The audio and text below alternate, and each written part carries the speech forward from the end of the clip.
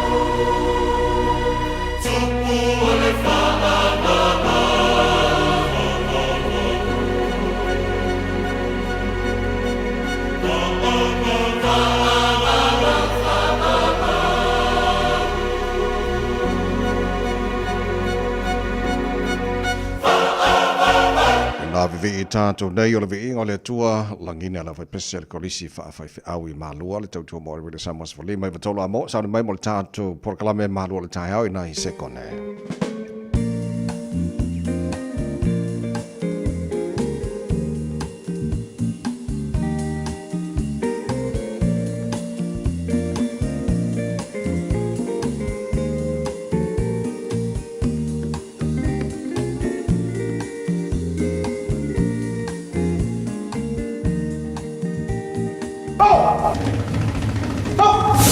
Radio Samoa.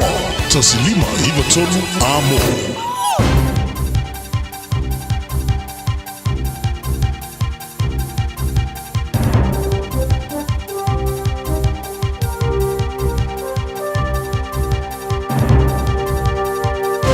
In this update, the Finance Minister is imploring businesses not to bump up prices once a surcharge ban comes into effect. The government's planning on implementing a ban on the extra cost of some in-store card transactions by May next year. Multiple sector representatives say they're concerned the change will result in costs being put back on consumers. But Minister Nicola Willis is encouraging businesses not to do that. And I think you'd find that small businesses know it's a pretty competitive world out there, and if they do that, they might lose some shoppers.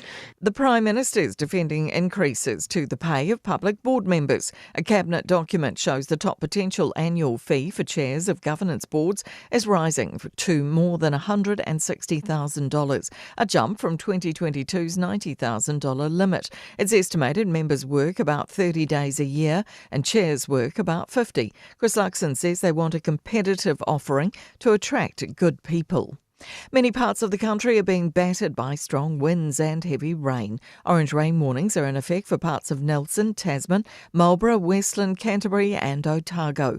Orange warnings are also in effect across Auckland, Great Barrier Island, the Coromandel, Bay of Plenty, Mount Taranaki and the central North Island Mountains. Met Service meteorologist Sarah Haddon says the rain band will move swiftly eastwards over the country. We are seeing a risk of localised downpours, and that could impact the evening commute time. There is reason for caution. Bargaining efforts don't appear to have dissuaded nurses from walking off the job from 9 a.m. tomorrow. Health New Zealand says it's disappointed as 36,000 nurses, midwives and health workers plan to follow through with the 24-hour strike. It's understood more than 4,000 planned procedures and specialist appointments will be postponed. That's news. In sport, Silver Ferns coach Dame Nolene Taurua is happy for the ANZ Premiership's best shooter to miss the Tiny Jamison series against South Africa in favour of tournament play at Netball's Youth World Cup in Gibraltar during September.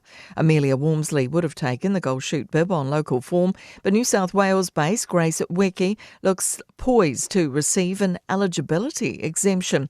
Taurua says a long-term approach is best with Walmsley given the pinnacle events looming. When we look at the Commonwealth Games next year and then the Worlds the following year, for her having that exposure is going to be massive for her.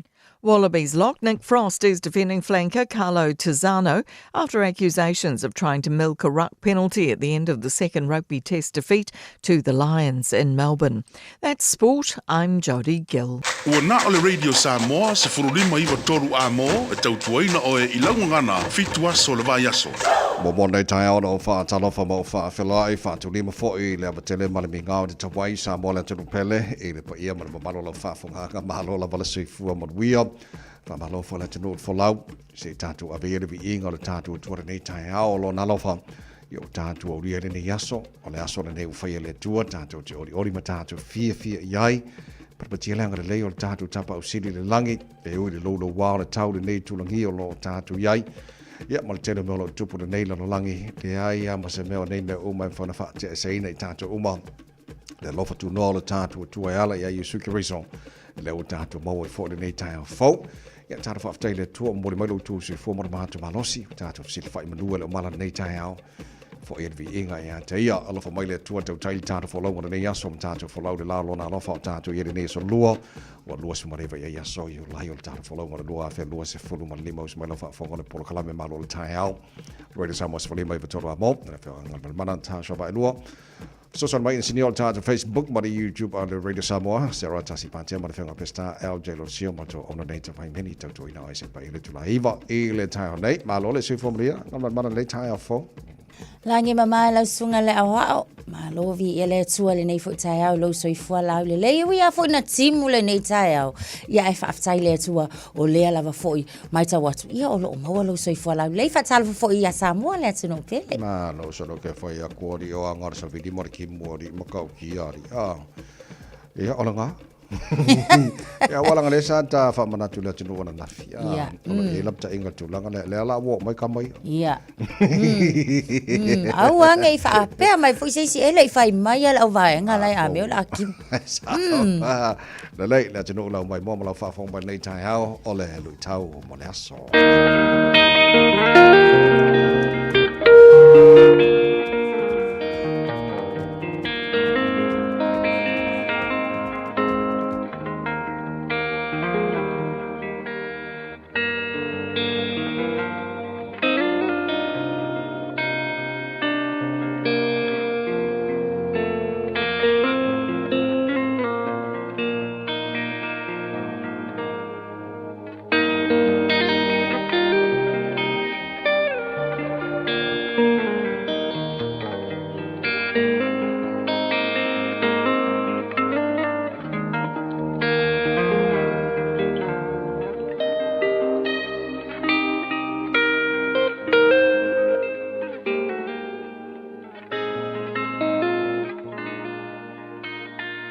Lui tau mo le aso.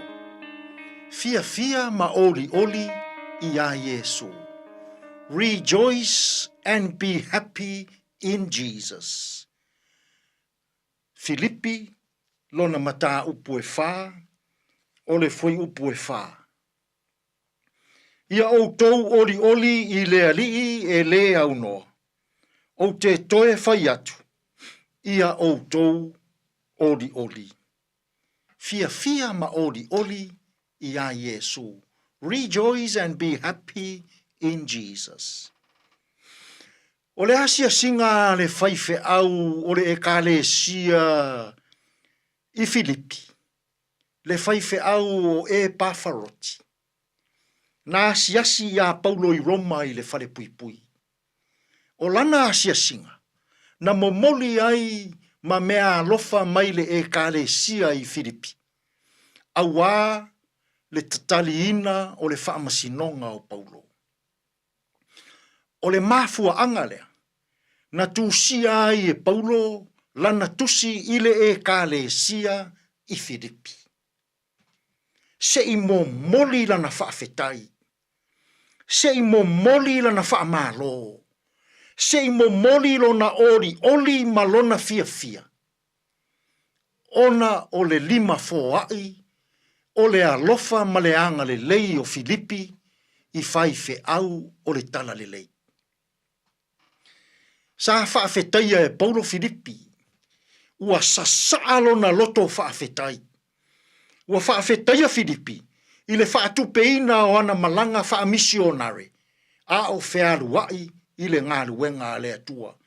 Ua whaafetaia le ekalesia I Filipi, I ana whai ngā taulanga, I le ekalesia tūtotonu I Jerusalema. Ua sasaa le oli ma le whaafetai o Paulo, I le au lotu I Filipi, ona o lo lātou anga le lei, ma lo lātou wālo lofa, I le tausinga o whaife au, o le tala le lei, I a Yesu Keriso. O le anganga lea o le tusi a Paulo. O fease mea e pāngota, ai vivi ma pese le oli ma le whaafetai.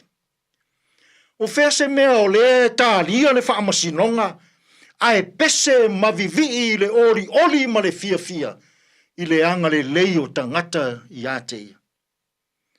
O fease mea e no tia. O le pāngota, ai pese ma vivi whaafetai I le atu.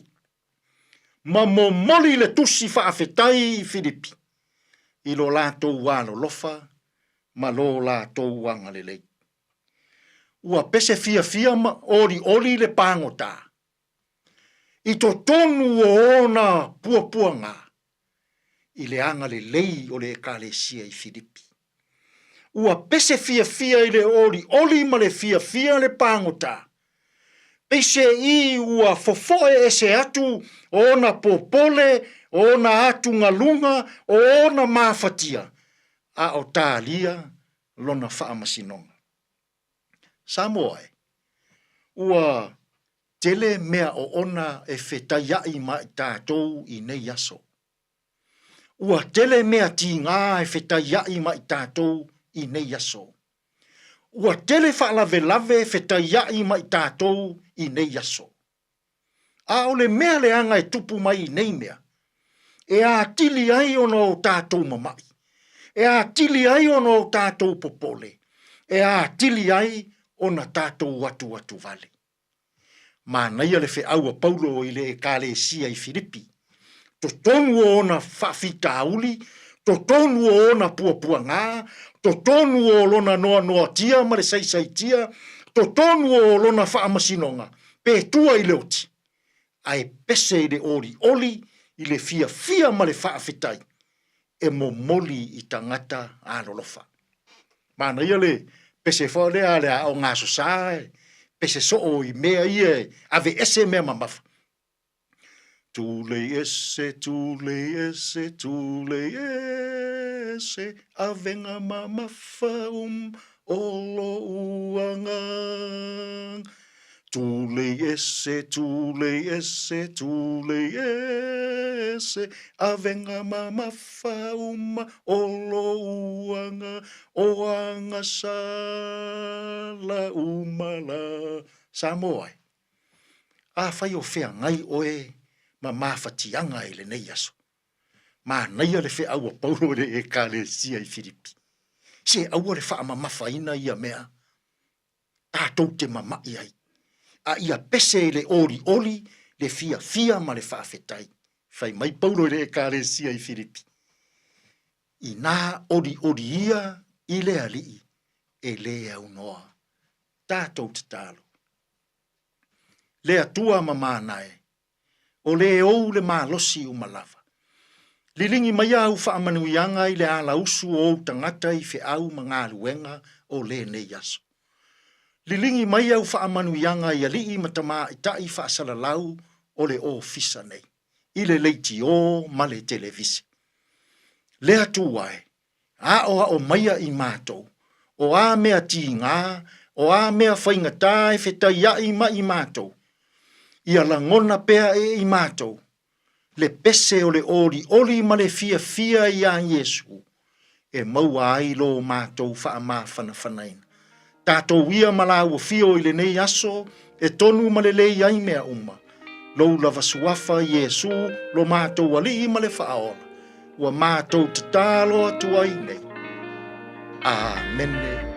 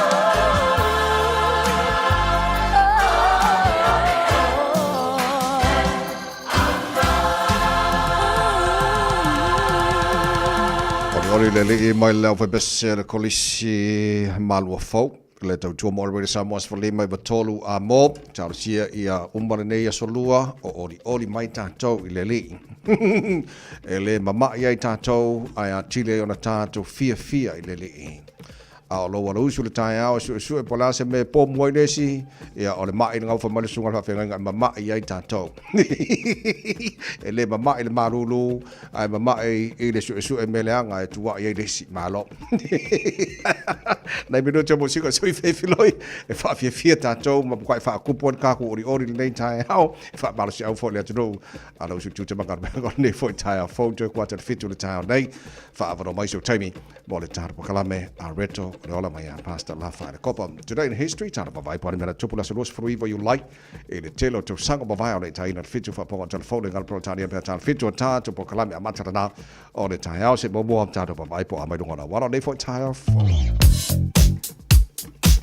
Malo leo si aptava le uma le nei fo i tae ao tatou li poti mo fo le nei o lunga o le awala telo lo mai tau atu ia e wila fo i na timunga le tae ao o lea o lo feo lolo lunga o le awala e le o pisi mai le taimi le nei ia e le o iei fo i se whaalave lave tau ta avale o mai tau atu ia i le nei taimi o le tae ao ia ai ona o lea fato amata tau lava o lea fautuanga lava fo i o le na wa i la uta ma lau tau wha ia le whaatau tainga o lau sa i aso le anga wha pe nei tau ina ia manuia le usua i o le atunu i tiu te mawhi awa e mai se o lunga o le awala la tau fo i wa maa nava ngā luenga mai le po maa loa le ono sai maa loa le tai o le Radio Samoa ino se fulu val minute te ai le tulai ono Tasi lima i watolu a mo Radio Samoa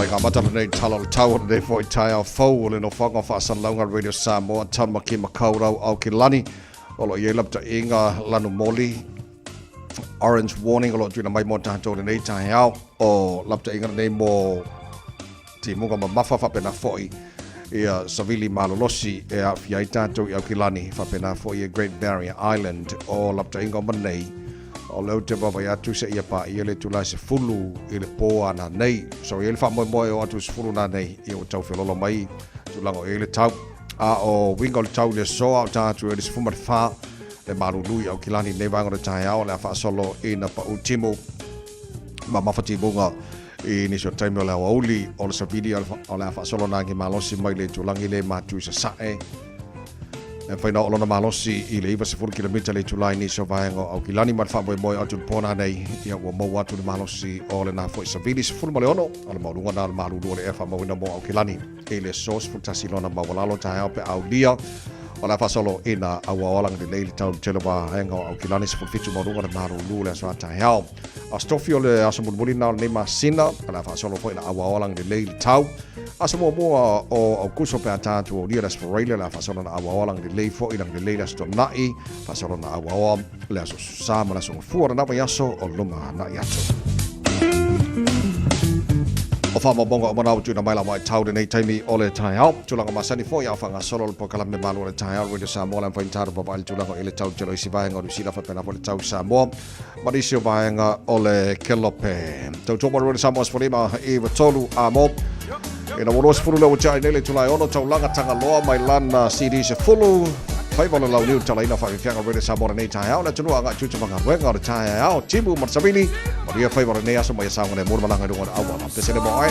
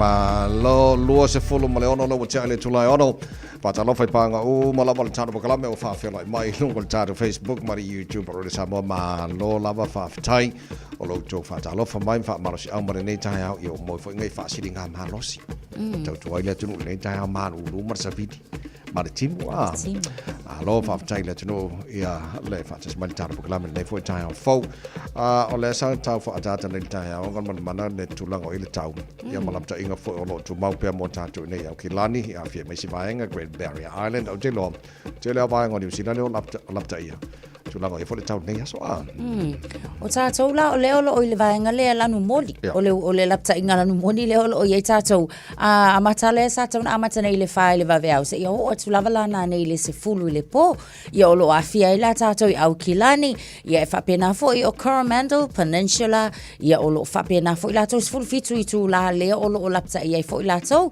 anga ia tu Bay of Plenty Central North Island Mountains Taranaki Maunga ia o Tasman ia anga i mengai Motueka Westwards se fulu ono lona winga le amata tu lava nei se ia o lava fo i le vave au ia le tele o lapta inga nei le vave au le aso atai au o nisi o vaenga nei na amata mai ana nafi po ana po le lapta inga o latou le lava lai te tau ona o mai fo i le nei fo i taimi o le tai au o ti munga mamafa o lo o whapena lava fo i ia ona lapta ia i le vaenga le na o Waikato, Waitomo ia o Taumaranui and Taupo e luas fulfaitu lala le fo isa ia i le lapta inga mo latou o matangi malolosi ia o lo maita watu fo i ia o lo o iai fo i vaenga o Aukilani and Great Barrier Reef o lo whapena ia ona lapta ia la se ia o atu lava ana nei le tu lai wha i le afiafi ni sina vaenga o lo maita watu ia ma le tele lava o vaenga uma o Aukilani ai oio o New Zealand nei o lo o afia ma lo o ilalo o lapta inga nei a o tātou nei Aukilani ia o leo lo iai tātou lapta inga lanu moli o le timunga o timunga mamafa ia mamatangi malolosi o lona winga e tāua lava foi ia le utangi o nai vaenga ia o le tasile tāua o le tātou tautua e le tātou ngana Samoa o le whaamanatu i le atunu o le tātou ngana ia mwha malamalama vaenga tau ona no fauta le iai o le si vaenga tāua tau ona malamalama le tātou polale me whai ia pēa o malitaimi o ia fo i vaenga o timunga malolosi mamafa matangi malolosi ono afia ia tātou matua o iei telefone e mwhaina wala au mo emergency tasi ia maua fisosoani vave ma talawhengai ma tātou i tūlanga umana e tau no fauta la iei tātou ia awana ingalo i olo malutia pelo i tūsui fui au lofo le tātou tua e ui ni tātou iei fo nevai taimi o le malulu ia ma timunga ma savidi pe ona lapta iei tātou ia lo ina lava lo tūsui fo mana mātou wola i au lofo le tātou matai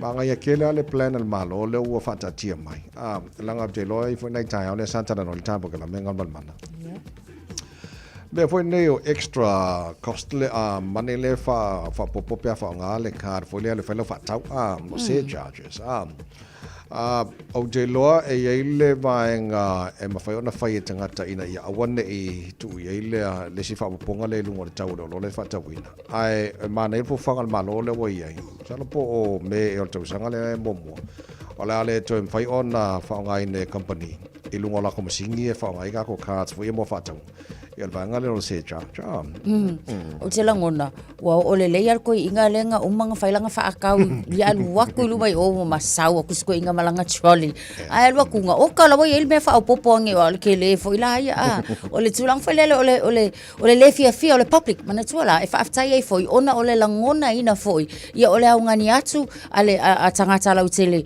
ona o taimi le o fa ataunga esena umana la wa ilo le tangata le tawala na fa atau a o le fa o popola po le sene fa o popole lumai I masingi ia o le vaenga tonu lale na o lea o lo a nga ia tonu le malo ina ia tawhia ona e mai tawatu o se isi le nao fa o poponga a venga mamafa ina I tangata fa atau ma le taimi ne vai taimi le taun tau soifuanga o vaenga la ia o lea lava la o le sapo o le tapu lea o le aiai a mata ia me le tau sanga fou o le afa pitoa lava I totonu o fale oloa so o fale oloa uma lava lava la le sila fia le tunu o lo ye masingi nga le mafai on tatou watu ele afia la pe fa pe ka ki kango swipe le ala ta card yo na omi lo le pen ale kama fo ila le payway ya o ngala le vave ya onga kiliki le extra cost le o le ala wo fa ta atia le malo mai le tau sanga fo ya me pe aulia ya ole ale to ye na vaenga ai ole a ele afia ila fa ta nga fo ia online le tatou te whai online,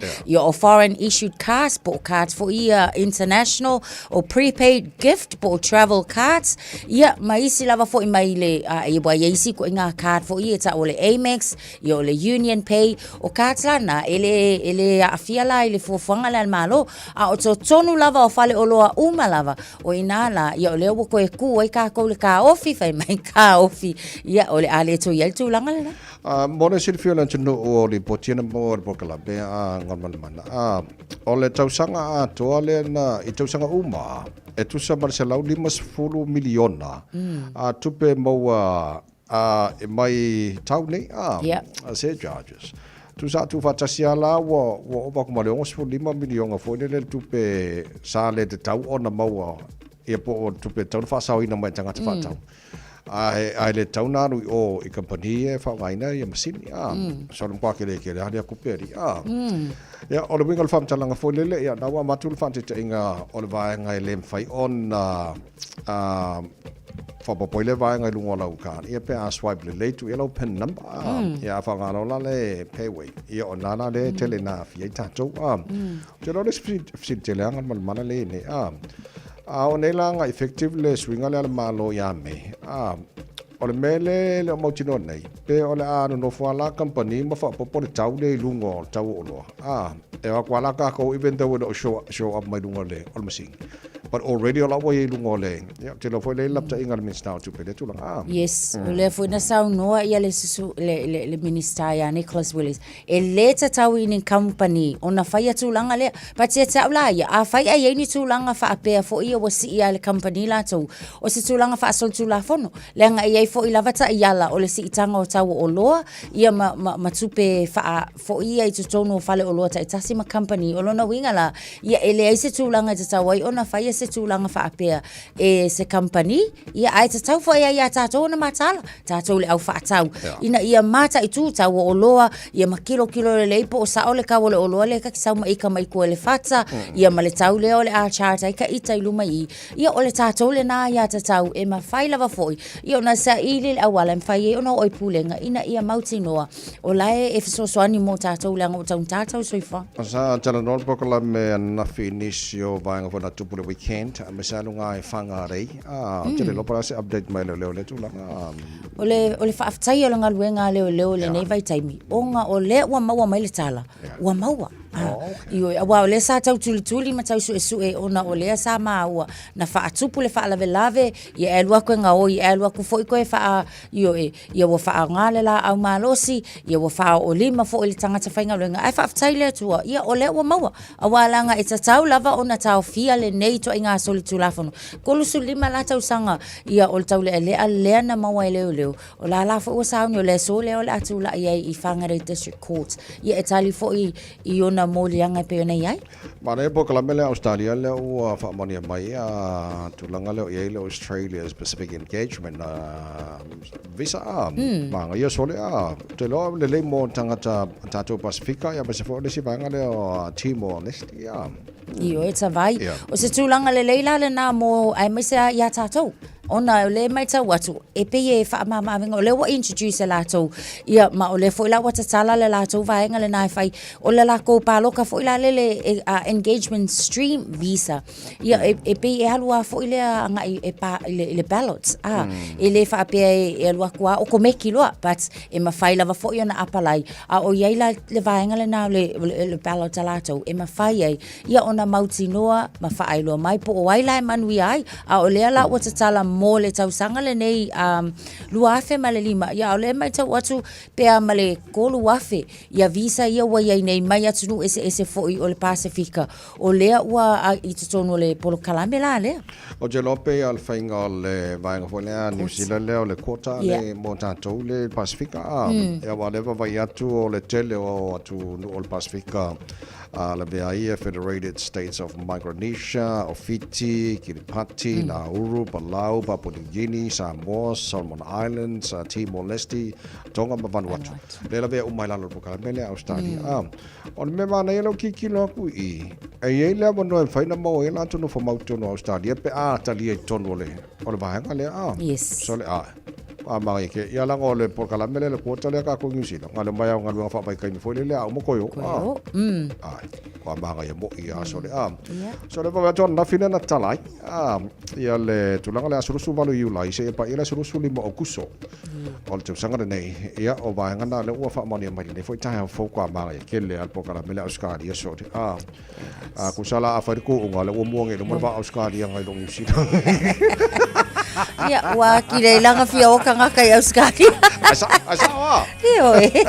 So luas futolo bilo talo le tula fitu. Pa fi fia con tai au pedi no tia fausa, sa vali.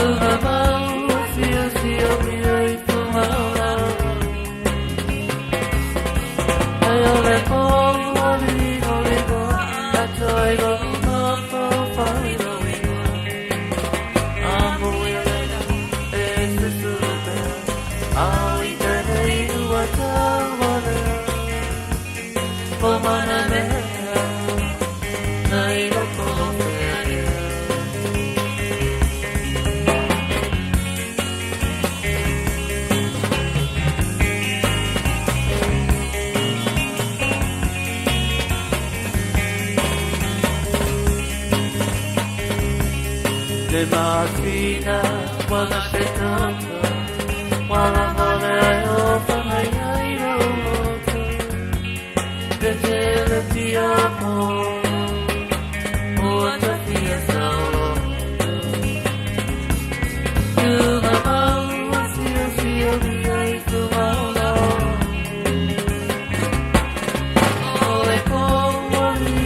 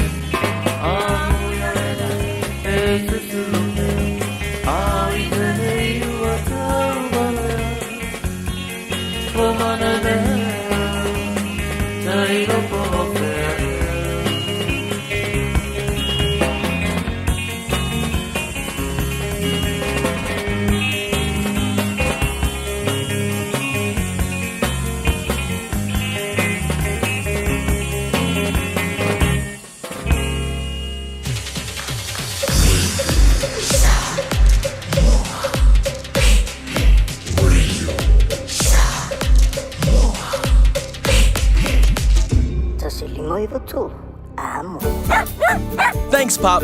I'll translate. It's almost time to vote in the local elections. Make sure you're enrolled and your details are up to date by the 1st of August. Go Go to vote.nz or call 0800 36 76 56. Brought to you by the Electoral Commission.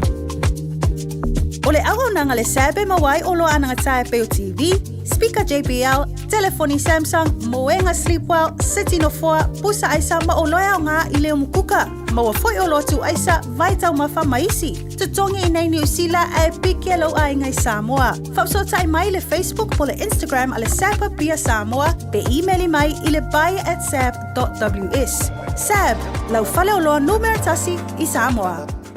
Talofa Samoa. O Atish Narayan, o le Licensed Immigration Advisor mo le Auckland South Immigration Consultants. E visosoani mo so se tu ai ngā visa e malanga mai New Zealand po Australia. Telefoni mai nei loa I le o valu o tasio no valu fa fitulua. Po le olua tasio no valu fitulua tolu o. Koe sa mas lima I watola mo le to mauna tu na tu le ta to malu le ta fa le nganga reto le ola te pena mai pasta la fa le kopa mo nei foi ta fo to is full valu e le fitu fa mo maunga stats New Zealand na ngal manal va tu nei ta los fitu afe valu sa lima se fulu ngal wenga ia tono to sanga to te lo ngal wenga ia wa le mo e tanga foi sa ngalu ai po le puntu la ngalo ia tele yo mafua angata vai fo ilele o lo wa tu la mai ai fo ia le nei fa fita uli e pe lava ona sila fiele lau tele ni so va enga o le ona on le lava tatu tilo lava fo ile ngata I New Zealand nei a ole lalo langi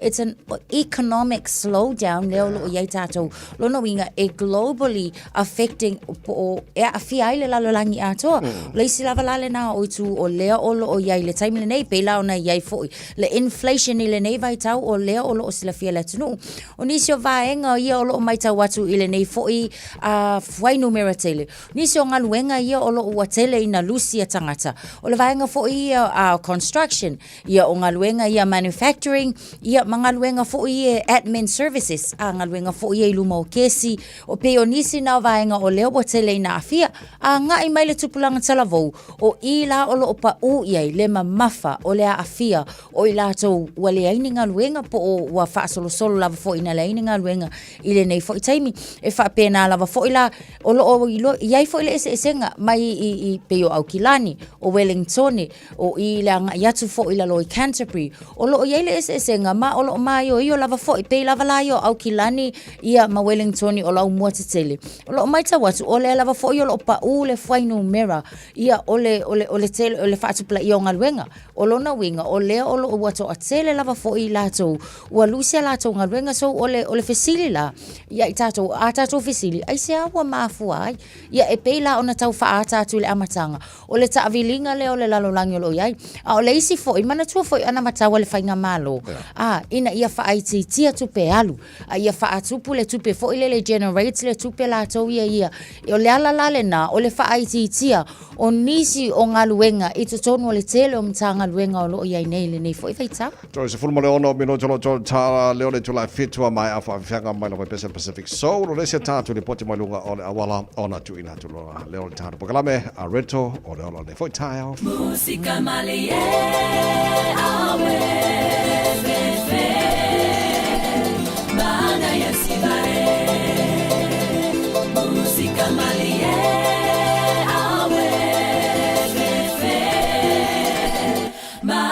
Sivare Sumano Pesemalie Mai atata mai siva mai patapati mai ososo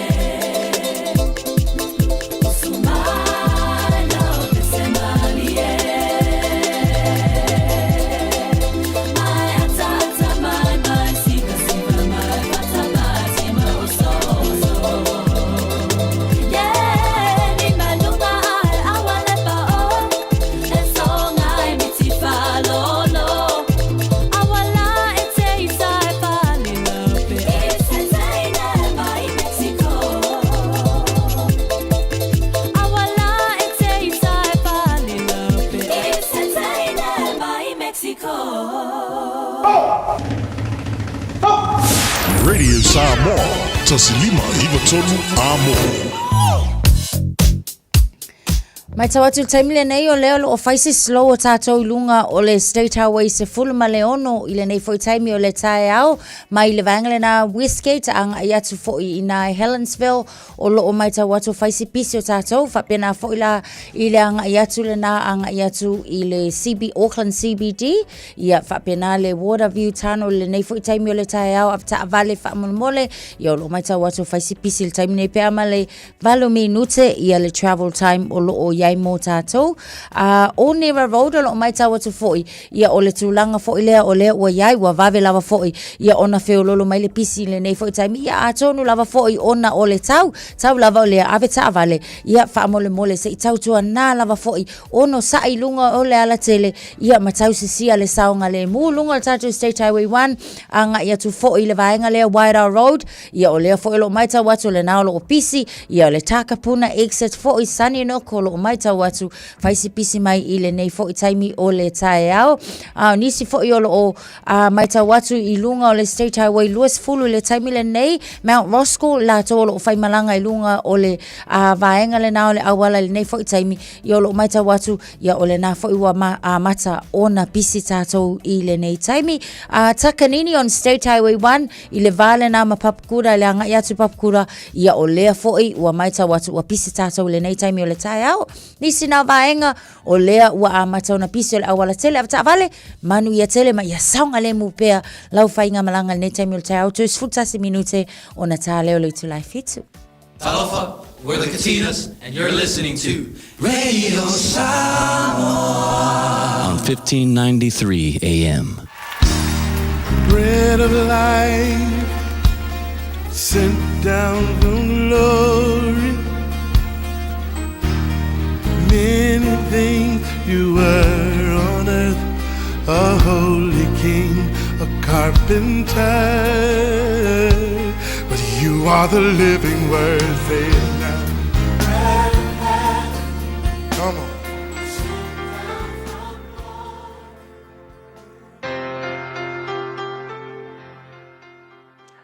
Talo fa tatu tunu u mai le tatu por kalambio le arbitro le ola le yaso o te fifia foi fa filo ai te oe ya uma fai ona fa tasi mai le yaso ma no lava o le salamo e luas fultolu salamo masani lava ta vita fa upeono e fa pea e moni e muli mai te au le anga le lei ma le lofa yaso uma o lo uola o le upu mo o le aso le nei o le ase mea o eva aia o muli atu i lo wolanga. O le salamo le ta vita i longa lava tele na tau loto i tātou. Ai o le salamo o le au te lenga o lona va ai i lana savalinga whaatasi ma le tua i lona o langa. Lea lae tūta vita ma va ai aku. Vai akunga, sole o meange i lenga ke i loa i lona vama le tua. O le tua e peise leo maa moe i at ia. Le fai mai malana tala e muli mai ia leanga le lei ma le alofa ia se uma o la uola. Upunei ese upunei e lua. O le anga le lei tau tala i whaamanuianga, whaamanuia ai le atua ia ka wika. E winga kele te ngata lama ia tā vita, roto le anga ia tā vita, enga wa ai tā vita, ia le anga le lei o le atua, the goodness of God. O le anga le lei o le atua i lunga ia te ia, e winga kele o ngawhili. Me lona lua, le upu lea o le alofa. O le alofa le whapertania o le mercy. O le mercy o le tua. O le mercy a ka o le mercy e whaonga i le keimi fo ilea se kangaka fo ilea ua ka kaunga nga whaasala o te taunga palasi e se mea leanga a whaasalanga o se mea leanga nga ia whaia a in ke ua whai mai se si au whaasao skama. That's mercy. O le mercy ua e maua fua le mercy a e leo se mea ka kaunga e maua.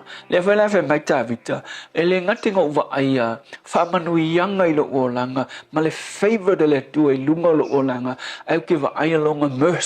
Tele taimi wa eva aia tā vita o le soifuanga se sere ngai tangata o se au ngai kele mea ngā whaingai a whai mai tā vita ai uingo ua whainga o ke wa aia le mercy o le tua i lunga ia tia nga la ingisi upoka vika ua mawhaionga o ua o mai le mamaole ngai o nga o le anga le lei o le tua ma le mercy o le tua sa muli lunga ia tia mo oe fo ile asu ngai o le siri fo mo oe le ale mea ngai ke wa aia muli lo wolanga Fasala, hika, o angi me o muli aku ke oi le fa ma ngalo tanga te oi ki manga ia eva aile tu langa le nei awa a fai mai le ma fau le singa kaimi ile a aole tu ile wo langa e inga pasi lo ile wo langa winga e se te me ke mo mionga pause for a while se ke pisi au me fai ka kawanga e ko mai singa kaimi mai ma fau mai eva ai tua ile ta ina le tu ile wo langa ai fai melnga kilo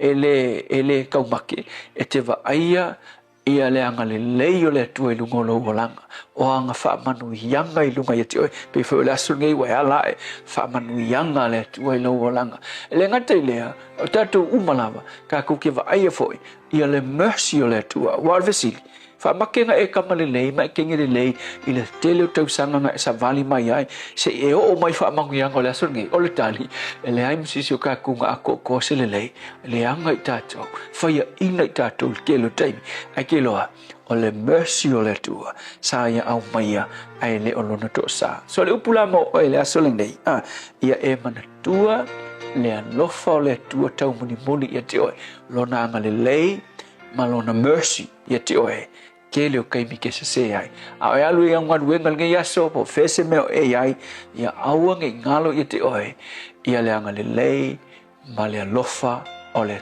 tua a matu te va ai o matu o la mele ai si matu atotoa ai o maku va aia au fa manu yanga ma le mercy o la o fio I lunga o matu o langa fa fita Yesu le ne yaso amen.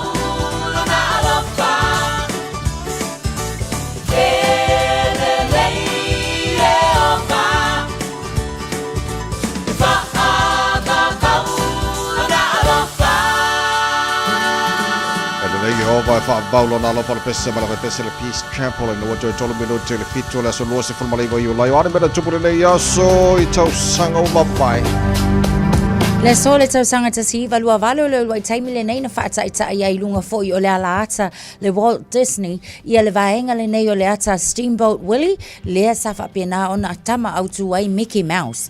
I le tau sanga ilua afe a Maleiva o se aso ese le nei sili ona vevela i tutonu o Seattle, Washington a lea na o ai ia le fua o le vevela i le se lau ma le tolu tikiri Fahrenheit te whapena le tolu se fuluiva tesi ma le se fulufa tikiri Celsius o se aso au pito sili lea ona vevela I le lato fo itala fa asolo pito lua fe lua sumalfa ia na lipoti ai ele McDonald's ao I le lalolangi o se aso le nei na matuapa uma walalo ai le lato sale fua pe toe compare I le tausanga e lua fe lua se fulu ni sinava enga mena tupule nei aso tausanga wa mavai Radio Samoa Tasilima Ivatolu Amo Radio Samoa Tasilima Ivatolu Amo. From 9 a.m. on Wednesday, the 30th of July, nurses, healthcare assistants, and some midwives at public hospitals and health services are planning to strike for 24 hours. Patient safety will remain our top priority. Hospitals will remain open, but ED will need to be kept for emergencies only. Patients should come to appointments on the day of the strike unless we have contacted you to reschedule. Do not delay seeking help if you or someone else needs emergency care. Talofa Samoa, I mawhai na fisoasoani atu Dr. Chen pe a whai te a fiele mai suka. Tōta mawalunga, le maua se whanau, mai sela, whatu ngao, ti ngā le ua po tuli, whaalusi le tino puta, kānesa, ma le tino mangeso. Maua fo I le kulini fulunifo mo nifo ti ngā, ma toi whaafilesi ai lau mānawa. Tele nisi o loa e fisoasoani lo soifua maloloina. A fione loa eva ai Dr. Chen, I le tuatusi lua ono Great South Road, Orahuhu. Telefoni lua fitu ono tolu fitu, extension numero lua. O e si la fia me e whaatino e mawhaiona e umi ai so fale motu le lumanai. A whai fo i so fale motu, o e si la fia me whaiona whaatino ni si o fuafuanga e whaonga ai le equity o lo fale. A wane e misiere por kalame o le malu I fale, ia fiafi o soruru taitasi le se fulu e te ai le whaa. O le a e sila fia ai au wala e mawhai e ona e umia se fale motu le lumana ai, ma au wala e whaonga ai le equity o lo fale motu, e whaata wai se isi o fale, le pora kalame o le malu I fale, ia fiafi o asorulo vai aso taitasi, se fulu e te ai le whaa. Hey, hey! Oh!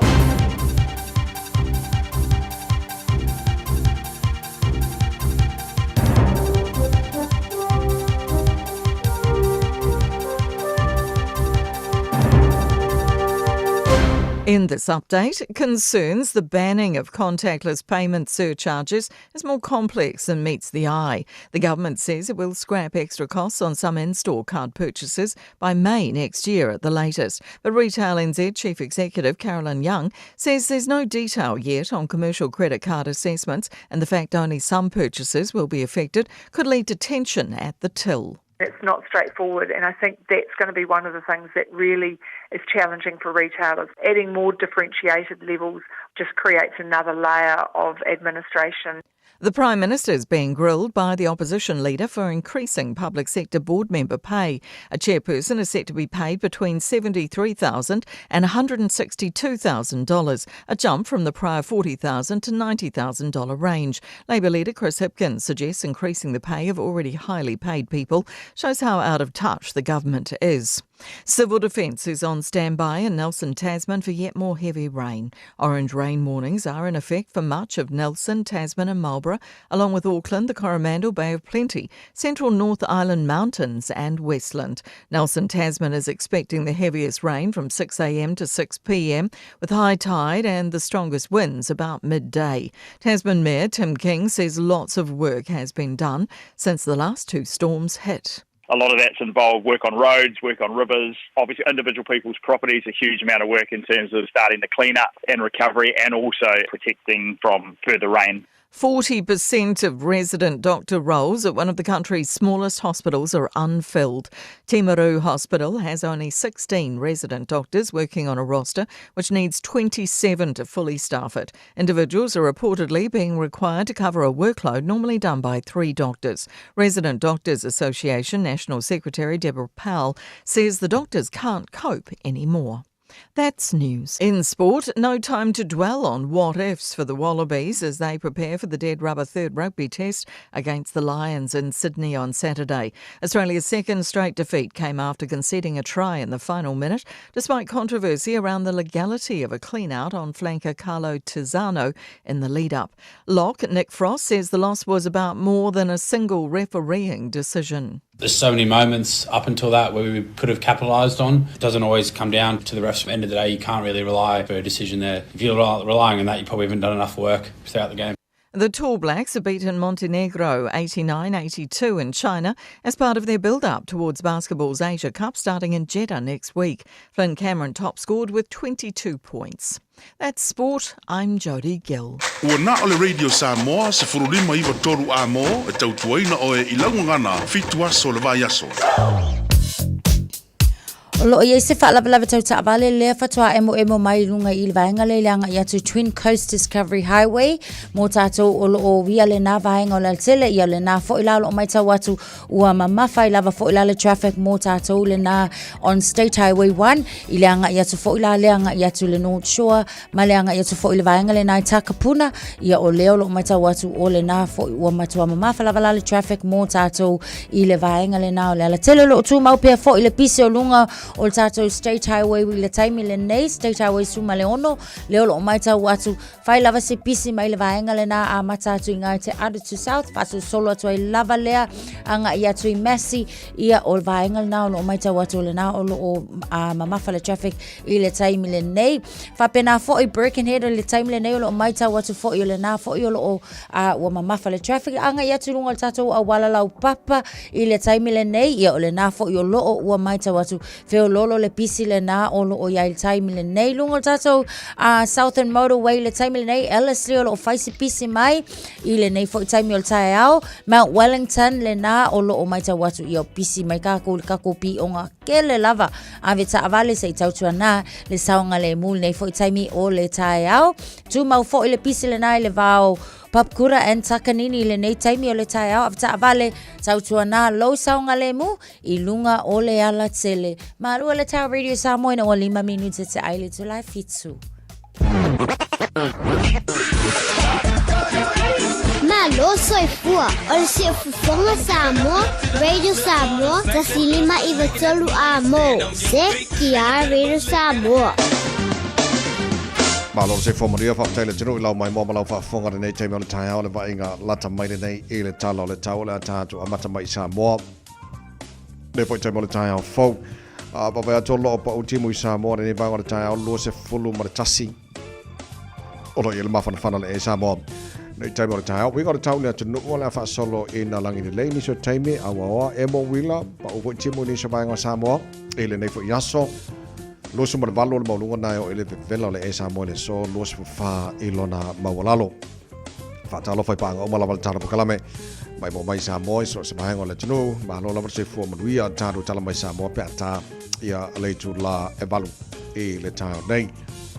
Se vai talo tau tono New Zealand nei tatu amata mai I le motu I saute o la fa soro ma mafatimunga le tele vaenga o Blenheim se fan molunga le malu lu fa soro na awa opa o timu malo sit savili mai matu I Alexandra se furono molunga le malu lu le so tele vaenga o Invercargill ko la fa soro na awa opa o timu le de yaso fa soro na awa opa o timu tele vaenga o Kaikoura Nelson ala fa soro ma mafatimunga e ni so taimi marsavili ang malo si vai matu sa sae Queenstown ala fa soro na awa pa timu le so fa soro foi na awa pa timu malo si savili mai matu tele bango timu ru ni yaso bango Dunedin ala fa soro na awa pa timu ele ne fo yaso ato sport farm no ngor malu lu ya ma kara stetcher ne yaso malo la verse fu ma via fa soro na awa pa timu ni so taimi fa solo nangi malo si marsavili mai matu ini so taimi le so sport liman malo ngor malu lu fa ma wina mo kara stetcher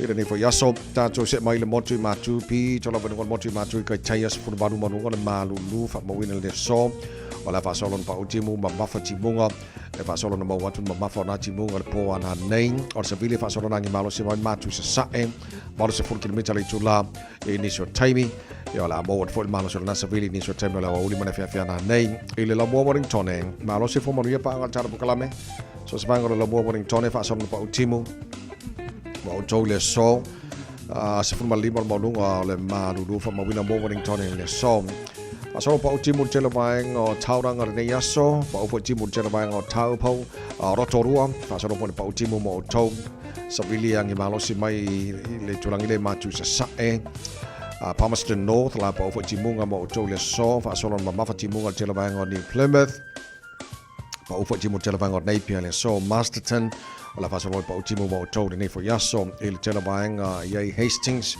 la fa solo na awa pa utimo ne yaso Gisborne fa solo na awa pa utimo kirikiri ro Hamilton fa solo pa utimo le source fulono maru maru fa mawina mo kirikiri ro le so tama ki makaura wa kilani no fanga fa salanga radio Samoa to mo na yeta to lapta ingala no moli to lango ye timunga masabidi maralosi o lapta ingo manayo le titilo atu pa ile se fudul po ana nei yai nisi swing ala falaban tam falta to pokalame ya mal radio Samoa e longo pueli ile tino tulanga lo yai alo tomau ya lapta ingana na la mori tulanga mafa o timunga malmalo sur sabili sful falo el malulu monta to ya kilani to mawing o tau le so pa utimu mafa timunga ni so taimi mal sabili fa so nangi malo mai matu sa e iva sful kilometer to la mal fa mo yo to po na nei o mo watu malo sur na sabili sful no mo rungo malulu fa mo wino mo o kilani le nei so dua tai ape au dia la fa so na awa lang de leili tau sful fitu mo rungo malulu tai hao fa so na awa lang de leili stoffi la de levo las forile malas to nai awa la sa malas o fuor ba yaso o no mana yatu Fama mo mana o tuna mai la vai tau ile nei taimi ole tai ao le tunu o la lampa pa ao ni sa vai ngor kilope il te tunu o mo dia mai tau mo tau ile nei aso fo o tato o dia to mo ren samos prima I tolu amo ina o iva mal apo te ai nei ia le tu la pitu ya se vai ska ku ki ma ngai ngi ka ya mawasinga kofe ma ngai makua ipupunga ya makua fa pupunga ka ya awange ile okele ngele le pa ol kimu ai makua ingongolo le ka ko kofe ka ya asawa ole man nai ele na alta ya ta ula le ka ko sisi ka ya ora ka manga le ba ta ya ole melele telele fayole piti famod mole ole famanato fo el tarbo kala mele ta ya mana ya pe Philip Tiol tai hao ta to lo su tu mangar wenga se a ko ale moe fa ngaro fi fo ya ioi fa si mama fa telo ti munga man malo so sabili nei tai hao na tunu a nga tu mangar wenga ia fa to tele le ma fa fo le lo sa nei sa ngale mula nga tu mangar wenga ni fo tai hao sa le le ele tala no foi tawana po wa ka modingi lo maka lo le fia e ka nge mai ka ko kala ba ole tala le tamai titi ole pepe se na ya na maya ya fala mai le pharmacy na mafuayo na umale ola ole pepe jo po Palmerston North ela titi lo atu fo le ia ole ola o ina o foi tau ele ka kawanga yesi se mene o talavai e mai pharmacy ma chemist o le titolo recommendations o lo amai even though o mole o le pepe o le ise me fainta fai e te tawana siaki mai umana talamai tonal pharmacy ko yesi skanga kanga ke siaki nga ina make sure o la wama ko ai sa o le leal talavai le wa mai ko mai le mo ta to langa o ile tu ia le tunu ato ia maso se vainga o malaulangi i le fesoswani i mene o ngase lo fenga mai la tunu stala fa no tele la wa faitau i le se o nga faile kala vai ai o mai malo las pepe ia pepe mo le asia o ngari io e tavai io e ole ipu vai ele mafai ona to u tufia ai ole tulanga fo ila e moni lava fo e pe a fai se tala o se tulanga ma se le sona le leia o ina mai e moni fa no but ole fa manatula le ma le fafangu a wa fo i wa nga fo i le au mai le nei tala e tau ai lava fo i pulenga ia mai se lava fo i ole mtanga luenga lava fo i mai la to o lo nga lu e to no fale tala vai e tau ona ia lava fo i ole mana onga ole nei fo i ulungali wa kawanga sui i le tula fo no le taimi le nei a au mai wa uma nga kusi mai le kala vai e tau fo ona ia se tangata ma ia tau la ia o ke ma fo e kawanga se ka fo sa train ia le leilo na ia fo ia o ina ia o nga tasilo na manatu male mangaku i le vaile o tala mai ina ia awane ia se tulanga fo ile kasia ia waka kalikungu winga lava le tasi le ai pe ma ngai ala le taimi le nei tawa ona ia se e lua ingi witness e te tawa na fa maonia okay ia sa o le vaila le ia wa aka kilo fo ila tavai le lawa ka ko kalango nei falta vai e isi falta vai na to alua le au fainga luenga ia e uku mai le isi fala au la kalango nga kule pa ole ia ngale o ma pasi mai lo fa apea a tonu la o le mana ongo le tinale nei ia male nei fo i ainga e tau le taimi le nei ona sui kaulolanga ia isi e ko si aki le lava ia po sa fo le fala au la ku kong ia wa mana tua le tasi se tala vai o le ku aku a o le tawo le fati nongo le ngaluenga ia maukingo o la sa o le ngaluenga le ngo le soifua ma le ola le o lo ngalu ai ia ole tulanga taona matua e no fauta le ai fa mo o se onga le leile mas fa manatu ia mo New Zealand in se imkwa I ko sila il vanga le lango tato wai mo mo ina uma tato a tato wo tala mai wa mai nei le pepa mai o le prescription mai for mai tato te o mal tato tel jonga o la sa o fa mo mo mal me la mana biel for ma amen mana biel mai le na biel for mai a ka ko wakulai o le me mai fala au ICC ona mai oi ele ila ke le la fa ngo ka ko ultuna ngale o le si futu ia te o trabai wa o fo ia wa le fo mai e la fala au fo ia kusi mai vai au fala au na o I lo ala vai au e le kai on kalia lo tino se vai atu fa fo e le tu ia la tato wa ia tatau fa ia le fo mai vai fa mo o fala au nga e le fe kawi ma au mai nga o fala au le ina ia au fo I wala nga ia isi fala au e trikai ni si vai nga sa le tatau o na fa ina tato ai e tatau o le ia tatau le na ia tato lava ia ina ia maukingoa saunga le mu lava ka ko ia wala ngai kaun ka fo isi fala au ai o tato ni se tempe ia tato te tu umuli o tato langona fai ia le fo mai le ai ele kala fe ngai fala au nga ma ai o le fa manatu le mo tato si aki le asa le ia ai me no tato ora le stato malam lama anga fa fo mai fo le da ia po pharmacist e tato te loi o le fala u sa ole ai ola to wa ia ngaru lua I e ka kawanga makua I mautino e sa al fala u le mai I dia tato ya wa ke le la fa ngo ka ko a ke wa mal fala u se ia pe la fa no si a ro to lua ma sina pepe mo si u ngali ia o tulanga na ia Palmerston North le sa fa na wisi a lo to ka lo fa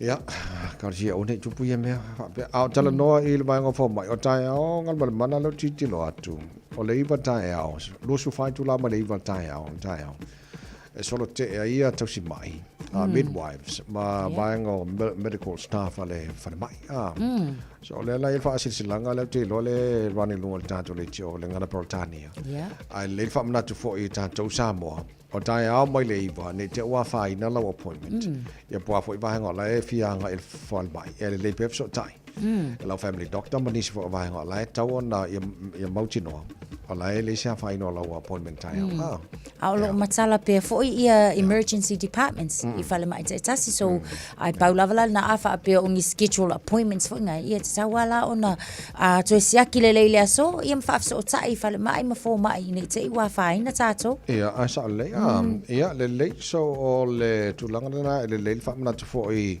mo le tunu nei tai o wa va ia tu ia tam mo le peleki le la fa tanga ta alo la tu kala po fo le Ya mo le am jai no tamor sanga le o le NPC le la fanga solo. O le mana ia le nata vai ia wa manga ku a uma mai le si ia te tau lava fo i onga o le ta o le toi ta alo kalapu ia o le fatu pula ia lava fo i le na o le malosi ia ai mai se o to mai manga va ese ia wai le kusa uma ta alonga uma ia o lo mai ta watu fo i la na ia o le na o le wa mafai ona fatanga ia wa mantu o nisi sa le mafai ia nisi o tau sanga e le mafai ona o ta mai ta alo i fea mafea a o le la o mana ia o le ai mai ta watu ia o le ta alo ana i ta mai i ai mai se lava fo i la i Countess Manukau fa ta inga ia o le o ta alo ai fa tanga ta alo ia Dalton Papali ia o tava na wai fo i mo Tasman lato ia o lo mai ta watu fo i o le fo i lo ta alo ia na ia li fo i o e moni na rawa ia ma pasili o tosi mo o le kalapu i Bay of Plenty so o tūlanga le lava fo i la ia o lo ia o tama ia mai tatou au la kapitele le ia o le um fai ona fa atanga ta alo i awa kalapu ia le na so ona vanga na nei tai wa fo fa fo mai lanch no le nei tai fo se fulu ma le vanu le tele to live fitu tara programa ngal peltani think a minute be mai fa fanga mai le puni la va sa Maria anga le aro se fo nei tai fo good morning morena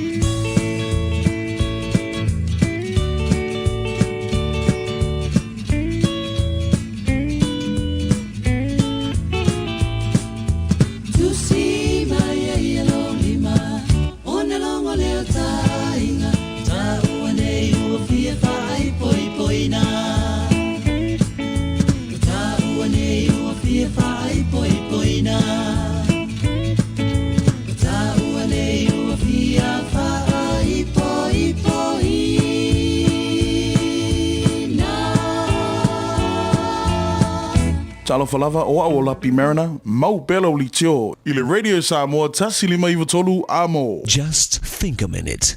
It could change everything.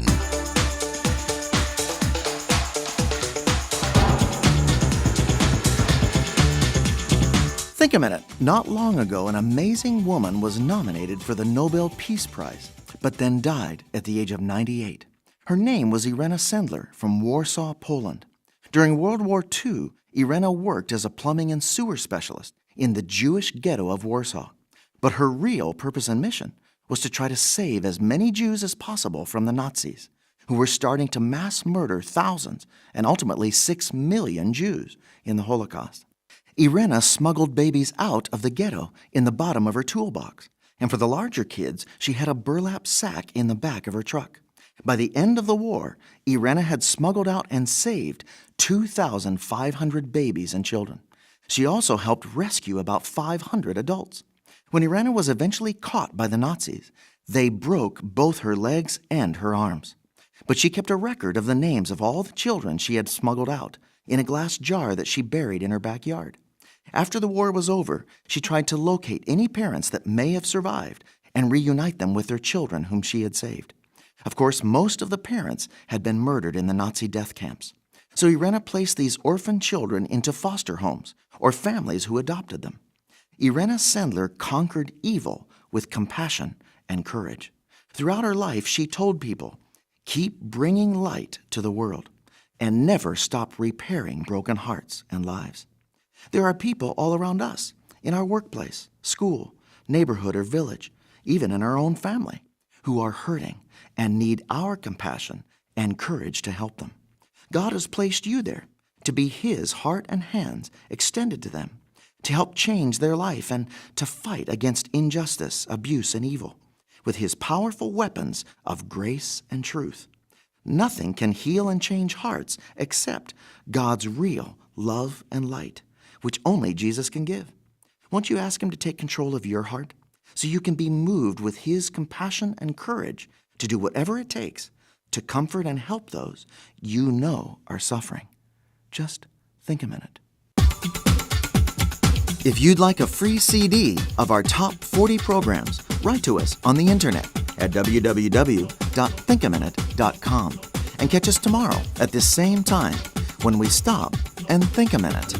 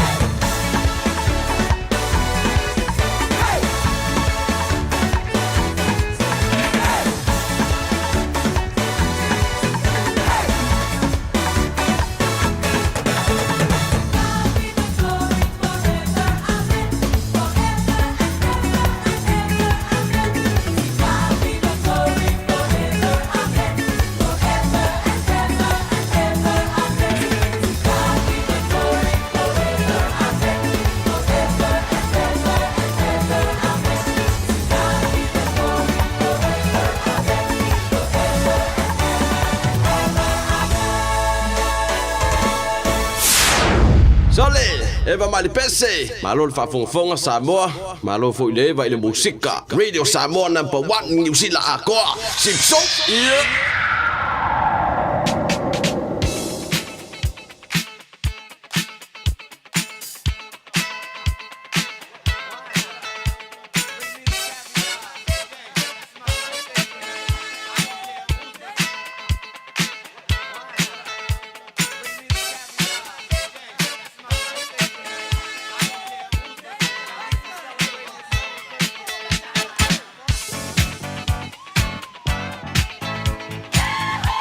Nanga sfanaula so luore nei wata to ye ola so luos full malaiva nel masina o Julai.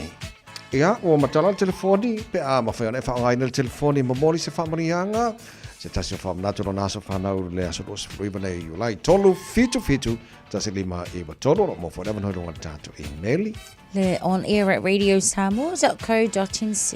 Fa pe fo mo fa na fa ngai na ia tato Facebook ma YouTube ro Samoa mau fo never no na va henga ma kwa e omi mai e fa va nei tai ka ko fam lenga sfana wa le te ro pois fam lenga ro pito sa vai le ai ele e fam lenga tamil ne se yo va ia tu elo e pois fam lenga ro ta emaili le te mo tai ao fa pe na fo telefoni o voi coffee fe da so ros puru i vai o yu ngale kim se fai e a sa ola yo me la le ku o ya le wo mai ma ro se fo Alo langi mama so fo manguia lo sunga kawai mar ka sala ka ya. Fa longa kwa la va uma ala ko kopia kwa vilingo lo ke fo. I si foi. Ya. Ka tsaya mo le va no ya. Le moria ko lo fa nga. Ola se fa na ola ko insane. Ya tio so to muli falani. La so ne wa to le lu. Lu so me la ivona ta sanga. Ia whaftai lea tua ni tau sanga te lufa ia te ula tali. E wila main tātou wala ia ahlin whailam whaanga loina o tau tau sanga I mōre e lea som lea. Ai o mai ai nei tātou nofo ai o mamau atu o tau. O le lewa fo tau whiarua i atu. I olo whaanga nai watu. Ina I o uso ma o tua ngani malato ta I te oluma lato whanau. Ia e siri ai lawa lo whaanga lo nana le lunga telefon. Kolo le telesi ana Maria Matai ama sana. E papa kula faftai lava mole avanoi lo sunga le lia wa ama tau sala tai a mania le ato. Tai na folole mania fo le tai a fo. Ia te lope ia te pauna al tatu fam lianga lo tau mani nei tai a fo. Carlo fai. E fa le pisi lo hiva. Isi ale lo ai. Sawa. Se na ona topia tu ala vai po okay dei o kakonga o tātou na ia e sa oi ainga kimu ma makangi la so roiva wale ko ke rengi se ai pe manga lo ese striker ile aso na ai sa wa ia an me foi na ko por fanga o da kimu ma le savidi e ngalo ga kalonga so fanga po ia le lei e fo Al pese le fa maria toile pule ka mana fenga venga re sa mo mal tara bukala me maro le tai au ya mo la tuno fa brato to wa sa fa na le so a fe o le alo fa mai se mo mori se alo fa nga mo e le wa lo fa ko ka ko bukala me no wa sa fa na le so Happy birthday ala to lo su fitu le palo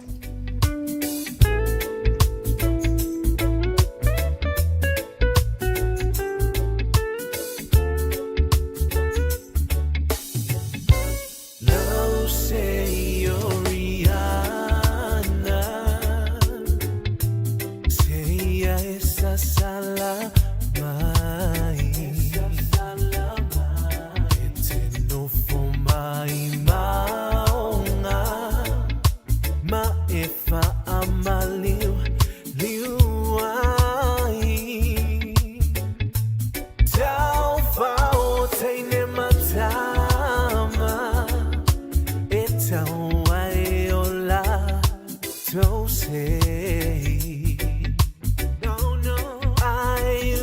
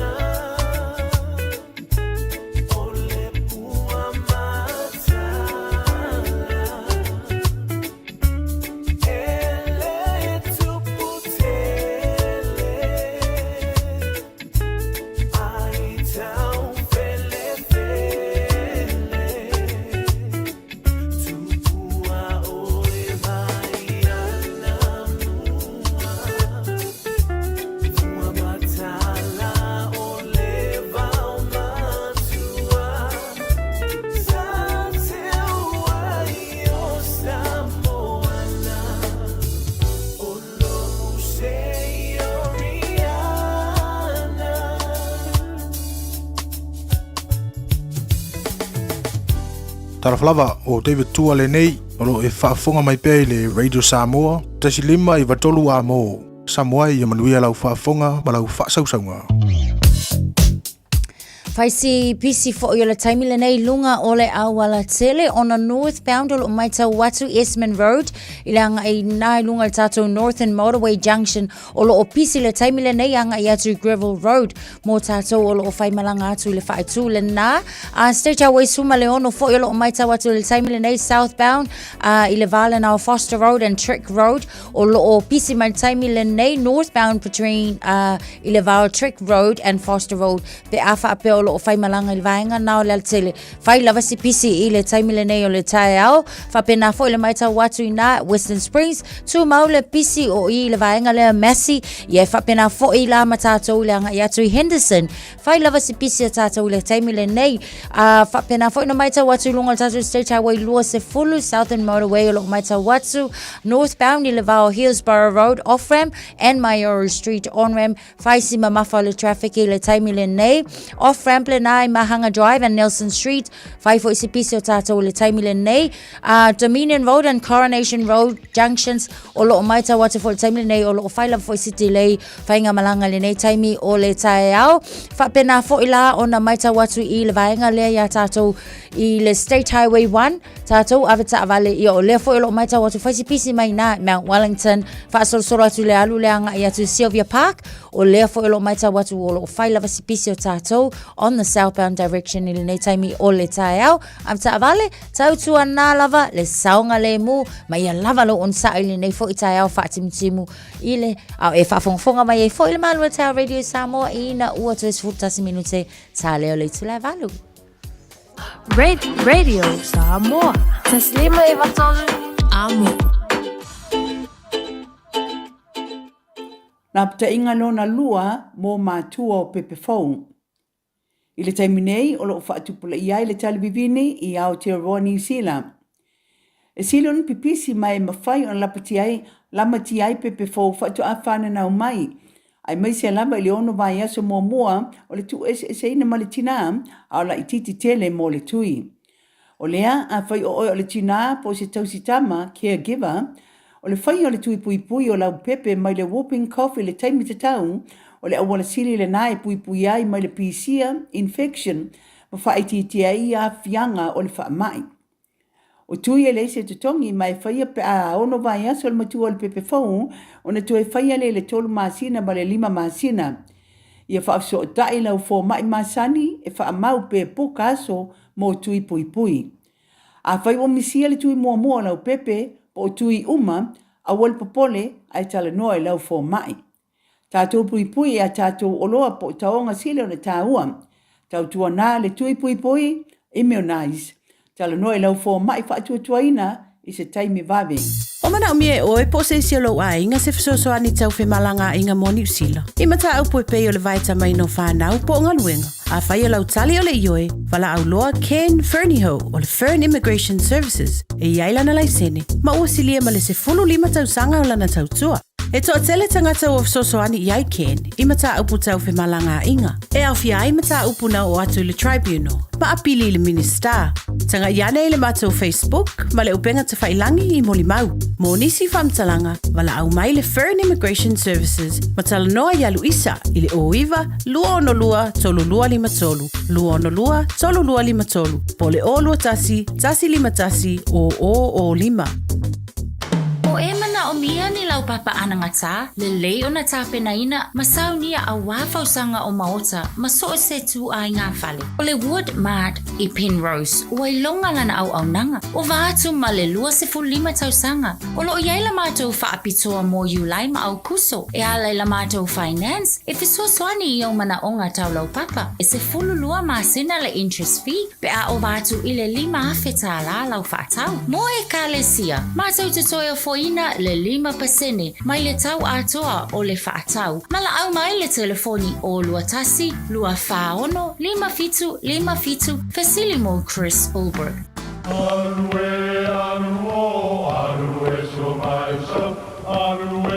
O Samoa o le atunu ua mai au na tofi. O le la au ua mai au ngā tātulanga. e le to e tau au whangaina. O le vai fo i ua malili ua maea o na saiki. A o lau polo kalame o le vau filifili. Ua na o se toi wha manatu. Ua na o se toi whangu ia ua nganuu Samoa. Mau upu ta oto, mau upu tu. E ala lea e ala ngā upu ma muanga ngana, ma le vau ngana. A wane i emisia le tātou polo kalame. Iafi o aso lua ta itasi le itu la e valu i lunga o le Radio Samoa. Ia manu ia tele, lau mai muanga ma lau whaasausaunga Samoa.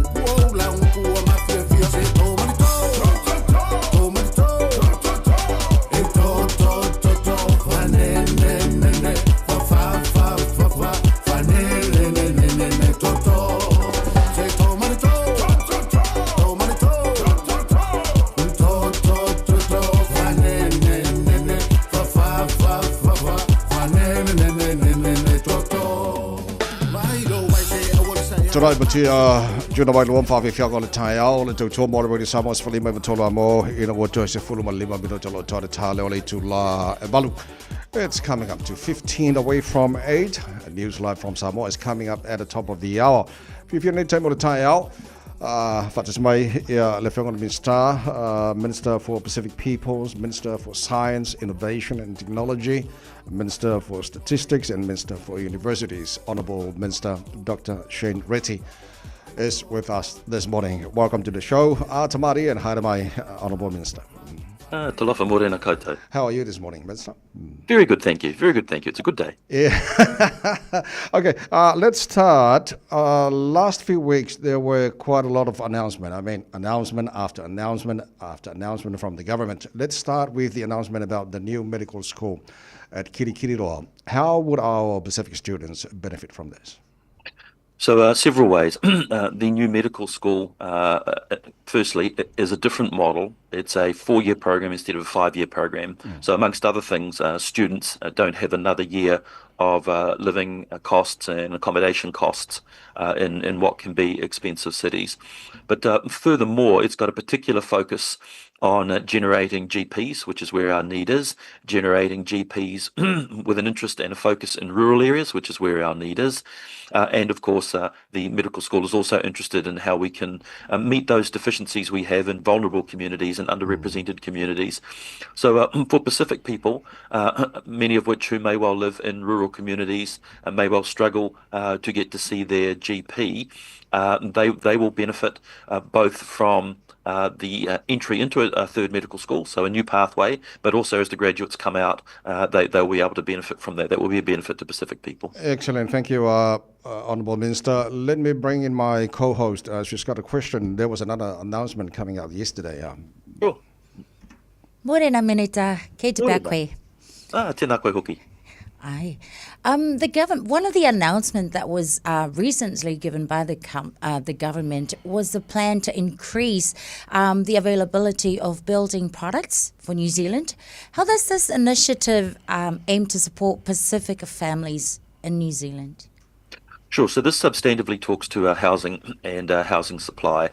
And what Minister Pink and the government have done is say, look, there are high quality products, a range of high quality products that will meet our building code that we want to make available to New Zealanders. Amongst other things, competition will help drive prices down, and along with other regulatory reforms, this should save thousands of dollars in house builds and new builds and in renovations. That's particularly important for Pacific peoples, where we know home ownership is lower than in the general population. And it also aligns with a number of the initiatives that I lead through the Ministry for Pacific Peoples in the housing space, particularly. The two key initiatives are through Pacific Building Affordable Homes and the Aowhare projects, each of which are looking to build quality homes in South Auckland, Waikato, Christchurch, Eastern Porirua.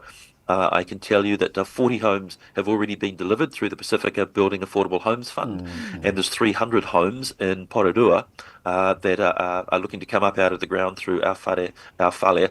The announcements we've made around building products and regulatory settings means we can get more bang for our buck in that funding, get a better return for our Pacific housing funds and ambitions, and will fundamentally lower the cost of building and renovating houses.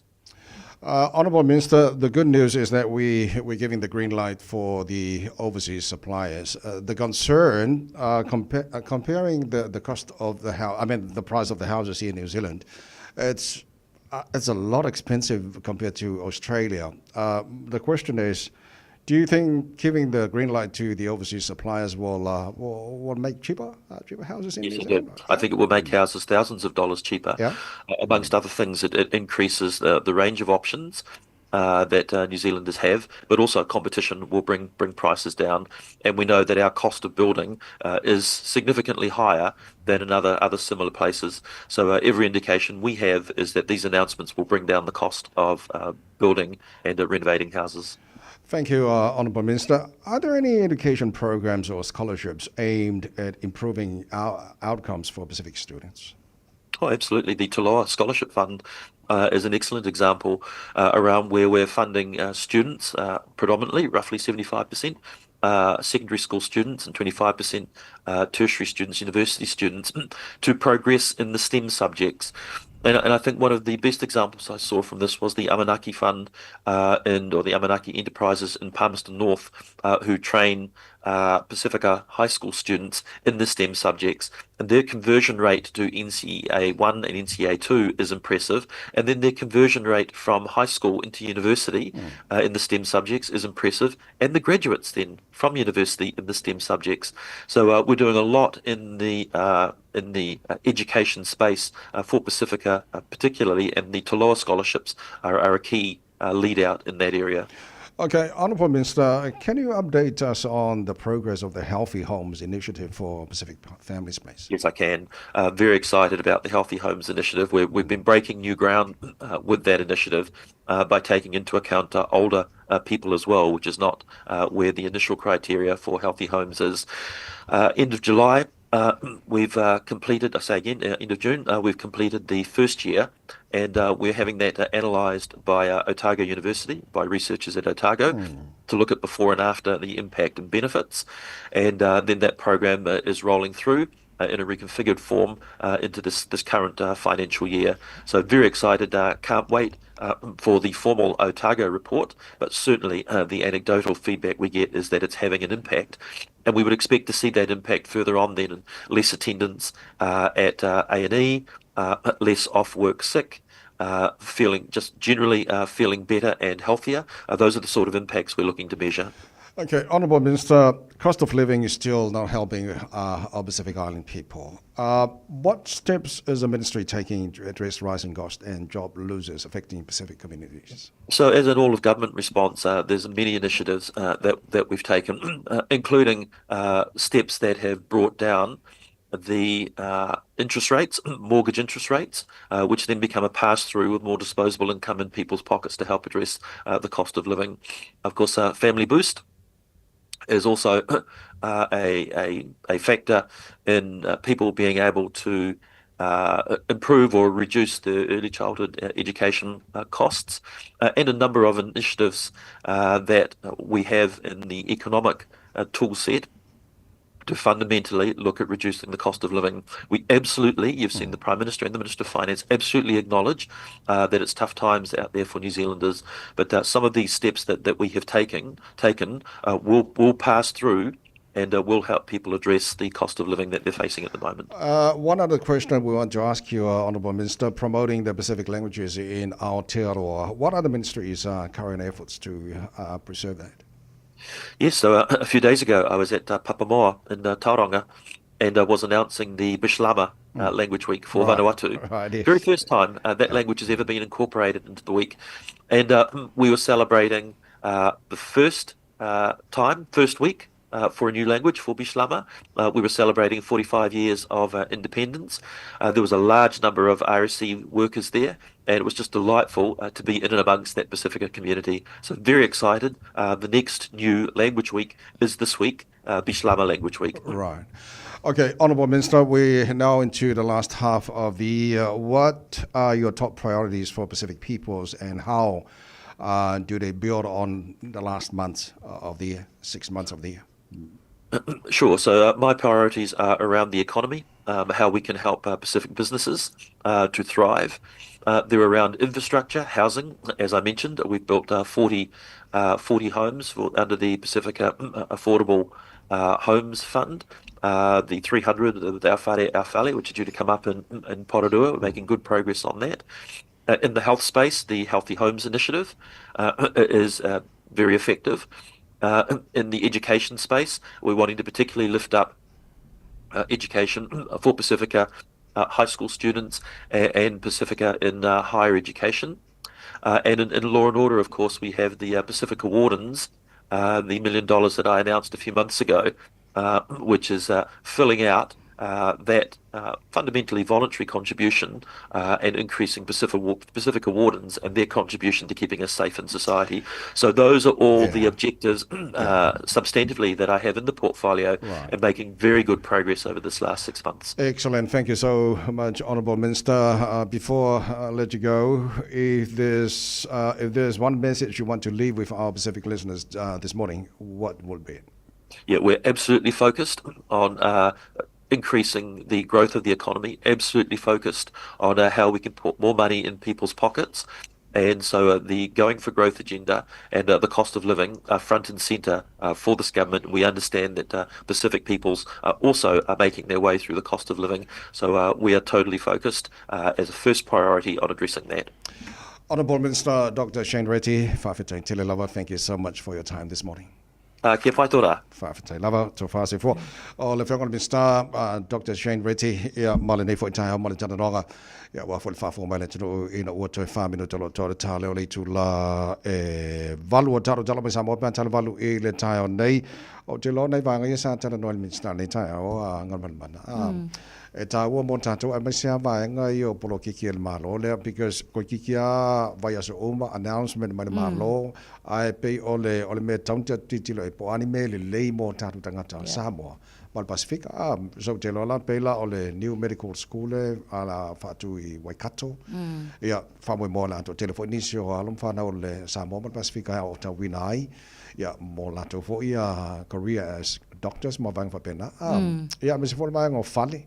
Ta se ale vai ngoro silio na maftia tele ta to tu lango fale ya fa mo o le so son me fo le stamba dai vai ngo e po na mo le tai ma na ye se foi ta pena lava foi ia mai se lava o le ta ua lava le sila fie le tnu o nei foi vai nga ia walanga o le foi lo mal fainga palota pe yo tua ia te tau ona a tul mata ia po fe foi o lo nga ia fuanga ia ai mai se fa tau ai la tau nei o lo tu la mai le foi le nei foi vai tai o le se vai nga foi le wa le santa tana no ai le vai nga le wa avile green light al malo mo outside providers materials o me o lau papa ma waing for building materials. Ma le fa moi. La kau ngo fia I fa le ngi vai kai ya. Talo sia. Ia.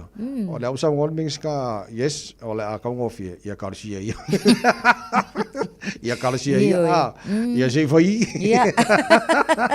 Le. O la fa jaro fa malastino tai. Ma le fa malastino tai. Se fa malastino ke le mari li u fa ski. Ia. Maru ko ki morkai au sole a. Io e. Taro talo mai sa bo pe mai al fa malastino tai au fa. Ma lo se fo Aia. Matza. Lunga. Aia. Lunga. Sawi luma. Ia, kasol sole au tafa. Ia, io e. Sawi luma. Alu au tafa. Aia. Aia. Io e. Sawa ngai luma. Lunga. Sawi luma. Aia. Luma. Sawi luma. Io. Lunga. Aia. Alu luma. Aia. Io e. Alu au tafa. Aia. Lesilema. Aia.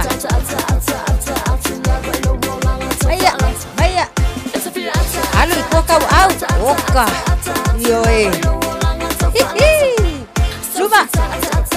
Aia.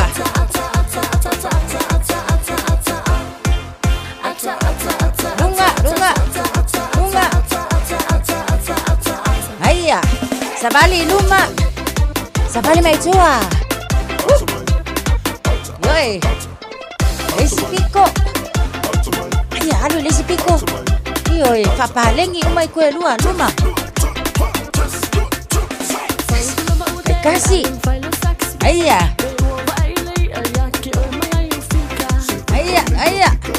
Ui, kau le au lunga lima. Male, ui.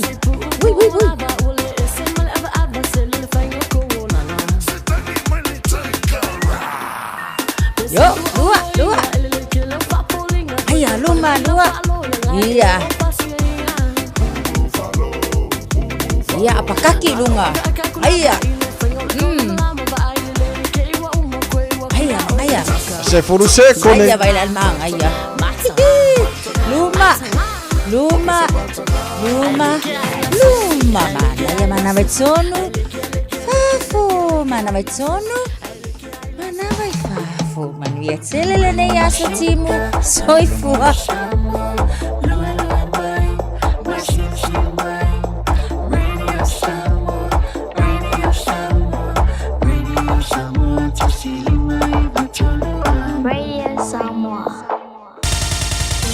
Si mai ala whaafofonga o le whaapoponga fo ele nei o talafau mai Samoa. Awina sa mai mo oe e lau leiti o whalongolongo le Radio Samoa. Tasilima iwa tolu amo.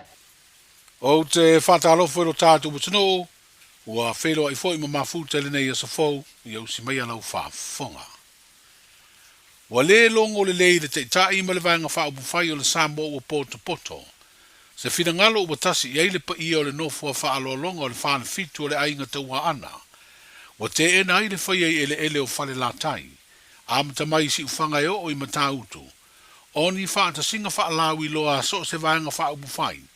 E au fiai ma le latu pati. Ai wana o le vaenga e pui a ia te tau o tangata e whaatanga.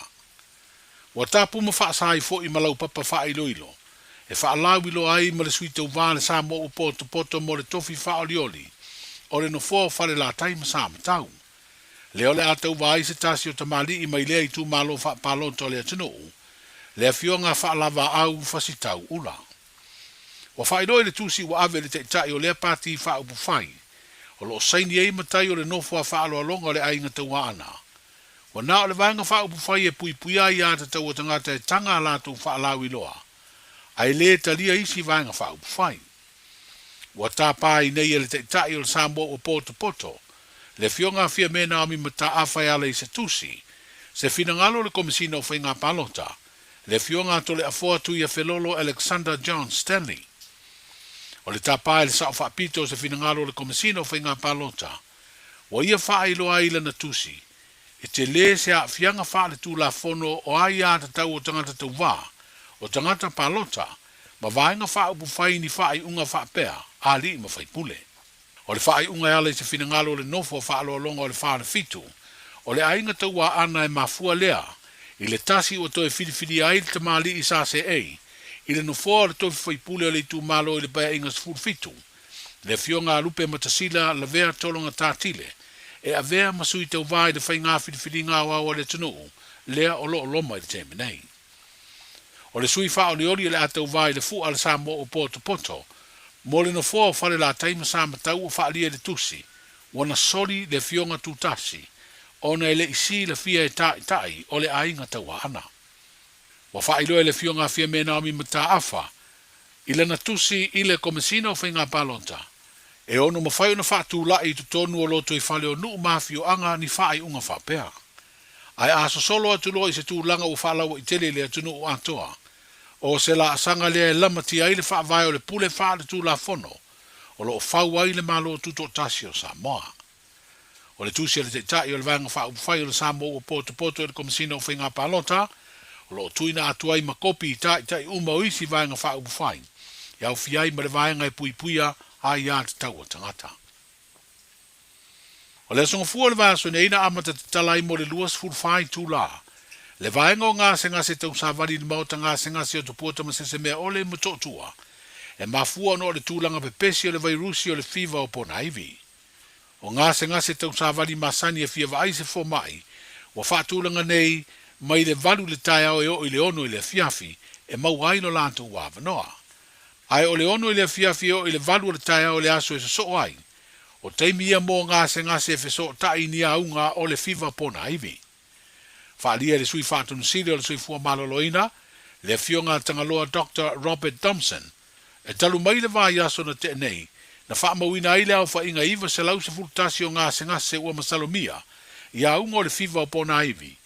O le amatanga o le vaso ne ina mau ai le wha ai unga o suenga, pa wha amao ni ai, e wha se lau iwa se fulvalu ngase mai lea o wha inga, ua wha amao nia o a unga o le tenki fiva. I le whale mai o ta maiti le maota ngase ma to tua o wha lia le sui whaton sili, e lua se fulfitu wha nau o lo tau fi ai. Ai le eise ngase tinga ina, ona ele o toi eise isi o tau fia i potu, mo ngase tinga ina le ICU. O le whero inga tu stala ma le komiti o whaaflewe whaafosei, po le National Emergency Operations Center Committee, na whaelo ai e whainu mele la tamai o tangata ua fia le fiva o bona iwi, e le sui whaatun sili, o le mtanga aluenga o le sui fua malolo ina. Wa pe o le vaenga le longo ko pe fu ele le mkanga aluenga, mai se lava le malo le pungu o lo ko va mai le fale mai. Awa le susu mai ngal ngasi ma kausi mai ko kasi. Ai awa le mai a ko au ainga fa mo mode. Awa siril pu ia ro le mai ko a fia ko i fa ma. Ai le vaenga le ai pe yo fa manga ku pe le mkanga luenga ia le malo le pungu o lo anga i mai fale mai. Ia wala va ngal ngasi ma ka ko kasi la sa o mai. Awa le so ngo mai uma wa le pe onga kakanga ia a fai e kai mingu ke makakala ka pungi le fai koko ia o ke le foi nga le vango ai yo ko ia inseki ma fala foi con o falma ia esa o le foi nga fa le vango o ma fa nga ku falma ia le foi ko mai ka wingor pulanga le ia o fai ka control le malula kungu o mai kongo fafo mai kongo fafo pulanga le ai fafkai mo le fakuanga ia silingia kulanga ngamu ia pe yonga fai loa ku i ke miu solo fo isi ka pokalami o ka ko Samoa e lua i ko inga ngamu i Samoa feve ia fa mai le o le tenki fever o le Aedes aegypti ma le Aedes albopictus o species e lua lo feve ia le ngamu kongo sa le tenki fever al ko lua foi le feve ia isi fa mai en ka kwa fia i foi le ka kia fia ke mingi kai pe o le mumu kukupa o le sika chikungunya ma le chikungunya ia o kamai e lua ia o ngamu fo ia lai mo i le kelenga kongol Pasifika ia le avainga le ko lua le ADC chipta ma le ADC alopect ia ma le Aedes Polynesis per ko le but not so much le Aedes pa meni o le ko lua le ia le dengue fever ai kongo o Samoa le sui fatun silo sui fo maloloina le li fo mai le fionga tangaloa Dr. Robert Thompson. O ngā ruenga le komiti o whaaflau whaafuse i le malo o whaanga solo ai le whanaina o lo toa. Ma to tonu o potu o whalea onga i le atunu ina ia mamate ini seti o le namu o lo whi ave eina le vairusi o le fiva o ponaivi. Wa ave eina isa tu alalo le sui ofisa sili o le mtanga ruenga o tina mtama i tai a tina e o fiu anga maanga fiso tai tai te fono komiti o fono whaavae o i tu malo palo te limas fultasi. Ina ia sita silane wha o ngā nisi tupe o le miliona lo na tolu leo wa wha sa fuatu. E fesoa soani ai le whaatawina o le vaila au, o lo o wha ngā e whanaa i le namu. O le ao o atu mtanga luenga e whaia le asia singa i le aso lulu. Ia, o le ao o atu le tatou whangaina i le aso tofi. Ia ma whaapena i lava, e ele nau nau ta inga. Ia, o lo ave lava le wha mua mua, ia fio anga, o lo iei wha mau monga o lo mau lunga. Ia, nei te ifu whaapea poleane mea o le ua whangai sia fiu anga, ia ele whangaina sia fiu anga, ai pia o le wha mua mua na tatou komiti ma le soifua malolo i ne pia o whai atu, ia o lo tau wha soa soa lava, ia paenga le tatou malo i le o ngā whatia i le taimini nei, o le ala fo i leo o lo whaisota inga le tatou mtanga luenga, ma tai tai fono whaavai, ia se ia lo whane o lea ia le se leni fo i leo tatou ploke tol miliona, o lea ua mai a wha matu umatu ia le miliona lon tolu, ia ma to te le fa tonu ina le pa ia ma le mamalu o tai fono ma komiti o fono whaavai ia o fa alo ma awar tato mtanga luenga se alo fane se alo faifo ia wa afio tato loto i fale wa afio anga wa afio la tunu ia se ia fe ane tato fa tatau ni vaila au ia mo le fanga ino tato afio anga ia o le o tu lavar tato komiti e faia o onga mo tangata foi la fio anga fio foina ia le au nanga wale fanga ino la fio anga ia ona ori utu la fanga no ngara tato malu ia tato tenga lu fa tasi ai ia mo le tine yon nei fa mai e lua i tu ai ngo vaila au lo fa ngai le nga luenga e pe ona fa i lo le sui fa tun silo le sui fua malo loina ma wa no ai fo ai nga ia la tu masini fa na vao e tu ina tu e fa ngai le nga luenga lo fa tino inisio la fa nga luenga ma au nanga e se le malo fa tu sei ma sui le sui fua malo loina e tu sama se lau limas fuafe ta la se vai ngā tupe. Wa amatai ona whaatino ngā luenga o pui pui ngole atunu umai le pepesi o le fiva o pona aivi. Ai wa wha iloa le sui whaatunu sila le sui fua maloloina o loo whaateletele noa ni soa soani o no maua mai. I le whai ngā paanga le mta ngā luenga ma le wha la tonga le sui fua maloloina le langi. E pe on sila fio le te enai o le talo le tupe le malo wa wha soa soai nei nisi o se leni o loo wha anganga. Mo ngā luenga o le puipuinga o Samoa, mai le pepesi o le dengue fever, po o le fever o pona aivi. O le ua mai ona whaatulanga i le whaamsinonga o whainga palota so e su e aitangi. Wa lui ai nisi o sui whaatutu o le whainga palota o loma. Anga waa o nisi o sui te uwa ma whaai unga ale komasina o whainga palota. O le mai ai o le wala unga mua ma ta upu e sfultasi na whauru. E lua tangi wa toi wha awi tua ma o lui umaia mai le tu malo wha palota o wha asale le anga mua.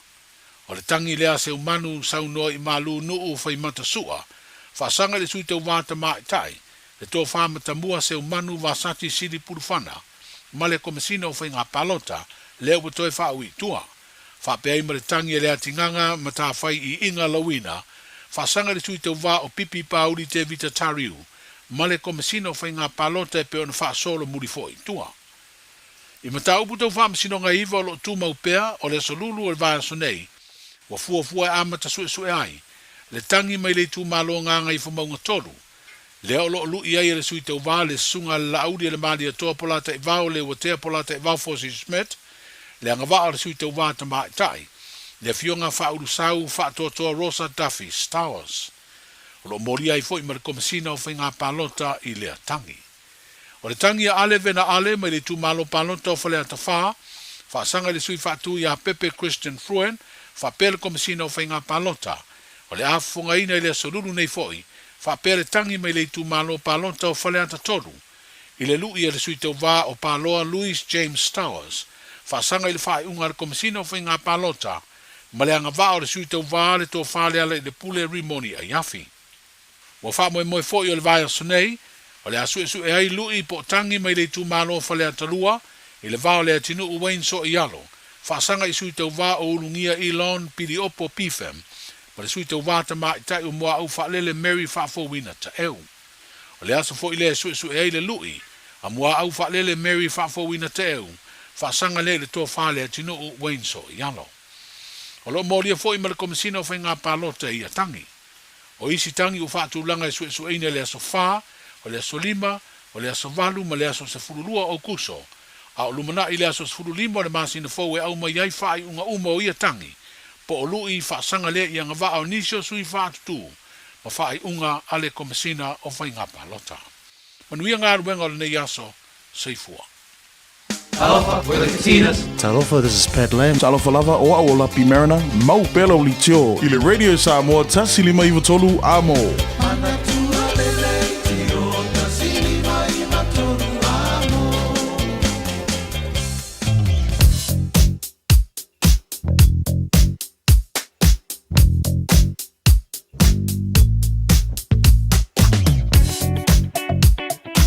Poti la tamai lunga la wala nei taimi o le tai au, whaisite le vaenga o le wala lo o poloka, e o te loa ona o le malo sur sabili man whane tono le taure nei fwoi tai au fau, e le se whana blabo tu na mai leo leo. Na pau le vaenga o lo iai o le o utangia te leo drivers, ia ma avata vale, ia tulanga o iai lunga la wala le masi se e whapena fwoi sabili, so malo le fwoi, i le mamalo le tino nei tai au, o wawai atu whaisi poloka te leo tātolo anga atu nei saute, i le taulanga i au Kilani. O lau te wawai atu e amata mai ai o i Drew e anga i Papakura. O le mkua poloka, whia lolo le Papakura anga i Takanini. O mai Takanini Manarewa on-ramp poloka i o na fwoi vaenga nei taimi o le tai au. Whaasolo atu e lava i o i te Irirangi on-ramp, East Tamaki Road on-ramp, Highbrook, Tip Top Corner, Mount Wellington on-ramp, Alice Lee Penrose on-ramp, City Bound, o State Highway 1, pasi atu Green Lane, ia o la PC ala flow le leia se pa il taulanga i au Kilani nei taimara tahe au. O e lungo o State Highway lo se fulu, tātou le malanga mai i sifuanga mai nei taulanga i Sautein. Whaisipoloka o le pasi mai le tano, Point Chevelia, whasoro mai Mayora Road, whiololo wā Mayora Road on-ramp, ma Dominion Road, o wā Dominion Road on-ramp, ma Hillsborough. Poloka ia nei taimara tahe au. Pasi mai Hillsborough, lunga la wala papa on hanga la flow la PCA la flow de leia, fa pena foi la flow de leil malanga le los fulu al malaba lele. Poloka los fulu los fulu southbound, ele pasi mai o Puini Road on-ramp, fa so mai Lambie Drive on-ramp around Rainbow's End, ma link o le los fulu anga southbound State Highway 1 vanga Poloka na. Ne foi taimara tahe au. Poloka foi o malanga mai sifo, tatolo malanga mai sifo oka. Link mal sfulu valu anga sfulu ono around Westgate. Fasolo mai Royal Road, Dominion Road, Fiololova Dominion, Lincoln Road. About Lincoln Road and Tiara 2. Faisipisio Tiara 2 anga Rosebank, Fabinafo i Point Chevelia. Anga Jablanga Kirani Poloka, ya neva anga tahe au. Faifus Poloka State Highways Fulvalu, malanga mai Green Heights. Ale o mai Ifenua Pai. Ya la foi malanga Faifisipisio City Bound. Ole malanga mai North Shore anga Jablanga Kirani so o banga umala wala. Faisipisi on nei taimala tae au after avale, to all time malavan on Saturn, please drive due to conditions. E lei, ia le whaaforo sa e fuanga al tūlanga i lunga la wala mbale mahano sur savili, i le nevo i taimi o le tae au. Talofa Samoa, o Jerome Gray le nei. Pe o e e lau ta avale po e whaafonga mai i lo maota. Ia tu upele ni lo lau le tio le sifuru lima i watolu a mo. Radio Samoa, numera tasi i New Zealand. Paikalla tamali talo tauri nei taimi ole tae au, wawai atu i Samoa, lua se fulu mal tolu i ele maa whanawhana ole ea te areiva i Samoa, tu mawinga le tau le so, ole ana pa utimu i Samoa nei tae au, le whasolo i na awaoa, e mo wile ni so taimi, lang le le ni so taimi, pa ufo timu ni so vaenga o Samoa, ole se sengale tulanga i le tau telo vaenga o Samoa, e le nei fo ia so lua, Tuma luas mo valu degrees Celsius mo runga vevela de Samoa le so luas ful male fai lona mawalalo pa angal taro klami so sbai ngola tu pele Samoa no fatu ma lo se fomo ria ele nei tai out taro pa vai tu ngo ele tau Australia fa taro fatu pa nga o mala ma lo tai out ar radio Samoa so sbai ngo Australia ma lo se fu tatu amata mai de la moi Canberra ono lo yai ya le malu lo nei vai ngo tai out o le afasolo na awa o le tau le nei aso se futolu marunga le malulu fa mawina mo le no moi Canberra le so malulu fo io Hobart fulua marunga le malulu le awa o le tau fa se malulu Adelaide se futolu marunga le malulu awa o pa utimo le nei aso se futolu fo le malulu le Air Melbourne malulu tele o do Melbourne le so fa sono na awa o pa utimo isi va nga Perth Australia malulu fo ono lo il nevanga le tai house fu fitu marunga le malulu fa mawina mo le so lua ma tele na awa o tau sini Australia ya la malu lune vai ngor tai a o pone la fa so na awa le nei aso ya makau fi lo ko ile malu lu mo to sfruiva mo ngor malu le ya mo sini Australia nei fo ya so Brisbane Australia malu lu yo ka ya fikolo yai ya o pone la sulula ya mta ma fana le mo to los fu lu e lona mo lunga fa so na awa o tau i Darwin to fu tasi mo lu ngor vela e Darwin o bai ngor na Australia mo tula ile tau They are so forward to Lia set mighty talo tau. Ele la war por no fanga fa salonga radio Samoa tama ki makaura o to mauna ye tatu lapta ingala no moli. Ele mamafo ti munga ma malo so savili e montato i Aukilani e la vea i Great Barrier Island ile so o lo te va to se furu pona nei. Ia fato a vese na ina lapta inga pe afa pe o atuna nei ia o mo watu ti munga ma so la ko mar savili marosi montato ai mo Aukilani ai ne va ngona taos fu lima wa malu lu to ma winga tau de so o la fa so pa ultimo e mafati munga e le so fa so nangi marosi mar savili mai matu sa e was fu kilometer le to la fa mai o atuna nei le fiafi o mo watu marosi na savili ia ma so la ko ma ki munga mafa montato to ma fu lono mo ngona malu lo e fa ma wina mo Aukilani ni yaso tai au pe aulia ya o la sui mali tau kai manga ya foi la fasoron awalang de lei ya male asomon muli o nei masina la stofi o la lang de lei fo le tau ya ka fa ka le au kuso pe ka ki au dia au kuso alo ke va pe aku na somo mo kuso eseki esa foi ha au kuso e u yanga pe manuru ana ka manga ya mai e le la lang de lei fo la stona e fasoron awa ya la sa mala so fo na va yaso o luma na yato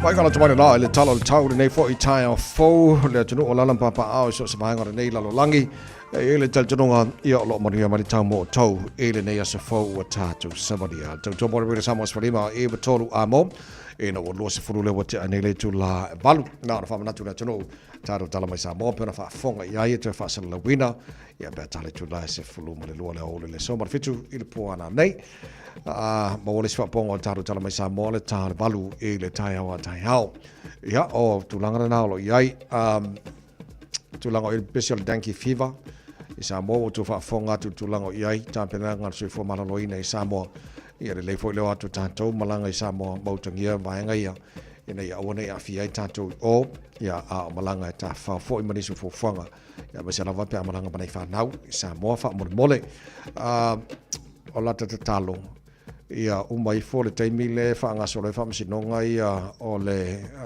anga ba o suita va ua suinga mali ma tu le va no ila to ua tu si au ye tu malo fina wina la tu no fo el parmene samo so le umana ia le ua fa u tu ia le si ia isi banga mo tele sala fai ia tal si isi tu malo ia iva ia umai fo na fo i taimi o lo tu mai mo tangia ia ua so longa le ma tu le va no o la to fi filia mai fi anga mai tu malo final la to no fo i tono parmene samo manga i kiri nga o te mafau le te le o le tau o mene o whaatemu karasi. Whamatala le upu whaatemu karasi e lo malam maanga o le malo tangata e fausia tangata mo tangata. It's a government of people, by the people, for the people. O le winga la latatala. O vaenga umai mawhai o na whanauloa ai ia pati uma o no tau wā. Lo te nau ta inga ia te tala ia fio anga mai tu maloa wanoa ia tusa uma ia pati ia wala tu fa no foi mo fenga palota ia o sena ngona na ai mana ia le talo ane mo le tino ia so longa leima uni masao ia la fa mo le tino ia mo lana fenga palota na masina o lomba na yatu los fulu jere tu la valu tu mo re samos fo leima vitolo mo smile fa fonga ta to mo fa sa mo ne foi tai off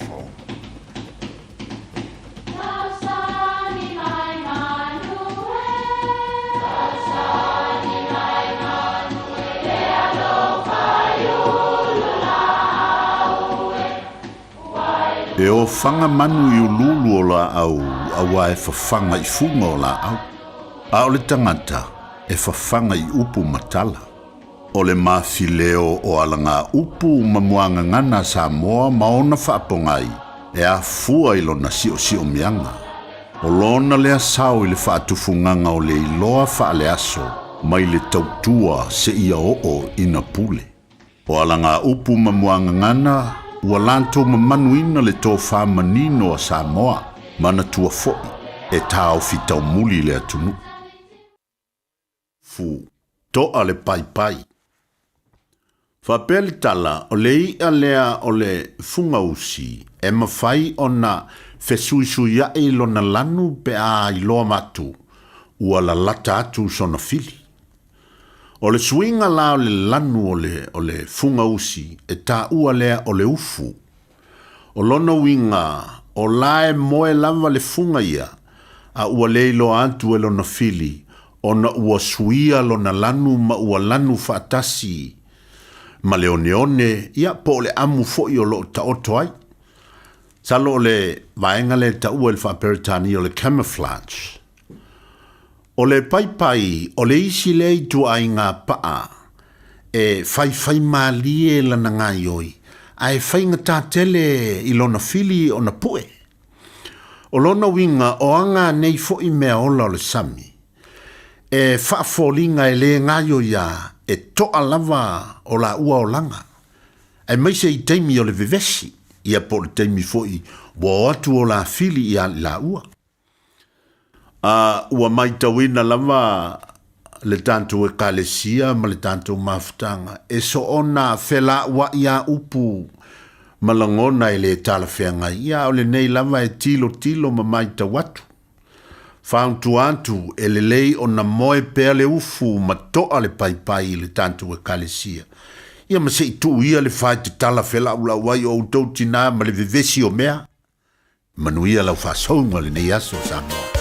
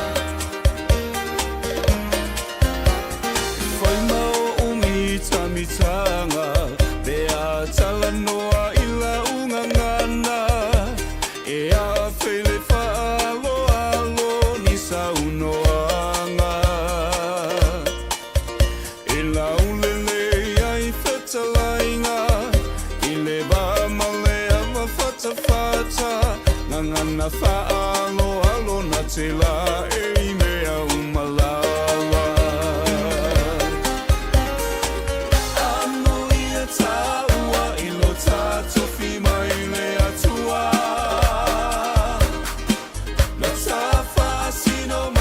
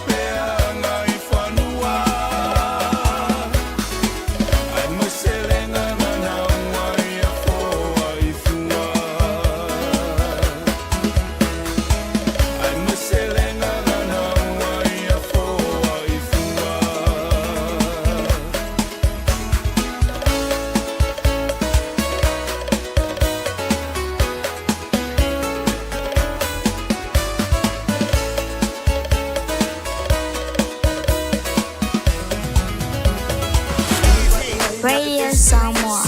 Taslima Ivatolu, Amo. Thanks, Pup. I'll translate. It's almost time to vote in the local elections. Make sure you're enrolled and your details are up to date by the 1st of August. Go to vote.nz or call 0800 36 76 56. Brought to you by the Electoral Commission. Right now, whooping cough is on the rise in Aotearoa. It is highly contagious and can put newborn babies at serious risk, especially during the first 6 weeks of life when they're still too young to be vaccinated. So, if you're a new parent or caregiver, getting your baby immunised against whooping cough on time is the best way to protect against infection and reduce the impact of the disease. The vaccines are free and given when they're 6 weeks old, and then again at 3 months and 5 months. You'll need to book these in with your local vaccine provider.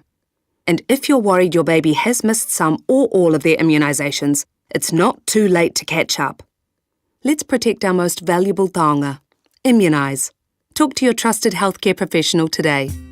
Mo tupe wha moli Samoa mana tua lo le Pacific Easy. O lo wha wau pea le tātu wha metoa e nao le 5 tala te tongi pea e whaonga ina le Pacific Easy app. E wha tino ai au tupe wha moli mai lau telefoni wha mehai. O lo awanoa fo le tātu direct transfer. Tiposi mai ai au tupe le tātu account. Ma wha mali aina fasili lungo le telefoni. Ma wha tino la fo ina lau tupe ai ga wha metoa. Mo le tongi no pili o le vai. Mo li te ngā tupe so se wha le tupe Samoa. Pe le tongi nino no ngā tupe le nupi wha. Samoa House Corporation po le Samoa Land. Ma so se au nanga Samoa. O lo ma whai ana wha tino uma e le tātu au nanga le Easy Pay. Maratua e lata le fitu se furua tātu la wa wha sopoli ai New Zealand. Wha peo tātu o fise tolu i o Tara o Tāhuhu Mamangele. Pe wha Pacific Easy app po le direct transfer. E wha sawa ilo teimi. Ai sili atu na wha sawa i nau tupe wa taunga tāle penisini. Mo nise whamtalanga pala au le o varselau o tasi ono. Po numero masani au kilani. O le lua fitu ono fitu iwa fitu wha. Ma le lua fitu ono fitu iwa varu wha. Pacific Easy. O lau pa anga mo tupe wha mo moli Samoa.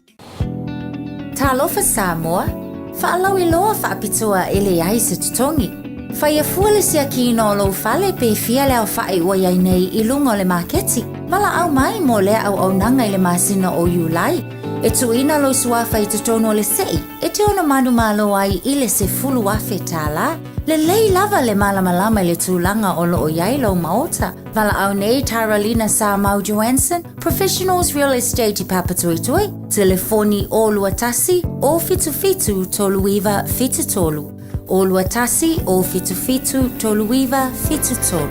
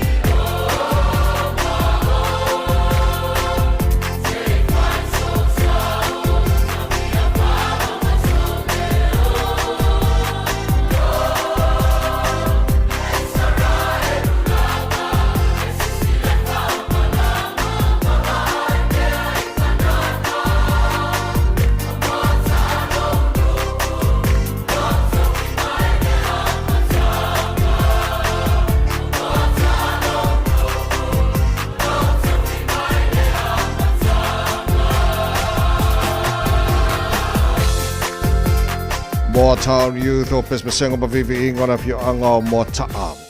I na ua toi lua se fulu ma le wha minuta lo tau tale o le tu la Eva. Toi pau fwy na minuta lo toi o le maru o le tae halwa de Samoa mo le nea sa forward tātu o lia o mai oe nei tae au. Mana tō moria mai oe. Le lofa malanga le leo le tāra matai le langi. Tātou wala usu tūta mga arwenga o le nei fo ia sa fau. Mahalo on sa tūta mga arwenga o whengata fo ili nei tae au o no le tūlanga o le timu. Ia mana mahalo sa tsavili. Ia mana tō marutia mana no ina lo tūsi fo ia alofa o le tāta matai wha fonga mai o tono tō whanwhenga arwenga. Mahalo lava ngā rurue manuia whaiva o toi. O le nei sa fau. A wale whaima kirikiro le waki malai ko le waki a. E makuai la ngā ru. Wai mai le morning tea time nako. Alo se fua. Ni se fua i o le atunu o malanga mai sa mo o tātu whatasi au ke lani nei. Nei vai taimana tau sanga malo le malanga manuia. Wo tau tau mai o whaisi manu lu. Ia toi sa vili toi timu. Ia le tau o le atunu. El mawhanwhana o le alofa o le tātu tuele o le oina. Ia o tau fo nei taimi se o le taimi toi tali waile uto i Samoa. Ia manisa vaenga o lau langi no uto malanga mai ai. Ia ai marutia pelo uto se fui au alofa o le tātu matai le langi. Wale avana o maile whionga na sa usoli. Au pito tōtu sulto whansi o wadam sio mo tātu po kalame para masani ai. Ia so lua vai aste tasi ai. O le asa ia ile tala no panel va sona tātu nei tātu po kalame i le teo se fulu te apola stofi. Sa tau wha manino wha mamla mai tulanga ia whenga palota ia wha local elections. Palota foi nei palota ina ia tātu sui tono local boards wha pena fo ia sui mole pole noo ia tātu councillors. So o vaenga ia le leile toi wha manatu fo ia tunu nei tai au manu mo le taimi o palota la le the voting in Auckland's local elections pole palota ia mo palota fai tu malo mo tatoa ia o kilani o la le afio te lo foi la whanga solo ia local elections mo isi pitonu uma. Ai mo tātou i au kilani o le paloteina o le tātou pule nuu. Whapena fo le paloteina o tātou councillors. Ia whapena fo i local board members. So o vaenga nā tolu o le ola a whaiwhainga palota o tau sangara nei. O le fasili who you can vote for. A palota mo le pule nuu elected by all Auckland voters. Lo winga la tele sao oi mau ia mo tātou tangata palota nil tātou pulu o lesi vaenga tāua leads the governing body and sets the vision for Auckland o le o tutena ia mo le pulu uma vaenga uma tasia lal pulu e fitfilia tātou lesi vaenga fitfilia councillors luose fulu councillors mo le councillor vai le au kilani elected across 13 geographic wards. Ia councillors ia luose fulu o la tau fo nei fo i o lo faile in governing body. Ngā lua fatasi male pole no au kilani. Ia waia le fai o fitfilinga. Ia matulanga le mo tātu pitenu i au kilani. I fai whenga palota ia le lau tau ina ia oile aso a matai whenga palota. So lau lima sumaltasi local board members palota ina foi le tulanga lea pe a whanga sola tātu whenga palota o la tau i whiwhilia mo lusu tasi local board areas. So o vaenga ese umaia o isi local boards tai lima lato members o isi ta iwa lato members ia ese umaia tulanga ia members mai local boards ese uma. O la tau ia whaia ia whiwhilinga. O tā wala lea o vaenga i o local boards. E le wharisili fia lea tunu. O la tau ia. E whaia whiwhilinga fo le more local issues. Ia po activities. Ia mo facilities. E le mo tātou i pito nuu te tasi. So, o le facility lea o te loa le fo le mamlama leo tātou. O lon whaperatania. Why should I vote? O le ale mafu anga te tauai. O na o palota, o tasile vanga tāua tele mo tātou, o members o mai palota, o lātou whai unga, o le awha penao na awhia iro tātou o la everyday life, o lo o i me le mo tātou, whate te inga, our green spaces, parks, cycleways and footpaths. So o le mawhaila o na whaila palota, e mawhai fo i o na wawai po a me le tele mo tātou, o isi vaenga events, playgrounds and sport fields, pools and leisure centres and libraries, o tō silani pitonu te tasi, ngai ko kere kako kere ngau le pool, whaile wha au, ma o le wha marastino, ia vaenga le umana na whitwhili atu tono local boards. Ia ai ngā lua whatasi ma councillors, marapure no au kilani. Ia tūlanga rates, ia whapena fo'i, maintaining city centre, ma suburban streets, vaenga umana, vaenga no, e tā uai. Ia le tātou pālota la whapupu le tāla. Whainga pālota la lau titilo atu. Ea fo'i, o ai, o le city tā ua, who can be a candidate in local elections? Ia, vaenga umana, Silvia le la tau ia ta mo e tu la tu au lunga fia vea ma member o local boards tau na sifulu watu sanga ngai lunga nomination le na amatera sa you lai ia tau na sitseni no for Mouton New Zealand vai ngfa pena so o key dates mo local elections o lua fetus malim o aso nei o so tau te le tau na Silvia ta tau so candidate nominations open las you lai Lua ferosu mare lima, candidate nominations close, les fulua le aoli, le aso momo au kuso lono winga, o le aso ange lua iwa, tolu se fultae au, tolu tasi las tofi, las momo la les freile nei, e tapu ni o maia avanoa, mo na tau e fia nominate, mo tulanga yo tato bo a local board members, o le vote, e a matale whainga palota la soivo September, tau sanga nei, a voting paper sent to enroll Aucklanders, le aso iwo September, lasa fore nao te loa, o le asenta toilo pepa palota, voting closes, furulua le awauli, o le aso swutasi o ke topa, tau sanga nei, ia na matalole on whanga solo results, o progress results published, le aso swutasi o ke topa, tau sanga nei, final results, e tau ono atu sfulvalu o ke topa, ia whailo mai, ia final results, ia mo le tara whainga palota local board local elections, ia mo tātou, so nei vanga tā wana nai, leile watu fo i mo lau wha whonga mai. Ia mo lau siri fia fo, nei tai au fo, taunu no fo, i nei te ue fasili. O na era kāwong, e mea o palota, o whainga palota wha pitonu. Ia lona tā wana nau kau karakalaku mo o, nei tai au fo, a wale wha a furisa, alau pepa paloko i lunga o furisa. A watu lo wha atumu. Ia mo koe wha fo i whaingo fia, nei te wale mawana o pepa palota, ona na sui lau tu atu si, mai les fullo masina taluai ya lo winga la fola i oilo tu story mane pe fa so ta yane ya is official tato Auckland Council ya po libraries for local boards ya mo se so ani mo tato fa sa oilo lo tu ya ma le stala ma ma sa lo pe palota ne va ngana ya mo le fa fo ma le tino ne fo ta fo mo alo ma tama fa na le tino to mali fo yo Samoa wo sile ao e fia toba e avea local boards member e vanga se so okilani all the best ya ai ta wo tele ta tona palota ya mana amana ya info ya tamari fo ima alon fa no Samoa so se pitonu lo ala papa wai to tomo already Samoa so lima to amo to so lima minuto lo to tale le to la eva fela boy fa fo mane temo tai ao ala fa to al pesele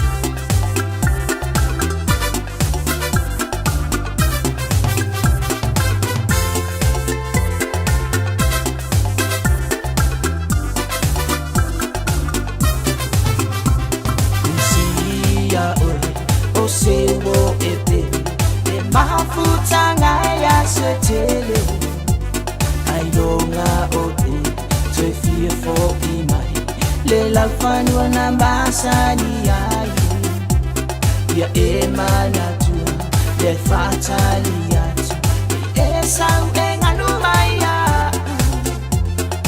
Fatali oe ise fai ai malua Pepe e male ulu mapau Fatali oe ise fai ai malua Pepe e male ulu mapau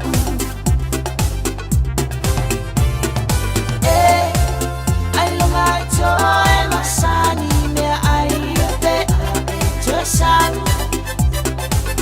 Awa so tama Olo mo oila ba ole lua Tuone sami tu sila ole ai te ai ai Una ole malau Me ai awa misi ai oigo Ilo ma fau fau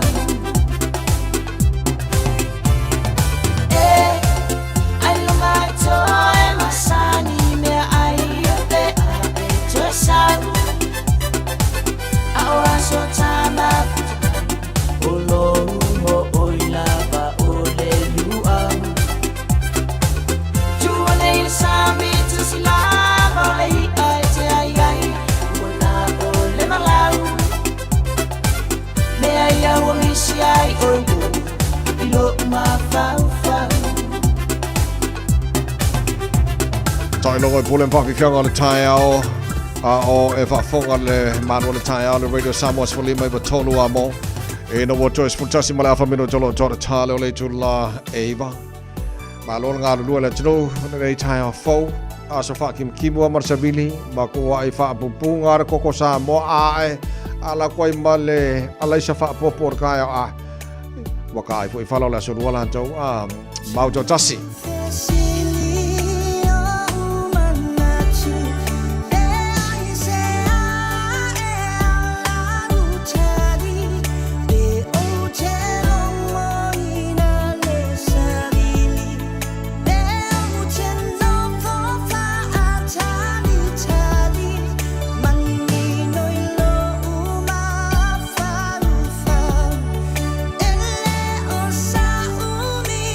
Tina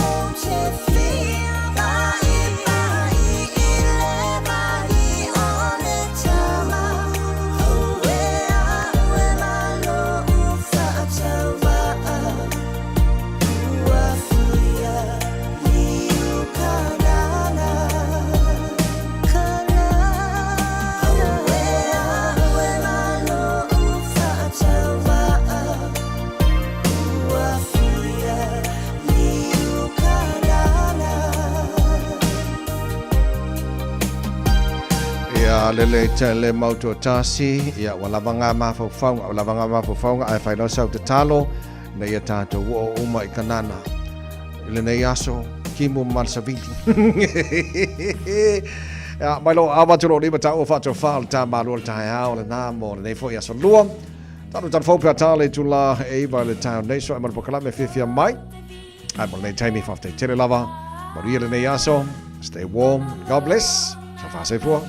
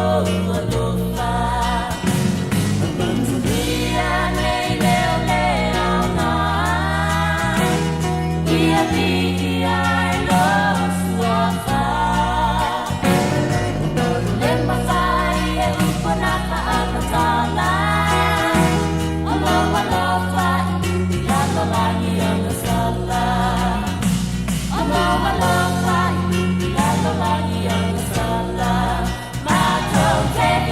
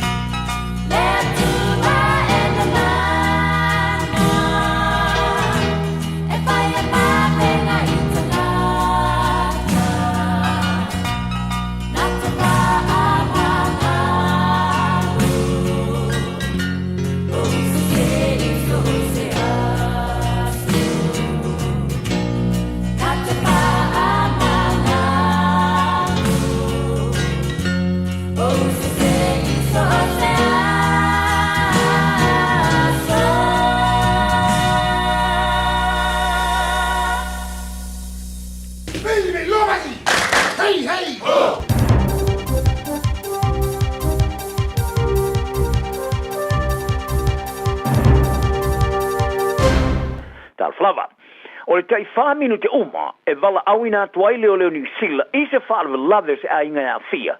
Tusa le ma leo atu le whaasala o telefoni, e tāpa ai leo, i le aso e tasi. O se foi numero matau tia tele ma whaatarua, i se tunu e mita i lo nanga le lei, i ona tangata ma ainga. Ai petai, e tu ato le tele o whae te toa e te punia, o lo ungu ona te tupu mai ni tau o le whaatu bevesi, ma mau ai whaalongona ma whatia i tangata. Sa tilo le vanga o tala ale The Detail, i se whaatulanga no atu ngalunga, i le whaatu bevesi to tonu ainga New Zealand, ma se fofoe ao na iai, ma tala no ai li professor le University o Kilani, Mark Hennigan. O Hennigan e lata i le se fulu te usanga o iele komiti to i roilo, o le maari liu i whaatu bevesi po le Family Violence and Death Review, whaapema Emma Powell, o le ofisa silo le whaalabra mutonga ale te puna ao nui, le fono whaafoe lea mo le tinei o le whaatu bevesi ainga. Le sa ia amtaina se fuafuanga mo whaatinonga le malo mo le tinei ai, o nei whaatu bevesi whaaloto i whale masawanga, i a mionga whaonunga liin. Whaalia Hennigan, o le mea tupu mai, e na te whaongai nei ia upu o le se whaafita au li pipisi o lo whaalafina. I le lata ele 5% o mata upu e whanoaiso i fwoi New Zealand, e mafua mai whaatu bevesi e do tono ainga. Ai pena o le lata ele 2% o whaalawlawe tupu i tono ainga, wala to mai tawina o le melea e matua i telenu nau whaalawlawe e le o ari aliane. Mai e ta wai o mo o mia se mea whai ai i se vave.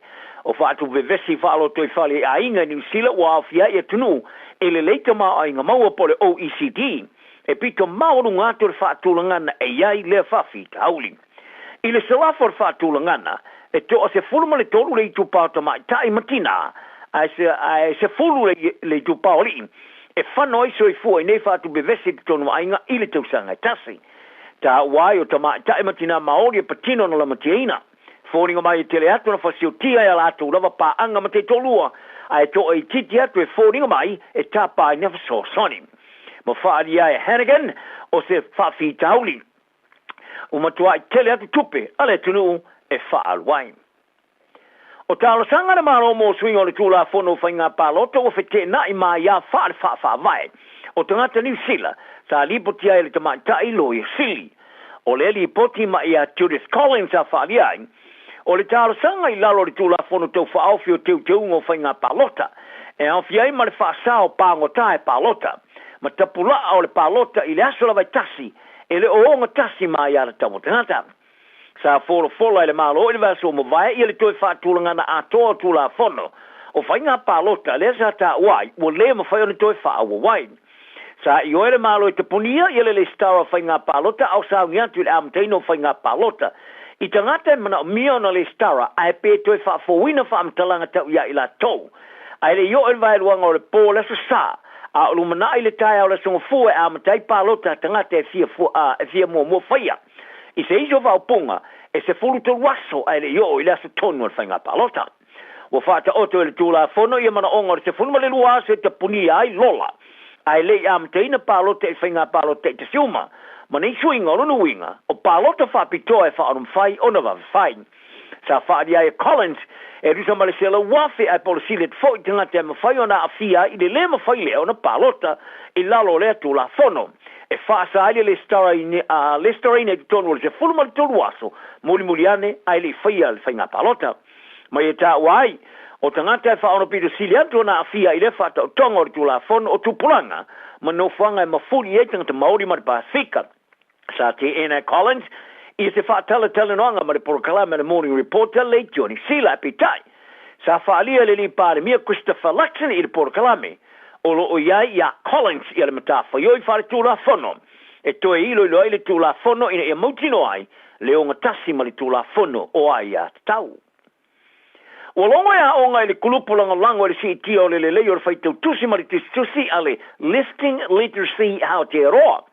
O lo latu le mautonu i se matati o le numero tamai te matua i leanga whaitau tusi, ma le tusi. O latu whaalia o tupulanga onga i misia vasenga, ma onga ua ova tupe whaanganga i whaalu i le sona whao popo turuai. E latu te le onga whatia ina le whiwheu o suenga fau, o le whaitau tusi ma le tusi, mo tu Spatial NCEA. O sina wha maunga o le mea o iai lea onga sa wha mawapoina, e kurupo le Listing Literacy, ma whaasoaina le leito ni sila. Wa whaelo ai iniso tamaitia onga o matua I mātua le mea o iai ia lātu a onga. E pe ona leilo ai o lātu whaia onga pe o le ale mea e whai iai. Whaalia le lifting literacy o le tūlanga o iai neo se whaalawe lawe. Ma ua mo mi ai le malo e whaavaina se fuafuanga mo le lima tūsanga. E langalongo ia onga le fsosoni le itupulanga. Mo le ao ino le whaitautusi, man tustusi. O urua onga ma whaia onga mai le lusmariva o onga maurunga sa tariatu se whaaringa la ngona po le survey, a le lifting literacy. I o la tūlangona whaalia sa whaailoai. O le fōsiaina o le tūlanga maurunga o suenga o le tustusi man whaitautusi tu special NCEA. O iloai o le prerequisites. O ma o tō whata sia ma tūpura te levo sa pito siri atu o na leanga. Sa uniuninga inisoa onga ona o le COVID-19. Sa tūsia e stasi o urua onga. O se whaafita au li mawa I tele. I le si tio le no mero tamaitia onga matuai uti lava le leo le whaitau tusi, ma le tustusi. O le isi sa I tusia, o tau sanga rei tasi o tamaitia onga tau sanga iwa. E o atu I lea onga, sa whailo ina I le si tia I lunga o le mawa lo tele, o le tomai, e le tustusi, ma le whaitau tusi. O se lia pati fau I tangata le aini mena no whai I Aotearoa o whailo ai. E te re atu ainga Pasifika o whaafikia le ave iai o ni no whanga mapu por emergency housing. O na ole leanga wa ai, o na ole leanga wa iai. Na ilo ainga sa te leina ele masino mati. O le te tua papa kura kainga. Po le matanga rungo whale matina o taulanga. Wa lo miaina ele latu li poti munmuri nei. So latu malmalama ele whaafita oli ele masino yuni. Ta wai le li poti e onos furu ainga Pasifika sa no foi fale mapu ya mati o le wa fema le furu lima ai fitu mali liva ainga sa te enal fa no foi nei no fanga e pona ta wai e le o anga va mo nei no fanga o le te eno foi tupe mo fale mapu o no le tulanga ta sanga sa fa ia ia fa sengana mo fa ia fa unga e le o anga va ia e tusa mali li poti fa ria o le tulanga o ai inga te ena ia so e te ena ai so swani mo fale mapu o le matanga runga o atina e lau tele. E wha ono foina ia inisio no whanga e avi ai. E au fi ai fesuia ingo fale. Ia e po lango mo so sani tau tupe mo nisio no whanga e avi ai. Ai ao mai loi ai ngai mo ili lisi mo nei fale au kilani. E lata le afo ai nga Maori. Ai o le sidia mare kwata le luas mo leono tis mare fik pasene o ai nga Pasifika. I wha mau atu singa ai ngoa ta wai. E leilo rifo Marcelo au se fulma le lua afe lima se lau tanga te Aotearoa. Sa matua I wha o ngea le lea uni whale ili aso fitua mati. Lua se lau a lua afe male lu futolu. E au fiai male wha, fe iwa se lau onsu male limo tanga te sa wha se ngaina e whiola e unoa mo mea e wha mautuai. Taro ta longa o whata o toina ro Blacks I al talia fia o le toe te liu atu o tama utu mo ta longa whai taulia lua mo moa. O le tamara sanga wha avao malo le Rugby Championship I Argentina. Ma se vaenga o niso tama o le amisia le malanga. O le ata tala le o Blacks ia lana whaato sina I ta longa ma le Pumas Argentina I Cordoba I le aso sumar fito le masino au kuso. Ma le kaptenia Scott Barrett, lo nauso ia Bowden Barrett, tu povai, Wallace Titi, ma Tamaiti Williams, wa whata o toina manuia mai manua sa fiai, ma le tau fiai o latu awa noa mo le awe malanga. Le whai loe le son fua sau. Ai wale o se tala le leile mo iso tamai au fiai le po a Tara Lomax, wingi a Caleb Clark, Luz Foweti a Luke Jacobson, ma le afa ia Noah Hotham. O le amisia le malanga Argentina o na ele manuia mai o latu manua. Au temenei, to avalu e tamasata alo le series o ta alon faitolia. Le sa manu malo umai ia farani tolu le leai. O le a whasa oloto e ta alo le whasalonga mo mua le ta mansango au whaitu malo ni sila le NPC. O Anton Leonard Brown o le ata mo e mo waitato Ruben Love mo Brody McAllister o Wellington ma Canterbury o le ata aloi whapea Christian Leo Willie e to wawa ta alo mo o tako. E Ronnie Narawa ma Pasilio Tosi whaono ta alo mo pea plenty. Ai o Timothy Tavatava Nawai ma Dalton Papari. E whaono ta alo le ta alonga al Tasman ma Kansas Manukau. Ai o le tebene o le tamata silita alonga sa ta aloi mo le All Blacks ya Aiden Ross o tūlalata. I le tūlanga ta alo ailana ta alonga whaitauria mua wha vau malo mo le Wallabies Australia. O ta paina atu e whaia o ngā Australia Joe Schmidt. Ia lea Paulusi le au mo le ta alonga whaitauria lona tono mani muri foi lea mali liona Pertania. A whaia whiwhili o Rossi le au ta alo i le tastona I sini. O le whaalua iei lona ta alo whaasanga tau liliona. I le mai ai, o lana ta alonga mua mo le awa le Queensland Reds. Le sa ta alo ima liliona i le amatanga o le masina nei. Sa tu ue Rossi le awa le Chiefs ma le lakapia ni sila le mai ai. O le whaia ina le su e ngā Champino le ta amanasanga supa lakapia Pasifika le Crusaders i a uni. Ross ua muri ai i reisi foi pau mua le o Blacks le alo Samoa i a Alex Hotchman. Le sa ta alo ilan ta alonga whaavao malo mua mo le Wallabies le tau sang taluai. Ina ua mai a ta alonga whaitau le whaasa i a ofu inai le tōninga le peuli ni sila. Sa le talia ina le leia le pare mea ni sila Christopher Lutz le ta alonga le suanga Champino le ta amarasanga le tipolo tamata ni sila le sa. Ini isi tanga tamata le Malaya le Trust Arena. Sa ie ina mapuina o ia. Sa banu malo ia le au mai le motu i saute ale Mainland Tactics i le latu ulua i Champini. O le tamar sanga ne di polo le tunu talu mai le lusu mai valo tau sanga o le tala anga o le kalapu. I le fato i le loina o le Northern Mystics e o kilani lima sumar valo fasuono. O Laxon sa awa iai mo le sa awa yati iai mo le tu lima tu le ipu le tamata i kapteni Eric Kana Pedersen. A le taimi o le tau awa tu le ipu le Malaya. Sa whai loa i le sui whasara lau o Sky Sports Storm of Purvis, i le ripare mia marisi o le au matamata sa puina ma ieina. O le pongai o le ngai o inga, a le au matamata e le o manino. A e uilea, o le tai o le pati o le National Safta i fo i ma le ieina, tangati o le tau sangarei, e au fia i mo vevesi i le lenga tusa le o te tongi.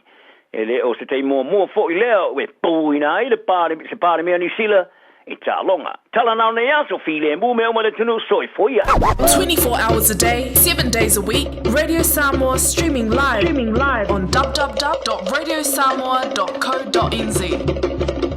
Fai mea alofa I a inga mawo I Samoa, e ala ili whaatawina o se hotel ta alofa voucher. E mawhai ona whaongaina mo aso ta ua whailongaina. E pei o aso whanau, whaipoiponga, pe fai malolonga mo ta whawhawai whaiungo vai aso. Whaatau e oi New Zealand nei, ai piki e lau a inga I Samoa. Tanga I ane ili pacific40.com/hotel. Ma whaatau nei loa. Pe vala au ili o lua tasi, o valu tolu tolu, lua lua lua tolu. O lua tasi, o valu tolu tolu, lua lua lua tolu. Talofa Samoa, o Atesh Narayan, o le Licensed Immigration Advisor mo le Auckland South Immigration Consultants. E visosoani mo so se tu ai ngā visa e malanga mai New Zealand po Australia. Telefoni mai nei loa i le o valu o tasi o no valu whawhitulua. Po le o lua tasi o no valu fitulua tolu o. Oceania Career Academy, Sauni! Lako oi, kaule kaua! He whai ana whai! Wāste lumaga I maguia! A whaia sa ili se la asanga fau moe, a waloa te no whai. O le OCA e au tauina ai o e imtata esese. Maua visenga fau fale, vali fale, palasa, male soifua maloloina. O le nei avanoa e anga va ai tangata no whamau masiti seni New Zealand o loo halala I au kilani. Le sitala nei loa I le OCA, I le go.oca.nz/apply, po le vili mai I le ovar selau ono lua lua valo fitu tasi. O Varselau, ono lua lua valo fitu tasi. E te leto e alo mamau e sa ili se fale oloa e whaata wai sau Digicel Top-Up. E mau e so sa Dairy, Bamu Pingsingi, Warehouse, Countdown, whaapele tele o isi fale oloa e tutono New Zealand. Tanga iane I le digiceltopup.com e te lesi tala I ma whaata wai sau Top-Up. Lafa sa Digicel Top-Up I au a ingai Samoa pe Top-Up lau SIM card Digicel o loo whaonga atu New Zealand. Wala au le ono whalulima, fitu lua o fitu mo se fiso swani. Pe anga iane I le tanto ofisa I le Westville Mall I Manukau.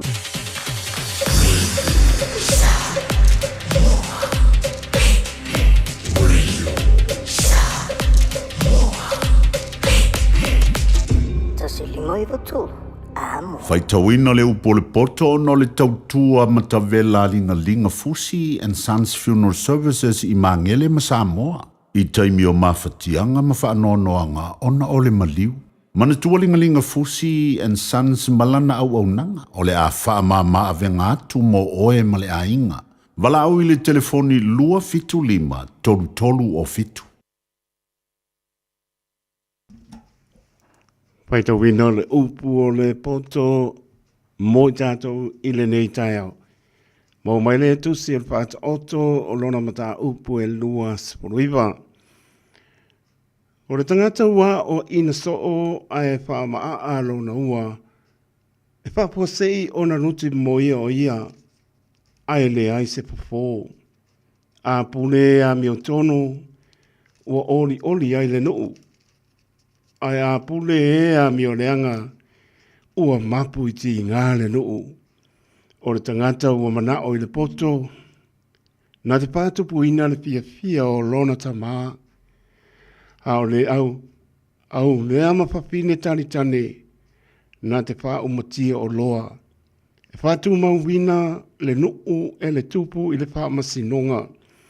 A o le tangata ua tali le alofa, na te lepetia ai le nuu.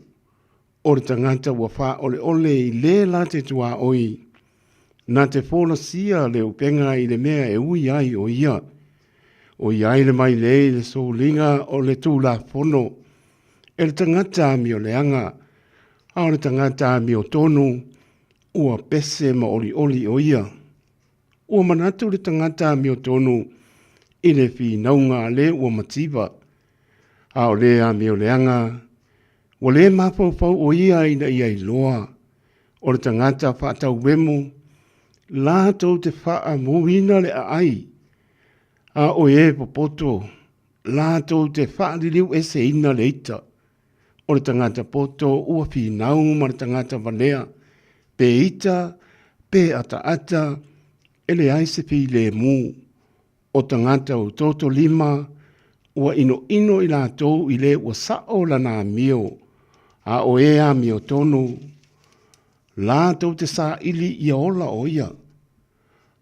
O le vale, e sa uma mai e ia lona loto. A o le tangata poto, e tau fiofi e ia lona loto i tua. O le whaipule wa i atu, o na taninga i upu pepelo. E a mi o leanga, ana au ona umalama. O le ua mativa ma le tangata whaasaua. La te patai ai. O le alii na te whaatau whaamana maina o la ua mata. O le tupu, o le na te whaamasino ina ma le whaamaoni e ma titiba. E whaatu mauina lona no whaalii. E whaamabau. O le sasa ma le awa inga. E tupu ai le poto. A o le tama ua tuulapo ina e tupu ai le maa o lona tina. A pato te le ina e a mi o leanga. Ua wha te le ina le solitu la fono. A o e a mi o tonu. Lātou te ilo atu lo lātou mālaia. I e a o ai ilo wa te lii. Ona e mau ai lea se fi le mu. E tupu ai le fia ilo loto. A le ai se wha alinga. E wha sana la wina le nuu. A o le watau si hosi i le tū la fono amu ia o ia. E le mawhai o na o ina. O le au auna i upu. Au au ala ngona e ia. Ai le tali atu i ai. Ua e no e ale tangata ua whaata alise i ana upu. E whai le wha moe o tangata i le vale. Ai le ia te ia. O le ua wha pele i lana au auna. E hafua mai na i titi muri ane e whai o ia māta lii. O le tangata i tango fie, na te whātupu ina le misa. Ma le tangata lotoa, na te whātele ina le solinga o le tūla fono. O le whaamaua o le tangata e whaamaulalo ina ai o ia. A o le whaamaualalo o le loto e maua aine bi inga. O le ua vaelua ina mea whaatasi maranga oi. Ua ino o ia ia te ia lava. E whaalongo o ia i le tautō. Ai le whaari atu. O le whewhe tangata. E tupu ai le mai lei. A o le whaatua tua i le alii. E whaama maluina o ia. E to tele o e sa ili le whaipule. A o loo i le alii le whaama sinonga. O tangata. O e ami o tonu lātou te ino i le tangata. Anga pio. A o e a mi o leanga. Lātou te ino e le ua sao lo nana. Upo le poto. Mo i tātou i le nei tai au. Ua awina atu le upu o le poto I le nei aso o no le langolango mai a linga Fusi and Sons Funeral Services. Ua mawhai o na tu whatasia o au nanga tala whea ngai I ni tautau ngō fia tele. E fiso soni atu ai, a o whea ngai oe ma le popole ma le wheme mea. E mori whatasia atu ai ma wha mai senga, ma wha mawhana whananga mai a linga Fusi and Sons mo a inga uma o Samoa ua whea le maliu ma le oti. Malau mai loa ia lingalinga Philip Fusi lingalinga. To ia whaapō lingalinga, to ngia si ulavea, pesusu mai I le luas fulvalu Canning Crescent I Mangele.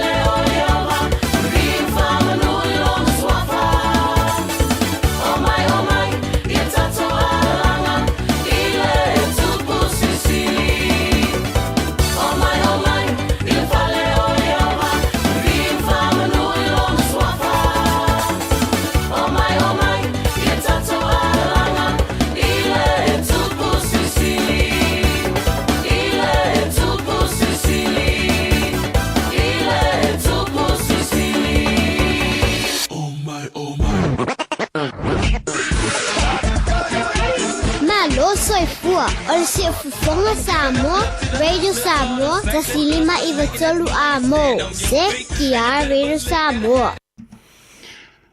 Sipong mani everlasting praise o mai tātou wōle whale o le ni. Pamai atu ai ne paita wina o le upo o le poto le ne tai au. Tātou pie taria le upo le ola o le sulu o tātou vai o le mana malama o tātou wala. Spaponga le upo o le poto le aso a tai au pia tātou o lia i le lofa maranga leo lo tātou tua. Lo talia le sunga ya kena ai ono pen silfia ai fo in nai minute ya tatono lo mnien mano tato tono tato o mai po si uyo le ne fo masina le wa solua e ya to ya so fo ne masina i ulai le ua lua spuluiva ia e mao palama o tau pinngalo mo tātou noto ia e maunga i fo i vanu ia tari tonu e ne tu la po ia lo tau soifua tātou wona ia aua lofa le ni le pure pa soifua i lo tau soifua le ona o teito le o tātou ma puta foi i lungo pe au mga ngaro e ale tau tua pa awau ale Radio Samoa su lima i vatoru a mo tā lofa lava ma no le soifua manuia ma no porau pa talo pa tunu e mamau malu le snu pe lava ma puta mai ai pa talo po ia pa au tala lelo pa no manu ia wasa mo ata au tā lofa lava pa talo pa so mo tanga se mo to malawa tau lia para e ma pu si o to pa manu le snu Porovan pātara pātu ia maise la tō tūli whāsananga, tūli whamaoni o tō whāsananga, wawe maise lau whia tātou whenua i le matango whio reri, fo ia reri, la ngona salamo pēra salamo rewi, o nā ta mai ai lewa ia matoe fo i lona ainga. Sei le atu kena i ono on tātou maputai fo i le nai minute.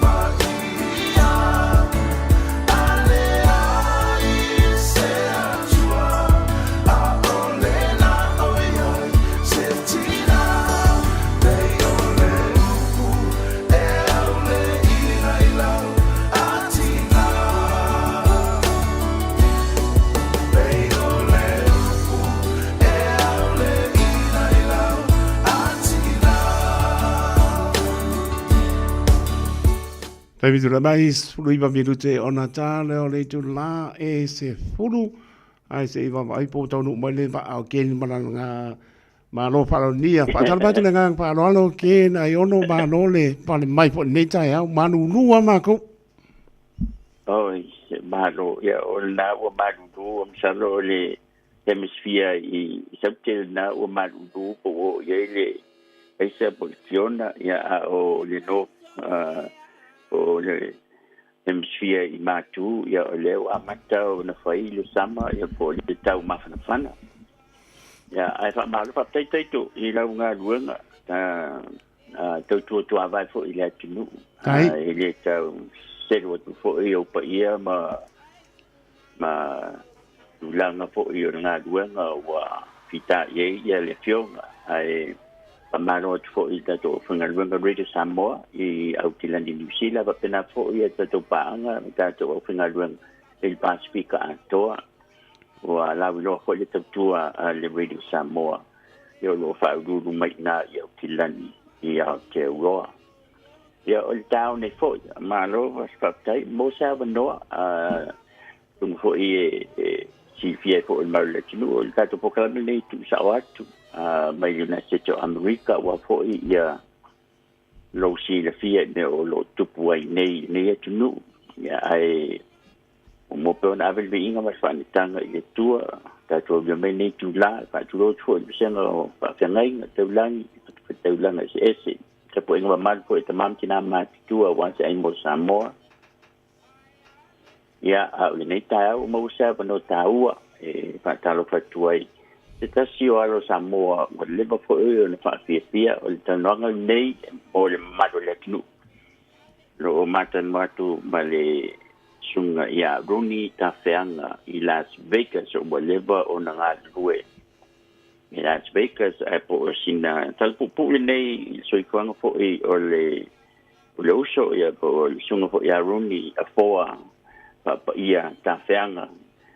Na whana oia mai o tulei tu la Amerika Samoa pa mai le Radford High School ia mana onga po ila University of Hawaii i Manoa ia mana ngalue sa company te umo po i whawhiwhia i Hawaii te ua Te Hatis Polynesian Spectacular na i Waititi o lea company o la marosi pea i tono Hawaii mai sa ngalue ia mo le fitu tau sana na o toilea i California ia i le fitu ta sanga o tativa fitu ia ma amatai ko ile na ia company fa pipia po na show na telefoina si le fia le tunu e fo ia na tu top 40 band ia mai todo nalo mai o le ni vai taimi o al svani mi pasu te sanga talu na la tono Las Vegas ali o tu samtalanga po se fatanoanga ile sunga po ia Rooney ta fanga o Las Vegas ia eta ole entertainment capital of the world po ole vanga le la mo nei po United States of America tu langa po yo fa fianga ia ole nu po ile Peter malama pa subu tanga i mai tanga ta pe ai mai masina ia pe o no le tele mo ni tu se e ono il fitu afe megawatt e fa ngai Las Vegas ia so ona i famtalang pu ne i nei si le fie ko le marula tinu e le o mai Las Vegas ono le fo i ala mua po le taulanga e se tau fo i ton i le ngate le na seta pena fo i loranga to si le mal pasu milion tanga ta fa o RCA Las Vegas i tau sanga le si va nga ta fo i tau ai tu se la uli masul pa po mai fa Las Vegas ia so tas e lima sulfal sa na fau fa pitola vai fai poiponga nei e le fau oni lotu ai fau e fai poiponga tu se lau lima sulfal casino Las Vegas si lia mal se lau lima sulfal fe porto faltali malo tonu Las Vegas mai pe for masa ni si ta alo pe cabo tonu ya e le ia ni wati pe fu fa mala me tonu ya faltali malo na ele manatu po ele ia ngali ya ele tengo la soma ya umi ko ila ta alo tu se duas funua fe pon tanga de tele po convention se fai Las Vegas i tau sanga o ni whaamaunga ia o le Officer to Reach Las Vegas e silia ma le tolu se lau 2 miliona tāla e mau e Las Vegas tausanga uma mai fōna tanga tele nei o conventions. Mo ngai ba le fo le masani na tau ye tanto uma pa langa atu me le atu i Las Vegas tau McCarran International Airport. Le ba le numero tasi i United States of America pitu tele le pisi. Yu sa male 5 miliona tanga tai uia le ba le tausanga uma. Ya ma le si meta wai ko ya le nei ko i le nei nu Las Vegas. Ya ona fanta ma lo le pitu tele Venetian Palazzo Hotel. Tu so hotel li una lualong tele lang ato au hotel pitu tele nei i United States of America. Tu sai fitselau ma le sulfitu potu o le msapo ofesili misi au la le hotel po hotel malo na luan tele lang ato. Ya o le hotel le po fanta malo ta world first world hotel in Malaysia. If it was fe to slavi masfumu na potu. My telephone isi interesting facts po ni ba ngai man ye po ile via pa pongo po ile tunu ya ai wangata mai ile se fam talanga i Las Vegas ono lo ya tatu malo fa ronia ya ole sunga le aruni afoa pa ia ta feanga e tatu po kalame ta flava ila sunga aruni ya ta flava. Ya, sabno ia, wa telefoni lo si le pia nei me o po io fa pi fianga e ma poi na sa no le tiki foi po a brief po le se sabno i lo po so pu ta fai in na po i tour lang Las Vegas e mai sa mo fa pi fianga entertainment. Yeah, fa stai lava mo le no e ka ho kwai foi. Ya, fa wale fo yaso o le koe ka ngua kuisa moe o i fo i ngu au wale o fo ia i Las Vegas ya a fa le sa o fo singa fa sa mo ya la koe la ku fo le fa pilkangia. Yeah, la fine. Fa kai lava mo le ngua ka ko kala ngo ai. Yo kala fo i. Yo langa nge le nge ku le nge va ole. O la langio o la kwai ma so fu kwai. Ai fa kai lava. O uia. Masalo e kusa lava ma o langa tala le o langa maken. Oh, mai Samoa, wala i Hawaii, a onga i high school i Hawaii, a onga fo i le University of Hawaii, i Manoa, le i uma le le kolisi, a ua, o fetau i fo i mana isi tamai te le ainga e whaafia e whainga luenga e whaafia fianga i Waikiki i sio whaapolisia e me se asi maloa leo o Tihati Thompson ya o ki ai foi le aonga ia o mo manga ia le vanga whaafia fianga but yeah, it changed my life. You know, that's what all I've been doing my whole life now is just to perform in shows. And we are currently in Las Vegas. We've been here for 40 years. But, you know, the shows and the Polynesian shows that have really helped me learn to reconnect and try to understand my Samoan culture and my Polynesian culture a lot more. And looking back, it's been 60 years since I left Samoa. And looking back, I can now understand and try to apply a lot of the teaching that I learned from from my family, from my parents, from from people in my generation. Ngaka makukua, ngai koe inga, ngai kina, So it's really been a great time for me, and we've been fortunate enough that we are here in Las Vegas that we are able to continue to share our culture and do something that we like and still be able to pay the bills, because that's the way it is here. That's the way of life here. You ele pe umo Samoa e maua lava ia ile mea o lai. Yeah. But Las Vegas is really growing. More and more people are moving here from the islands, from everywhere. And it has become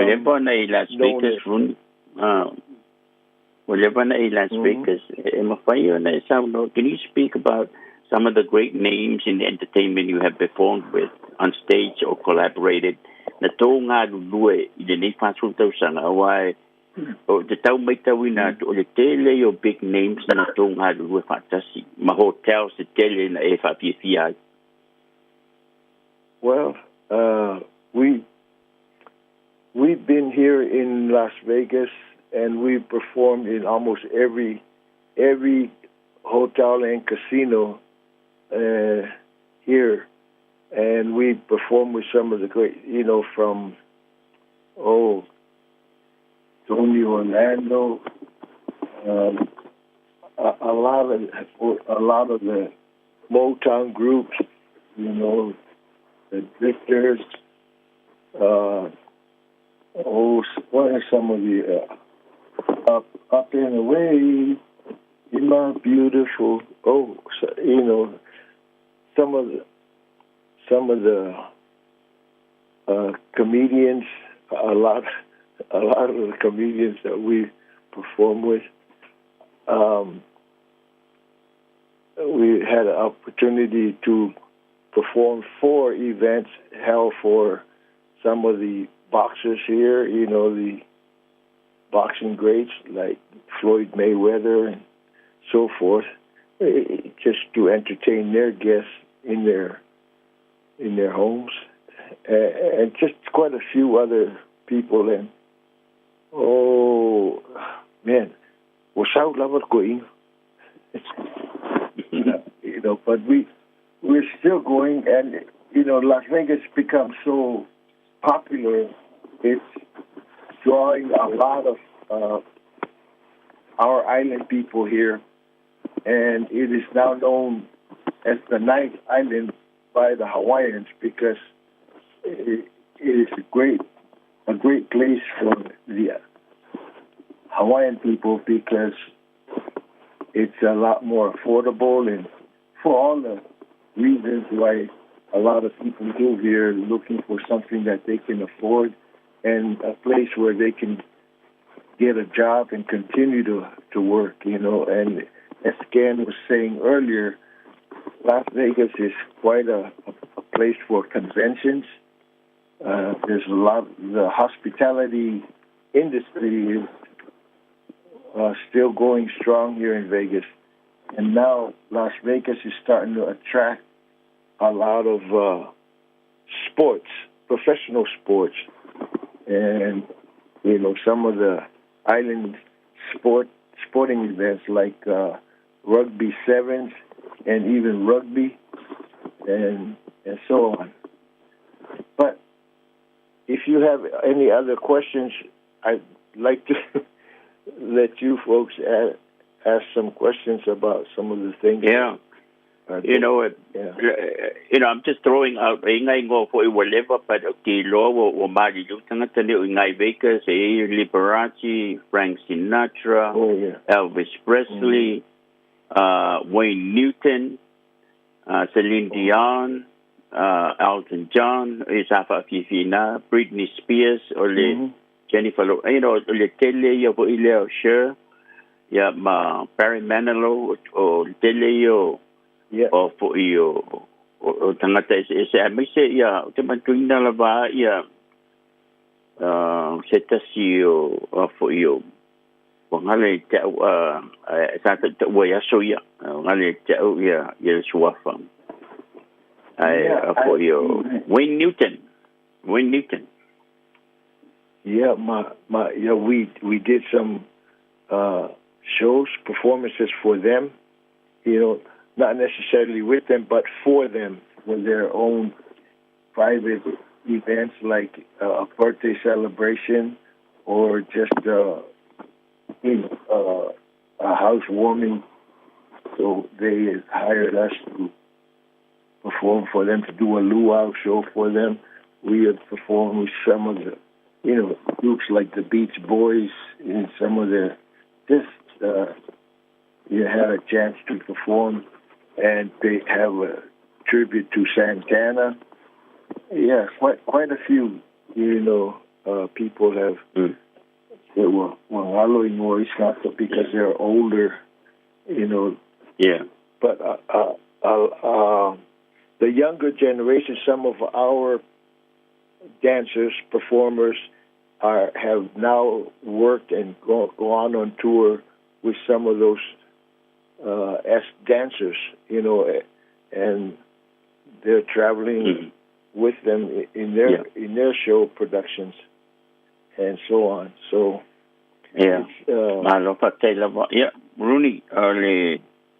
But to the time for Java no to in a bite that will tio, to nay, nay, second, if I will tapo calame at the sound of I might pay for Nishi, or if you have any well of Angal tapo calame, if I will tapo calame sound wrong. Yeah.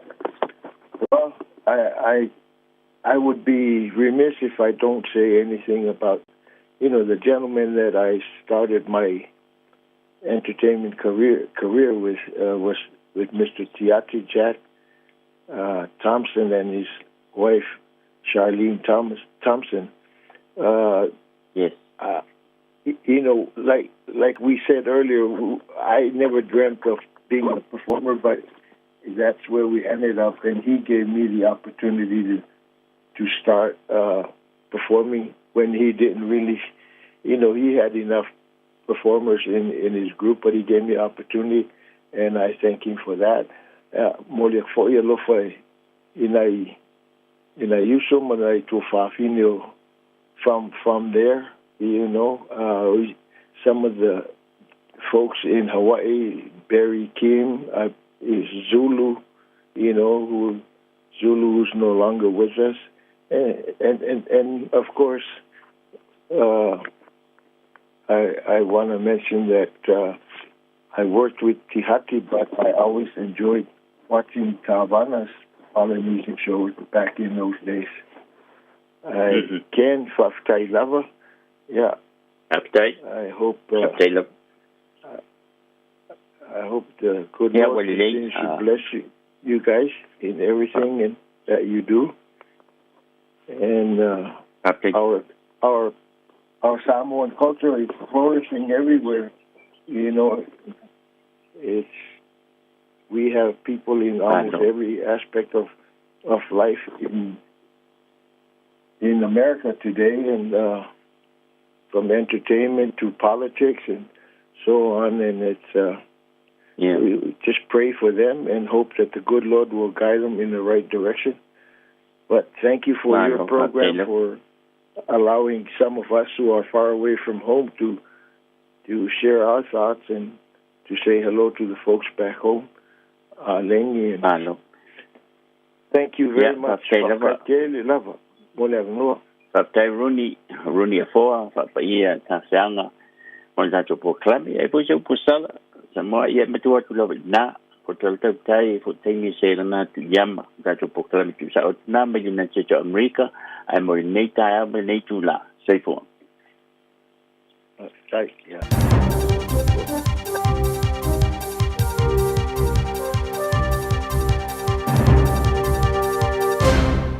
flava. O le tai whaminu te uma, e wala awina tuai leo leo New Zealand, i se whaala lave se a inga a fia. Tusa le male o atu le whasala o telefoni, e tā pai leo leo, i le aso e tasi. O se foi numero matau tia tele ma whaatarua, i se tunu e mita i lo nanga le lei, i ona tangata ma ainga. Ai petai, e tu ato le tele o whae te toa e te punia, o lo ungu ona te tupu mai eni tau o le whaatu bevesi, ma mau ai whaalongona ma whatia i tangata. Sa tiro le vanga o tala ale the detail, i se whaatulanga no atu ngalunga, i le whaatu bevesi do tonu ainga New Zealand, ma se fofoe ao na iai, ma tala no ai li professor le University o Kilani, Mark Hennigan. O Hennigan e lata i le se fulu te sanga o iele committee to i loilo, o le maari liu i whaatu bevesi po le Family Violence and Death Review, whaapema Emma Powell, o le ofisa silo le whaalabra butonga ale te puna ao nui, le fono whaafoe lea mo le tinei o le whaatu bevesi ainga. Le sa ia amtaina se fuafuanga mo whaatinonga le malo mo le tinei ai, o nei whaatu bevesi whaaloto i whale masawanga, i a mionga whaonungali. Whaalia Hennigan, o le mea tupu mai, e na te whaongai nei ia upu o le se whaafita au li pipisi o lo whaalafina. I le lata ele 5% o mata upu e whanoaiso i fwoi New Zealand, e mafua mai whaatu bevesi e do tono ainga. Ai pena o le lata ele 2% o whaalawlawe tupu i tono ainga, walato mai tawina o le melea e matua i telenu nau whaalawlawe e le o hari aliane. Mai e ta wai ua mo o mia se me whai ai i se vave. O whaatu bevesi whaaloto i whale ainga New Zealand wa awhia i atunu e le leita maa ainga maua po le OECD e pito mauru ngato le whaatulangana e iai le whawhi tauli. I le salafo le whaatulangana e toa se fulu ma le tolu le itu pao ta mai tai matina ai se fulu le itu pao li e whanoi so i fua i nei whaatu bevesi te tonu ainga i le tausanga e tasi. Ta wai o ta mai tai matina maori e patino na la matiaina. Fōringa mai e tele atu na whasio tia e ala atu rawa pā anga ma te tolua ai toa i titi atu e fōringa mai e tāpā i nefa so soni. Ma whaari ai Hennigan o se whawhi tauli. Umatua i tele atu tupe ale tunu e whaalwai. O tālo sanga na maro mo swinga o le tūla whono whainga pāloto o whete na i mai ia whaawhai. O tangata New Zealand, sa lipotia e le tamaitai lo i sili. O le li poti ma ia Judith Collins a whaali ai. O le tālo sanga i lalo le tūla whono tau whaawhi o teu teu ngō whainga pālota. E awhi ai ma le whaasao pāngotae pālota. Ma tapula o le pālota i le asola vai tasi. E le oonga tasi ma ia le tamo tangata. Sa fola le malo i le vaso mo vai i le toi whaatulangana a toa tūla whono. O whainga pālota le sa ta wai, o le ma whai o le toi whaawa wai. Sa i oe le malo i te punia i le stara whainga pālota au sa ungiantu le amteino whainga pālota. I tangata mana o mia na le stara ai pe toi whaafowina whaamtalanga tau ia i la tau. Ai le i oe le vai luanga o le pō le sa a o lumana i le tai au le songa fua e amatai pālota tangata e fia mua whaia. I se iso whaupunga, e se fulu te waso ai le i le asa tonu al whainga pālota. Wa whaata oto e le tūla whono i mana onga se fulu ma le lua se te punia ai lola. Ai le i amteina pālota e whainga pālota e te siuma. Ma nei suinga o nuinga, o pālota whapitoa e whaarum whai ona wa whai. Sa whaari ai Collins, e rusa ma le sela wafi ai polisi le tfoi tangata e mawhai ona a fia i le le mawhai leo na pālota i lalo lea tūla whono. E whaasa ai le Listerine e tonu se fulma le tonu aso, muli ane ai le whaia le whainga pālota. Mai e tā wai, o tangata e whaono pito siliantu na a fia i le whata o tonga o le tūla whono o tupulanga, ma no whanga e mawhuri e tangata Māori ma le Pasifika. Sa te Anna Collins, i se whaatala talanoanga ma le Porokalame le Morning Reporter le Johnny Sila pitai. Sa whaalia le li pāre mia Christopher Luxon i le Porokalame. O lo o iai ia Collins i le matafa ioi whare tūla whono. E toe ilo ilo ai le tūla whono ina ia mautino ai le onga tasi ma le tūla whono o ai a tau. O longo ia onga i le kulupulanga lango i le CT o le leo le whaitau tusi ma le tusi a le Lifting Literacy Aotearoa. O lo latu le mautonu i se matake o le numero tamai te matua i le anga whaitau tusi ma le tusi. O latu whaalia o tūpulanga onga i misia vasenga. Ma onga ua ova tupe whaanganga e whaalu i le sona whao popo tunu ai. E la tau te le o ngawhatia ina le whiwheu o suenga fau o le whaitau tusi ma le tusi mo tu Spatial NCEA. O sina wha mau maunga o le mea o iai le a onga sa wha mau poina.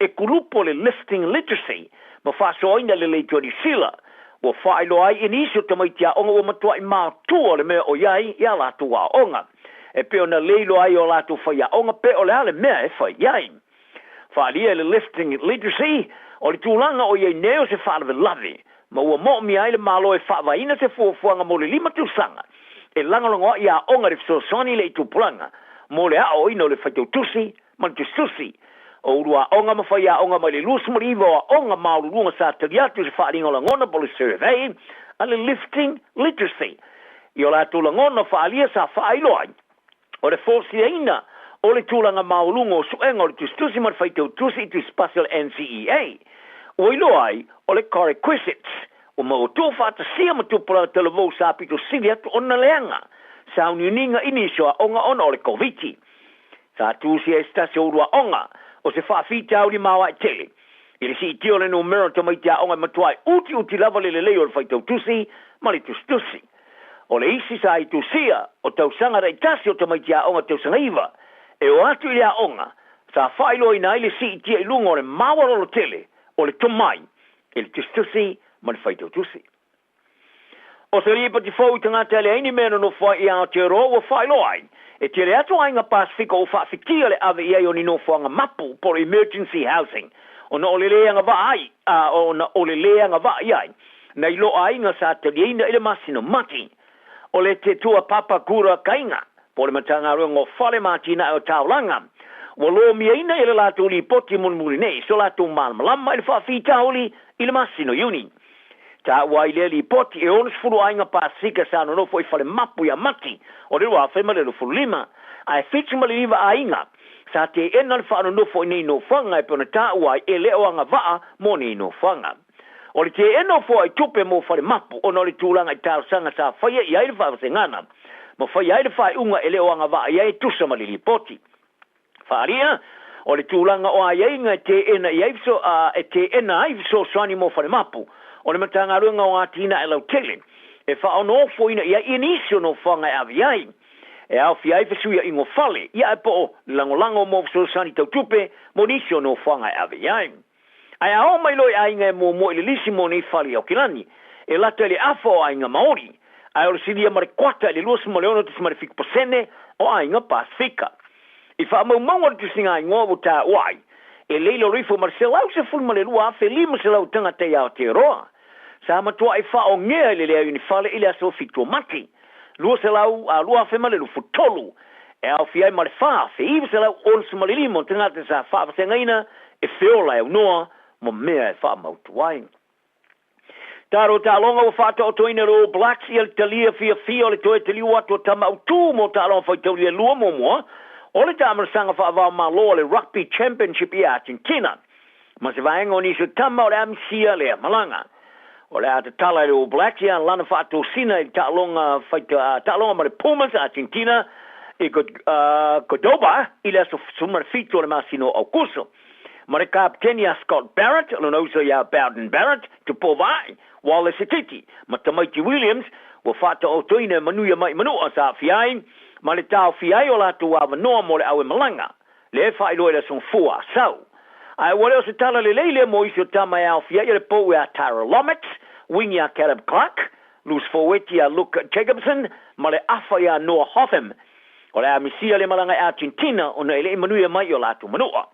Au tamanei, to avalu e tama sa ta alo le series o ta alon faitolia. Le sa manu malo umai ia farani tolu le leai. O le a fasa oloto e ta alo le fasa longa mo mua le ta mansango au faitu malo ni sila le NPC. O Anton Leonard Brown o le ata mo e mo waitato, Ruben Love, ma Brody McAllister, o Wellington, ma Canterbury o le ata aloi, fa pia Christian Leo Willie, e to wawa ta alo mo o tako. E Ronnie Narawa, ma Basilio Tosi, fa ono ta alo mo pia plenty. Ai o Timothy Tava Nawai, ma Dalton Papali. E fa ono ta alo le ta alonga al Tasman, ma Kansas Manukau. Ai o le tabinei o le tamata silita alonga sa ta aloi mo le All Blacks ya Aiden Ross, o tūlalata. I le tūlanga ta aloi lana ta alonga whaitauria mua wha vau malo mo le Wallabies Australia. Wa ta paina atu e whaia o ngā Australia, Joe Schmidt, ia lea Paulusi le au mo le ta alonga whaitauria lona tono mani muni fo i lea mari Leona Bertania. A whaia whiwhili o Rossi le au ta alo i te astona I sini. O le whaalua I eilona te alo whaasanga tau li Liona. I le mai ai, o lana te alonga mua mo le au le Queensland Reds. Le sa ta alo ima le Liona I le amatanga o le masina nei. Sa tu e Rossi le au le Chiefs ma le lakapia ni sila le mai ai, o le whaia ina le su e ngā Champino le tamanasanga super lakapia Pasifika le Crusaders I a Uni. Ross ua muli ai I leisi foi pau mua le o Blacks le alo Samoa ia Alex Hotchman. Le sa ta alo I lan ta alonga whaavao malo mua mo le Wallabies le tau sang toluai. Ina ua mai a ta alonga whaitau le whaasa ia ofu inai le tōninga le peuli ni sila. Sa le tali ina le leia le pare mea ni sila Christopher Luxon le ta alonga le sua ngā Champino le ta amarasanga le tipolo tamata I ni sila la sa. Ini iso tanga tamata le Malaya le Trusts Arena. Sa ia ina mapuina o ia. Sa banu malo ia le au mai le motu I saute ale Mainland Tactics I le latu ulu I Champini. O le tamarasanga ne tipolo le tunu talu mai le lusu mai valo tau sanga o le tala anga o le kalapu. I le whaato I lalo ino le Northern Mystics e au kilani lima sumari valo whasuono. O Luxon sa awa iai mo le sa awa yatu iai mo le tu lima atu leo le ipu le tamata I kapteni Eric Kana Pedersen. A le taimi o le tau awa atu le ipu le Malaya. Sa whai loa I le sui whasala lau le Sky Sports Storm of Purvis. Ia le ripare mia marisi o le au matamata sa puina ma ieina. O le pongai o le ngai oinga ale au matamata le o manino. Ai ui lea. O le tai o le pati le National Safta ia I fo I mare ieina tangata le tau sangarei. E au fia I mo bevesi I le lenga tusa le o te tongi. E le o se tei mua fo I lea we puina I le pare mea ni sila I ta longa. Tala nao ne aso fi le mu mea ma le tunu soi fo ia.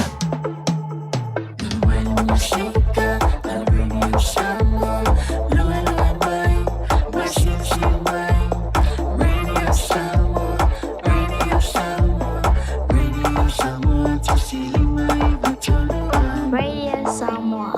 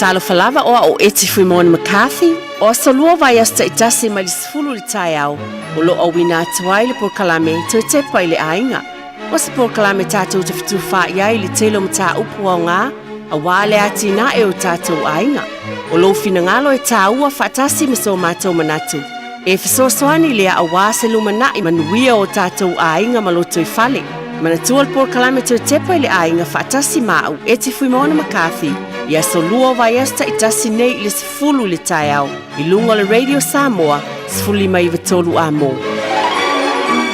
Ia o kolopa whawhelo i atu ma le whiwhi tele lava i le nei fo i asa fōu a mai e le atua mo oi mau.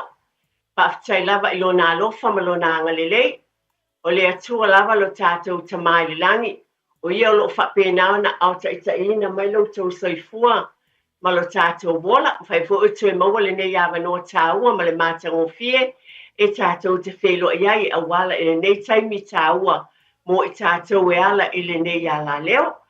E le whaftai tele i le atua, a wā o ia o lo whapenana ma wai le soifua manuia o te talitonu le pa ia ma le mamalu o lo tātou watunu. Pia lava o lo whapenana ma futa mai iai, e whapena fo i le au whai ngā lue ngā le atua o lo ngā lue, tala i le tala le Yesu Kiriso i whatawhai tau langa fia. Ia o nisi foi o malo lo manu malo o e na tau tua le ngā lue ngā le atua i tau sanga i tele. Ia o whapena na malo lo alo o tau tua peama au na ma fisoswani i tonu o le tala le leia lo tātou tamai le langi. Hawhilo i whamal whaaloalo ina i o tātou tua asina sina. Hawtai tele i au tau tāru sanga molia, lau tau o nanga ma le fisoswani i tonu o tātou ainga. Pilawa na o tā ua, le tō te pai le ainga ielo o tai tonunga i tele le alofa o le atua. A wala mai a te o tau te talo o wha manuianga o le fisosoani i o tātou ainga o lo manuiai vi ia le atua. So se ainga i tamā matinai o lava le whana witi. Whaafitai, whaamalo, lo o sila fia i le atua o tātou ainga matulanga uma pe o nei iai. Pilawa e mafuta mai le nei tai au po o tono ni usila nei. Tātou watinu pele o Samoa po fia lava le tafa le kelope. Ia e o whalofa whaapelo i atu ma le whaalolo tele lava. I lo tau pa ia ma le mamalu o lo o mafuta mai i le nei tai au. Ia pe whaafonga mai foi. Ne lava aso ia bi ia lava le atua. E va ia lava le swinga le tau i le nei atunu o lo o tau walalam papa oai. I tātou New Zealand nei, tau malulu. Ia le wasui fo i le nei aso. Peo no tau sila fia. E sui o le tau. E tasi le mea, e tau te sila fia ma oiloa. E sui le tau, ai le suia le alofa o le atua. O le atua o na nafi, o le aso, e o lava e le whaavavau. E iai pea le atua soifua, i lo ainga mo tātou ainga. O le mea le ta sawa tātou whaafitai, me pāti patia, le alofa o le atua. E vi ia lava o ia fo i pule. Le tau e mai mo i tātou le aso ma le aso, pau le tātou te whaafitai. O lo o maua, le ola ia i tātou. Nei taimi pe lava o na masani ai le tātou porkalame. Le whaangaloina le whaafitai tele. Wal whaafeiloa i tātou a inga malama. Mai se whai businessi. E tāua lava i lo u loto o na porkalame te pa le ainga. Mana tua foi a mata mai lava i te pa le ainga. E te whina ngalo ia manuia lo ainga ma lo ainga. Na e fio mai ma o sau, whaafitai le atua. Mō le to o tele o i tātou. O tali le atua i mana onga. Sa tātou ui mai le awala lea, tala vō mai o ainga. O soifua mai o tō wala ma tātou whanau. O lea wa whapena na whai o lātou ainga. Whapena na iei whanau o whanau. O manuia ainga. Whapena fo ila nisi. O tātou ainga leo whapena na ngā solo mai le nei vai tau o leo langa. Whawhitai whaamalo, au whaeina fo le to o tele o tau. Whaatu mai o businessi, leo lau whai businessi umalama. E le mwhaen whaangaloina, i lau whaafeloa, e le ngātai New Zealand nei, a o tunu o mama o whea lava o lo atina e o tau ainga. Ia vi ia lava le atua e le ngātai lea, tonu e ka le sia kewisi ana uma. Le ngai tāua whai o i, o lo o fofoa mai ai, e soifua manuia o tātou ainga. E tonu e ka le sia o whatawhai tau langa, e fia lava o lo o i whaafonga mai ai. ia vi ia lava le atua. Ai o mai a pe lava ona iai e masangi lava. Ia, o lo faitauina la fiong pa ia le atua malaungaina i le leo. Lea il nei ala leo, ai fia iai fu se sao o le tue tepa le ainga. I sinei lava i tu la tasi o lo o mafu tatuai. E tu ina tu foi, sina upu ma le fiong pa ia le atua. E vea ma sao le tue tepa le ainga, i lo ainga. O te fia faitauina, upu ma le fiong pa ia le atua, le fianga inga tuai, ma le tusi o le failaunga. A alona mata upu e lima. Ai o I o loo iai nai fai upu muli muli e tolu.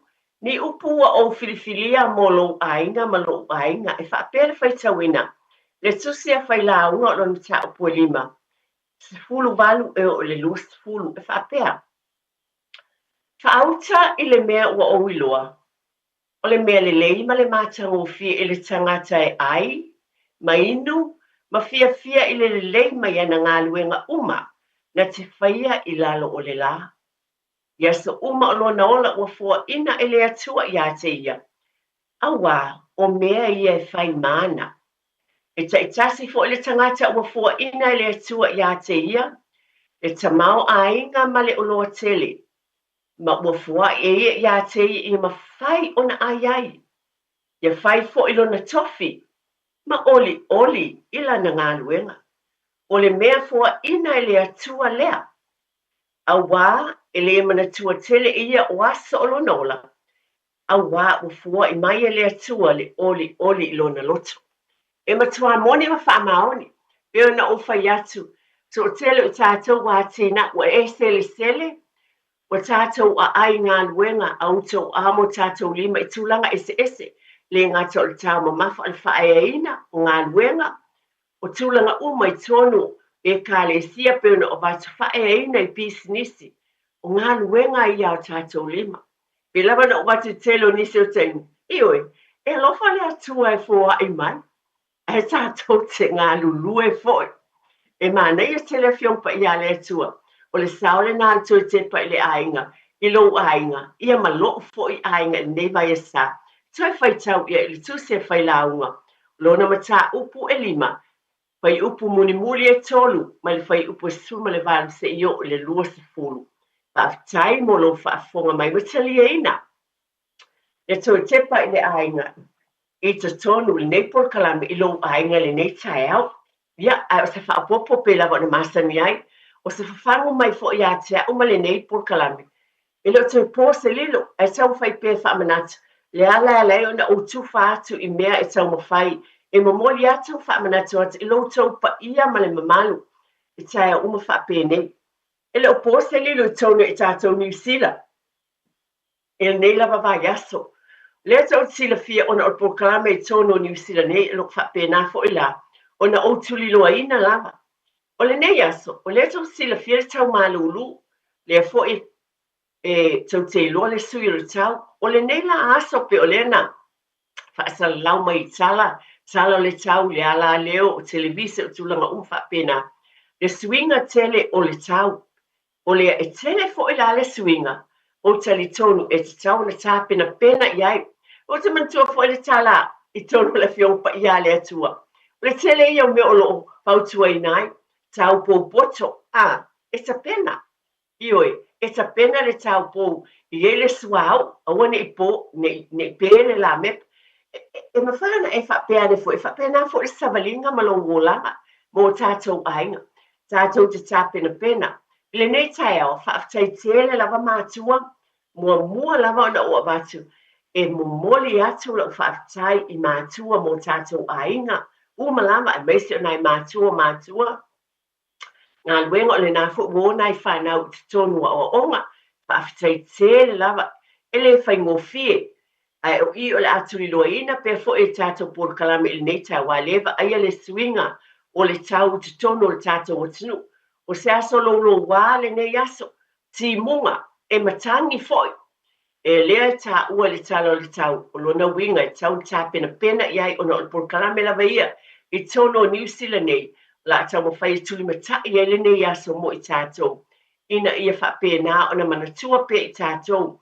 E so soani I o tātou ainga. E a mai le tae au. Ma lielo fina ngalo, ai pe ona o fai atu. Na fai ese lotu ma tamaiti, pe lava ona o fai atu. Ale ma fai lava na fai se whaafitai lunga lau pea. Ale ai tamaiti lunga breakfast table, pe o le taavale. Ia, fai le tatalo tono le taavale, pe ona whaamanatu lau. Usu le pese, whaafetai, o la uta talo lava, ma le whanau na uta inga o le loto o ne le tina.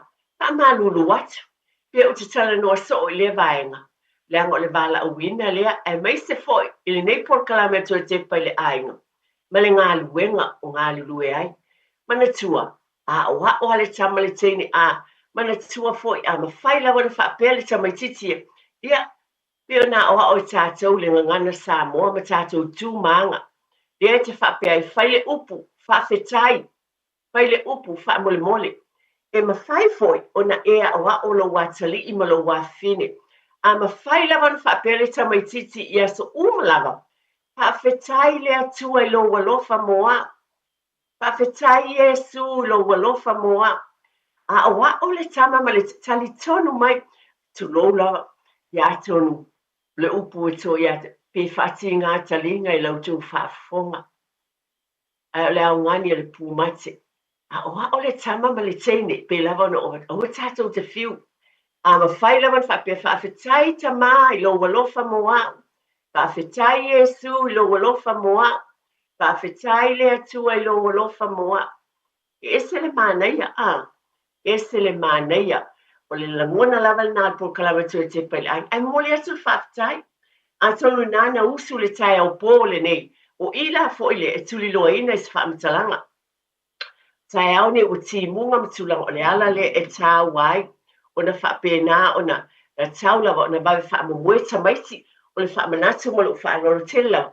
Bawe whaamumue le whanau a meise lava o tātou ia mātua o lo ave tamaiti e oe i le whalea onga i lau tāvale po e alu fo e savali o le mo whaini savali nei taimi o timu. Ai a whai o ave le tāvale e te tau māta e tuina bawe whaamumue tamaiti e te tau fo i la vai lau ngā luenga pe o na māsani ai le whautua i nai.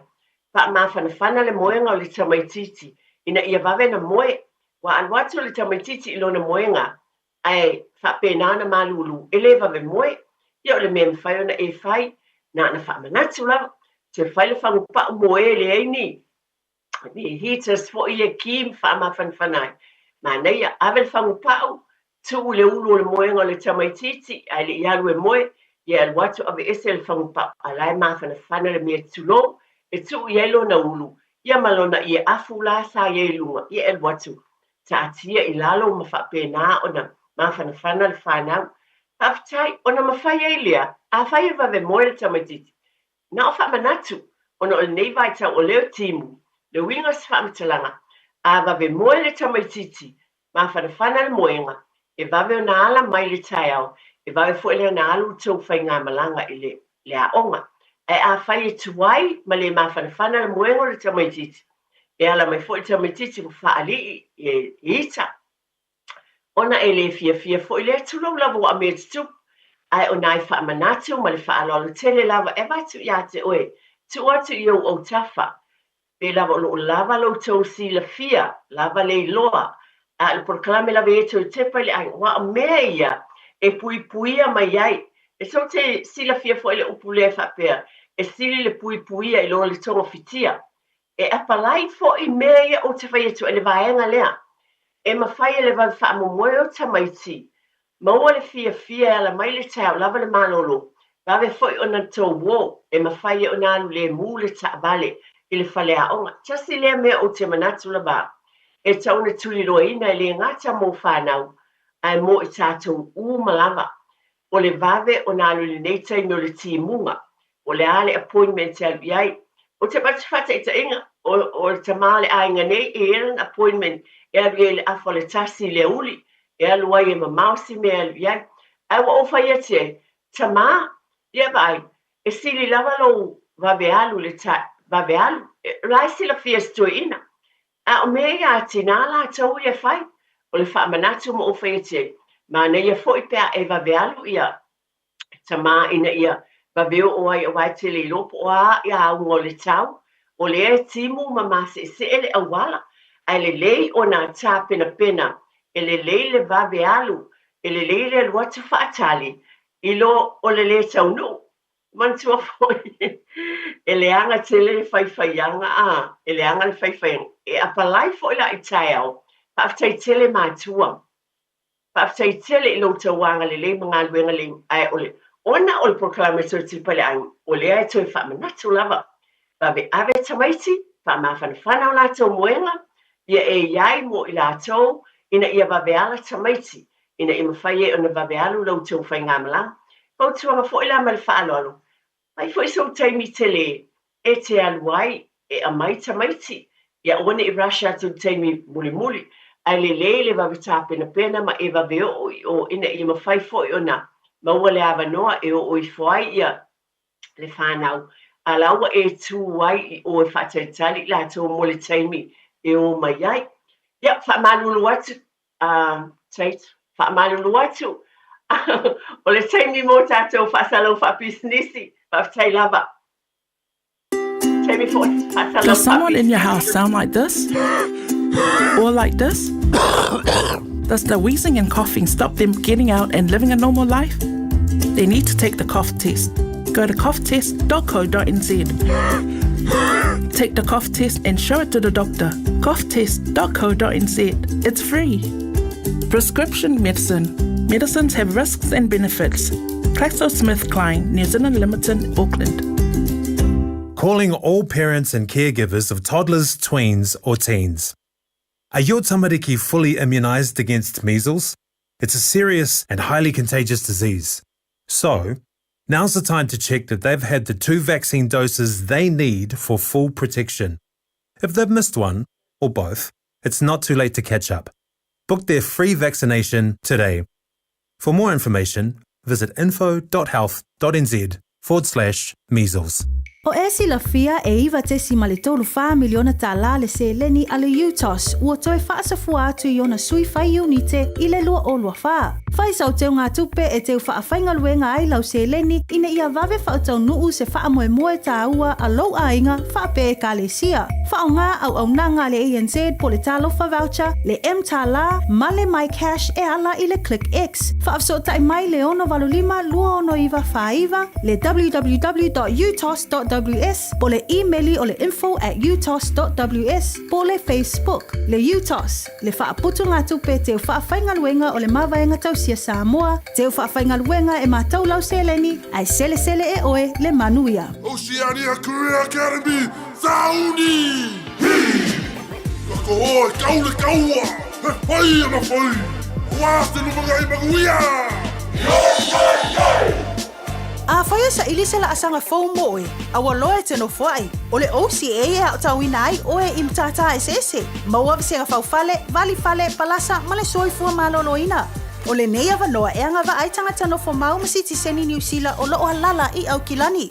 Le sitala nei loa I le OCA, I le go.oca.nz/apply, po le vili mai I le o varselau ono lua lua valo fitu tasi. O varselau ono lua lua valo fitu tasi. Ia, whaapoponga lava ne tātou porkalame o le tō te pai le ainga. Talawai la tātou iai lava I lungo le mase se o awal o le ti munga I o le nei tai au.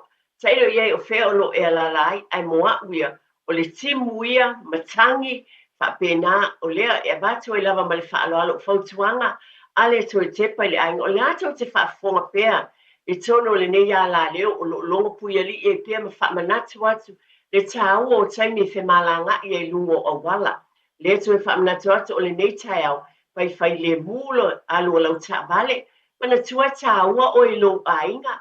E te le mana o iesa whaina ia te o le tamā, le tina o le uso o le tuangane o le tua whine, mātua I grandparents, whaamole mole, e le lava, e le ngata ina ia babe le taimi te aluai, ai alualu le mūtama, e le u whapētani e fo le whapea. Better late than never. Lona winga, ia nai te sila fia. E sili le tuai la ititi. Ilo ile le ai lava, ile le taunu. Lona winga. E te ia te oe le sila fia. E mawhai eo na whautautaina, le whai ngā malanga. Ia ma le tu ava noa le taimi pe o le tala lea na o avatu. E le leile vavealu, ile mea nai te fufuaina. e te alu iai tu avanoa i le taimi e whapena na lava i le onu sai.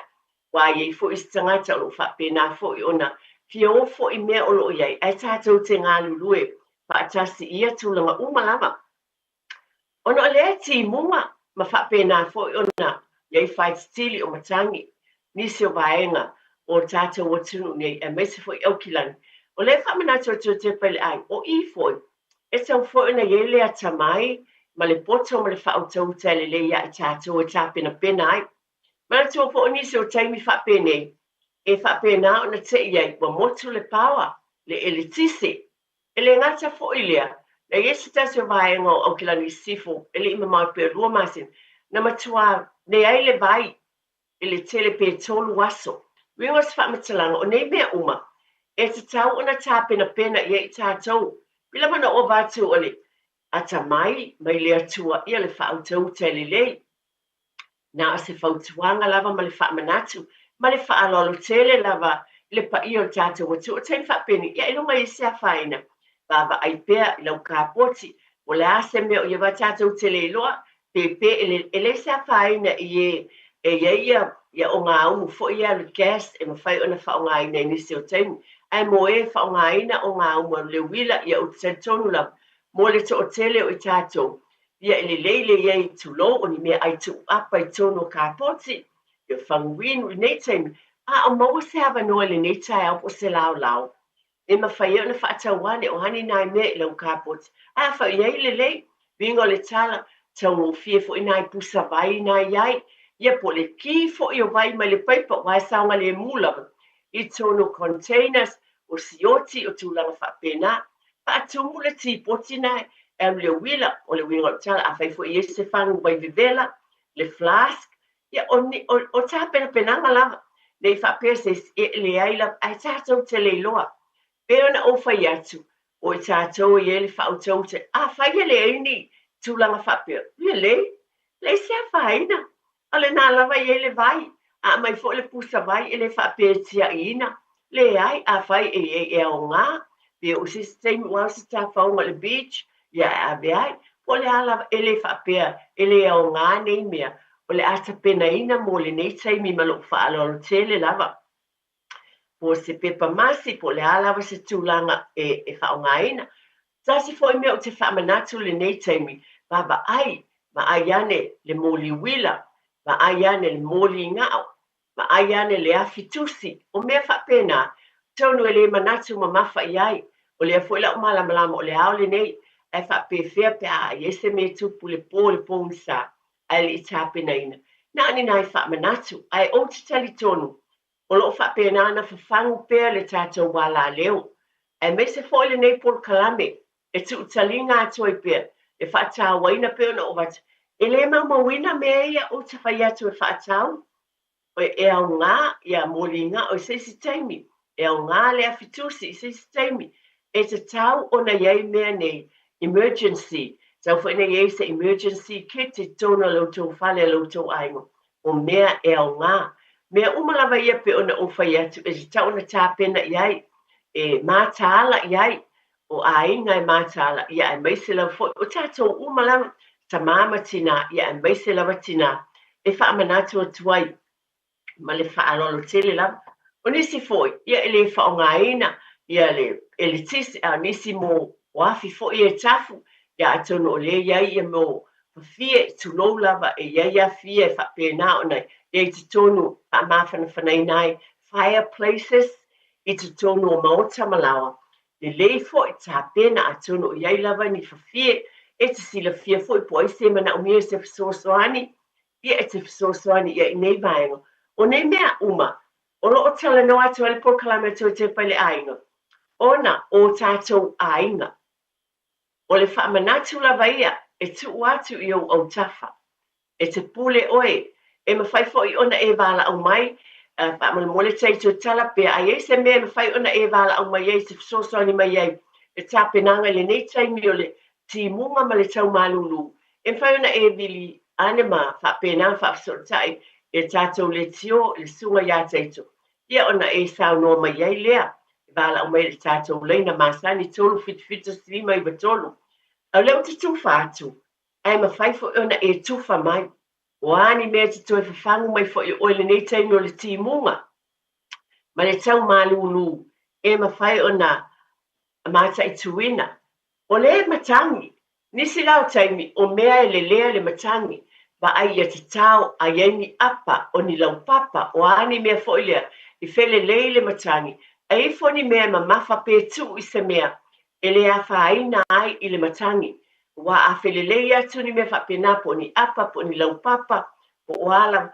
Ma ai fo i mea ta aloi tamaiti. O nisi o taimi o mea fo ia lea o so i nai whanau i lunga ta whawai. Mana i fo i le wha moe o nā mea li nei taimi. Wa e te le i loa po lale me ei ma losi mea le matangi. Ia ona le lea ai lea ma wha lea ngai nai o le mea ta alo si au whanau. Ma iei a inga iei mea nā ta whawai tamaiti. Mo so i tamaiti i whafo. Ia la tau mea ta alo na trampolines. Ia o le ngole na le ta amana tua. E silo matua le ngō pālangi o le mea nā ta alo i tamaiti i whafo. Trampolines. Ia a veifo. Ina ia malutia wa o le matangi nei taimi timunga. O le whamanatu lava, ona o se aso timu tele le nei. I te tonu o le tātou a tunu nei, ai maise lava i au kilani. O le te tauna mata i tuwina ai o nei mea uma lava. Pe ona abatu, e o ta avale, e masa e se ele awala. Mea uma lava le tau mawhai e pele nei porkalame ele nei tai au. Ona o se aso ele o lo whapena on tātou wa ia fōlinga le tala whea ngai o le tau. O le tā pena ai o tātou ainga mō tātou tangat. Ia whai fu e whaafonga mai o le ave tā vale tulu lava ma le whaaloa. E ala fo ina ofa iat. Ona e fo ina isi tamā le ka le sia o lātou e whio i lātou tā vale fo i o taxi. Ave pasi fo. Ia, whai mai o isi teimi whaalongolongo ai, whaafonga ai, i le tio e alua ala kiki ia atonu o le nā manatua. O le nā i o tau a au ma le whaalolo tele lava. Nā i o tau a au le soifua ma le ola o tangata uma le pāsese. Ia na ase whaamanatu lava ma le whaalolo tele lava. Ale porkalame o le tue tepa i le ainga. Ona o i nā fo i o tau a mo tau lima. Olo o iai, ia e mai e pele mai nisi o ainga. E le ngata i o tātou lava tangata, a o tangata anu ma lava o te lo, o se aso nei masaringa pisi e lava, i a tangata e whioa i lungo pasi e meise lava i nai tua asina sina mātutua, le aso lua, a e peta i ane, o tali tonu ai longa fo uta o tele nisi o wa malulu, i tau fuina yele wha au tau tele lei o le timu, i tau fuina wha mawhana whanaina, i la tau le nei taimi. Pena fo ona ba ai e tātou ainga i o tātou whale o anisi taimi e pāle vai foi o drains ma ai mō laula au ma mea nai po loka ai drains o whale ia tonu o mai ana whaatino ina nisi pe fo si o mātou whale o mai an tāpena pena nā mea a wā a whapena foi e po loka le tali vai ia na whapena le o nā whai nai po loka ai le vai ma whai nai foi ia ma tele foi nisi tupe to e alu pe e sisi mea e a whai nai, e peona o wati, e iei mea umalawa nā, e tauna mata i tuina tu i se mea e saunga le mū ai, ma waina whaalenga ina i anisi o mea e au ngā, pe a whaalenga ina le matangi ma le whapena, e ti munga lea o iai nei taimi. Ai o lo ia te o tau le sila fia ma le loa, isi nai i nai mea wa watu whaamanatu atu, ai o le nā o lo ia te o tau mea umalawa, do te sila fia e te tau o na wa ai iai, pe o na watu mōli ngā o mōli wila tūlanga uma whapena. E tau ana tāpena pena ia i tātou le nei taimi. Ia, whamanatu māsani, e le fōlau whaafonga. Ai, whapena ana whaamawhanawhana, pe o na watu e manuia lava o tātou ainga. A le ngase, e le tōtele e mongo pele soi fu manuia ma le maloloina. Ia, e tātou teiloa, e fia o tātou ainga. Le, e mawhai le tātou ngā luenga, e lava na watu, e whina ngalo mā lofa le atua ia e tātou umalawa. A e fo le tātou pito la au, ma le tātou ngā luenga e whatino i nai. E ele whautau te le lei, e te tau o na sila fia o me e te tau o na tātou whatino ina. Ia au wā lava le manuia o tātou tangata. Pamanatu le nei tai au. So tele na yo tātou ainga iei tua asinisina, ia ma le whaalolo tele lava. Whaafetai ie ono o. Lava le silafia ma le mafau fo le tulou lava e mana tua ai, o le taimi e inui na ai a lātou fuala au. Nei mea umo whaamanatu atu lava tue tepa le ainga. Nei taimi whaamole mole o i tātou o lo uba aia, o a bea oe maa o kia kiva si tonu, o nisi ia a whaiele ai nisi o tangata mātua ie o mai tangata fo ie ba ai, pa inu a lātou fuala au.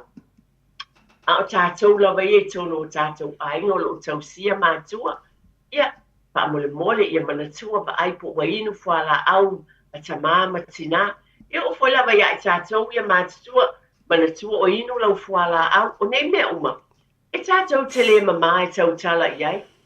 E lea ngai o whaatasi le mana alofa o le atua, malana whaamalolonga. Ma tonga fitinga o awala mailo na alofa. E whaongai nai o vai la au o fuala au mea umala whaapena. O lea foi a whai o tu ina mai ia te oe, whaafitai o nisi o mātua o e compartments o mai mea mai le whale mai. Compartments e tu iai, wala au mo le aso, ma le aso. Nā nei e tele. A ni whaamanato o tō te pai ainga, ona o le nei teimi, o lo o tātou iai le tīmunga, pe ngalo i situa asinisina, a e whaafafonga mai fōi, ma le whaalo alo tele lava. Ia o langona lava ia, nā le whaamanata atu, o wainu i e fuala au o le nei tai au, e au ngā tele, e le leile whaamanatu, ina i e whaapena o na tausia ai pēr ma tātou, baba ai o tau soifua mo tātou wola. E whai fo ila tātou ngā luenga, ai maise le wha mawhana whanaina, tino e whale, a pēnā pē lava na avatu, iai hitas wha mawhana whanai, lau whangupa, e a whai e whai lava na. O le fo o taunga tā te lele e le tise, o le fo ila, e tātou te ngā lulu e whaatasi, o a mea e te tau na tātou whai e sefe ai le paua, to te pai le ainga, o a mea tau na tātou whai e, sosua, nani whamanatu, bule oe, le ai lava sa whaina ma le whaaroro tele, ie o tele tupe, ma lava lau whaasoa. E o te tala noa lava, ia tea u lava ia, pa pēnā fo ilo o ainga, manisi o ainga. Olo o tātou tau whai ina ia fuafuaina te tau le tamau ainga. E whaasau ina le seleni, a wa o le matua alu ilungo te tongi o ele. Ma le lava sa mea le, e tā ua o taumata, ia e whafonga tau mafu. Aole mea moni, wale e lava se mea le taumata mea uma lava. Ole e te tau e fo i lau na mātāla. O e tātou uma lava. Ngā lulu e whaatase tonu i o tātou ainga. O a mea whaasau i nai le pili, o le power, e sila fia lava i oe au mawhanawhana i e tapele hita mo sinu taimi. Ia e whapena tā puni whamalama. Ina ia no foi le mawhanawhana lea. Ai mana tua foi le le masana o whamanatu atu le tai au. Tono e whiulo whaafonga. E te tau peo na amat, manatua, tai au lo usu uma le whale, whaamalama, solo ese le su le nā, whaamango ina ia awan i nofo le manu lu le nā i te tono le whale. Tala la i titi le whaamalama e whaasausina e i titi te tono le whale. Toi tāpuni ai lea, ki le hita o mawhanawhana, na pē, ia le whangupau, mānaia, e mānaia ia, o nai whaamanatu, mo e o lo o taunga whai e sefe le pawa. Ai o mo e lava ia tele le tupe, e sa whaina. Ai pe o le whaamanatu lava o ne le tina ia. Ina ia lava le tātou whaasoasoa. A wa le tupe le nā, ia a sefe mai nā. Ia nā ko e mawhaina, tulof sosa le tongina o le whale, o sina sfuru tālai whaata wailis whangususu, ma le isi whalawa, pa pēnā lava, o le whautauta nā le le e mai le li. E whatutu na iai, le whaatonuina e le poro kalame lau tau pa ia ma le mamalu. Ana, nai mea iti e whaamanatu tuai, awa le ala le e whaiei nei poro kalame, ma le tautua le Radio Samoa. Na ani nai whawhangu lava, tu watu i o tau whinangalo, ai pule lava, o tau olo i ate, o tau le sila fia ma le loa. A o mea matulanga e te tau o na baba ai e te tonu o tātou ainga. Nā nei e tele, o fuaina le lei, o fuanga o tātou ainga. O lo ia te o tau le sila fia malelo. Mana tō fwoi up masani o le manuia, o tātou ainga, o lo o te tonu i o tau pa ao lava mo o tau le punawinga. o tau whaiunga, ma lau fo I whaiunga. Ia e manui ai o tātou ainga I fuafuanga umalawa, pio na vatu ia I le nei taimi. Mana tua fo e tātou te, ia I whangu vai vivela ia pio na o avatu. E au ngā tele tala le la o vatua fo. Nisa taimi a kile e sioki vai vivela, le jug, electric jug, e tunu ai vai vivela. O nisi o tangata, ia pe tumule e sioki e le jug, o le tipoti le alu le wila. Ai pe tasi le puti e whaonga iai, au tele le wile, ruinga se whaamatalanga, e mawhai a whai e iai, ia na alfa menatua, e pule oe wapeona o vatu. Ia, lo ia te o le whai talia, ai oni tips po ni nai whangu mai ata. Ai e lo whangu vai vela, o te whele mele, e au ngā, mai lo whangu vai vela na, a uma lo puna lo le vai vela, tu lo le vai vela le i tonu o le whangu vai vela lea, e mawhai le tae au lawa nei, a whai na ki ina le time of breakfast, le vai vela leo e tu ua I tono o le whangu vai vela lea. E whai tua whai lau I puti o le morning tea, e a whai tua whai si seu puti, e whai whai tua whaonga ina le vai vela na, no lau I puti o le lunch, o le winga sa whamatalanga, o le vai lea na aluai le pawa lea, o le te whaonga ina ai a tumu le keto, ai umatu uai, o mau, a le winga, o se tip fo I abatu, e au ngā fo I mo I tātou lawa ia, o lo o tau mwhai, e sefe le tupe ma le pawa, pe le winga nā sitala, o le au ngā uma le vai vivela le o puna, le taimi e tasi, mo I puti I taimi e tolu, nā se wha manatu, ai pule lava o ia, ai o le tau mwhai ngā tau te whai le ainga, o mea uma ne e vapa ai, ai sea, ina ia iei le wha au tau tele, le ma le wha alo tele, pasao ina ai se tupe a walawa e tau singa o tātou ainga. Tātou te mātāla ia I nei mea uma lava pio na abatu se whamanatu. Mai lava le amatanga, le taimi whaamomoe ai tamaiti e te iai, ina ia wawe momoe, ia mawhanawhana le moenga, o oe fo ia mawhanawhana ai tama ma le teimi. O oe te iai, wawe whaamomoe, wawe whiala mai, awa le whiita tamaiti, ma whapena tūlanga pe lawa na masane upset o le winga le fia o lātou lot. E watu fo I whale a onga. E le lei mo tamaiti. E le lei mo nai whai a onga. O te moli mawina, e whaetula o tala le nei. O nei masane na o ta no estasi. Whanau fo I whamai, o le whainga tā ia. E watu na isi whanau. E watu e whanau anoa atu. E a mata mai ti tonu I le fale, sa wai le fia. Ona le flow fo I lea, o le o ina o le tamaititi le fale a onga. Ona o le fia. O le langona e te fina ngalo ma o manatu. Le iloa pe ona o avatu le tala le masa ina o at whaftai e ilo wala po. Wa le iloa po le si fai fe au nana e usune tae o e ave. Po le si insinia nana e alune e ave tae au. Po le si leo, pe o le si fale tuala na alfai fi au nana e usune le tae au e ave. Po le si fai a onga, o le ale ngā luenga, e le se whaatau wa. A le te leia o le amatanga, pe lava na o abatu. O mea nei uma, e tau mawhai e li tui tepa le ainga. O le amatanga le lei moalo ma whanau I tono tātou ainga. O le tofi mai le atua, tono tulou lava, na le nai whamele upo le atua. Whanau o le tofi mai le atua. Tātou te tausi ai, tele fo I pale ali, oka. Yo lale tele o pale ali, o wha pale ali, iai tātou e le ali, a wala, whamanawianga I nai whanau. E se le manaia, a le ale ngā luenga I tātou, te whaatepa lava, o I tu umai tāua I le nei por kalame, o le manuia I le tino, so I fua maloloina, o le loto, ia fia, ia o le mawhau, ia toa fi le mu, ma le anganga, pe lava ona o tau mo whai e pēr ta mama tina, mātua, ma lia lava lo fina ngalo. A whai tau tala se o atu le neilo o matua ia te oi o tūlanga le, o lau te talo, tātou whaaftai a wa o tamaiti, o le amatanga lava o le poto o le matau le atua, ia, ona pe ona o watu o le porkalame nātou te pai le ainga, o I tu malama, ia ava I le atua, pe ona o whai atu a whai lava, mwhai ona e a o le tamaititi, a mwhai a pau lea na tala mwhai na whai le tai au o leang. Ia, whaftai Yesu, tai Yesu lo walofa moa, whaftai lea tua lo walofa moa, ia mua lea tua i alo ma whanau, ia whaftai ai mo moli te le atu.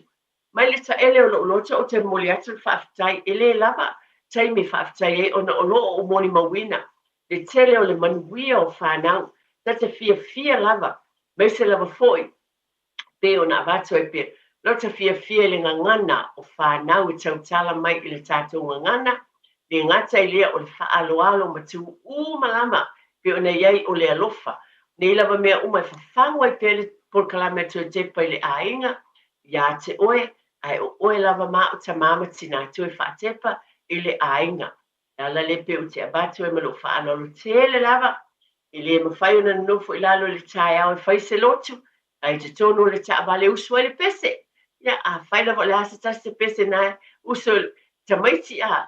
Ia e mawhai e pule lava oe ta mama tina, ma whape naona. A oa oi fo i te talo a lea li, whawhetai i lea tua, nei mea uma, e mawhai mea uma pe a iei le loto.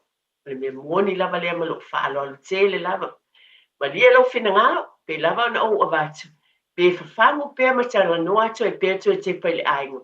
A o le vā lea, o le tamā ma le tina ma le whanau, o i lava i te tono lo maota ma lo lau, o lo fufua ai le o langa o le whanau, le o oina le fiompa ia le atua, o tū maanga lo tātou o tunu, ma le manuia le soifuanga le e nei, everyday life, o oe ma, a ia maua le mālosi pe ona watu nei mea o na whamanatua, mea umala vai whaia ina ia solonga le lei, le nei fo i aso i whi au mga maso umalama, au whautuanga wa watu nei tai au, ona o lea timu matangu, tu e whamanatua tuai, ni mea te tau na whaia le nei aso, wa le tātou te paia, e sui o le tau fo ila na tātou mātala i o tātou ainga, a whai lava malo whaalolo tele lava, e tasi lava se ainga, pe tasi fo i se tangata, o lo o ngā i ele nei por kalame ma le whawhangu le nei tai au, whaaftai tele lava ia vi ia le li, pe ona avatu mātala, i le matangi, pa i mea nā e tau oane i while le solo i a whaina ai, se tasi, pai malanga, tu taimi le lei, pa avanoa vavealu i le appointment, pe vavealu e maiti, tu avanoa i le taimi, ia o le nā mūtou si le fia, e na le whamanatu lava a le porkalame o le tuetepa i le ainga, o le sui fo i o le tau i le nei aso, o le te talo lava, i le ngata i na whaatinoina i tātou lava whaamawhana whaleina, la e tulanga uma whapena, e tātou te whaamoe i le mawhana whana o le alofa o le atua. E mawhana whanai o tau whinangalo, mawhana whanai o tau loto, e o mai fo ilo na file mu i a te oe ma, le bao le tamā, ma le tina, ia ma le whanau, wa le whinangalo leo le atua, ia e manuia ai ia o tātou ainga. Ia o le tātou porkalamele nā o le nei tai au, mana tua pe ona o whai atu e tai tawina lea whiongpa ia le atua, pe ona abatu mo i tātou le nei tai au, ia e so teimi, pai fōna e toi wa ai iei ma e toi whai tawina, le tusi le nā le whai launga o lona mata upo e lima. Ia whai tau ia i le upu, le whai upo e struma le balu, se i o le lua se fulu, o le tāua, o le ngalue, ia ma le whaamanuianga le atua e sa saa mai i te tonu o tātou ainga. Mo le atu whaaftai tele lawa i loutou pa ia mana mamalo, tātou o tunu, whia la fo, pele ngata i miwisila nei o tunu i whafo, pe ono o te e whasara launga, a le nei ala le ole talo, a whai fo i au ngā le nei por kalame i lou a ingai, whia le atunu, o lo e whaafonga mai ai, whaafetai i fo i le vi inga i le atua, a le te talo i whaamanuia tele lawa le atua, i o tātou a inga, whaapenana i ele file mua le atua, Paftai tele lava, lo fa tele atu i le ofisa, sunga le au whai ngā luenga, i whaamanuia le atua i ngā luenga le neias. Paftai tele le sunga le au hao taito, whaamanuia le atua i toe ngō tiute, i neias. Ma ia manatua, o le atua, o le tamā ia, o ainga u lava. So i fua ma i manuia.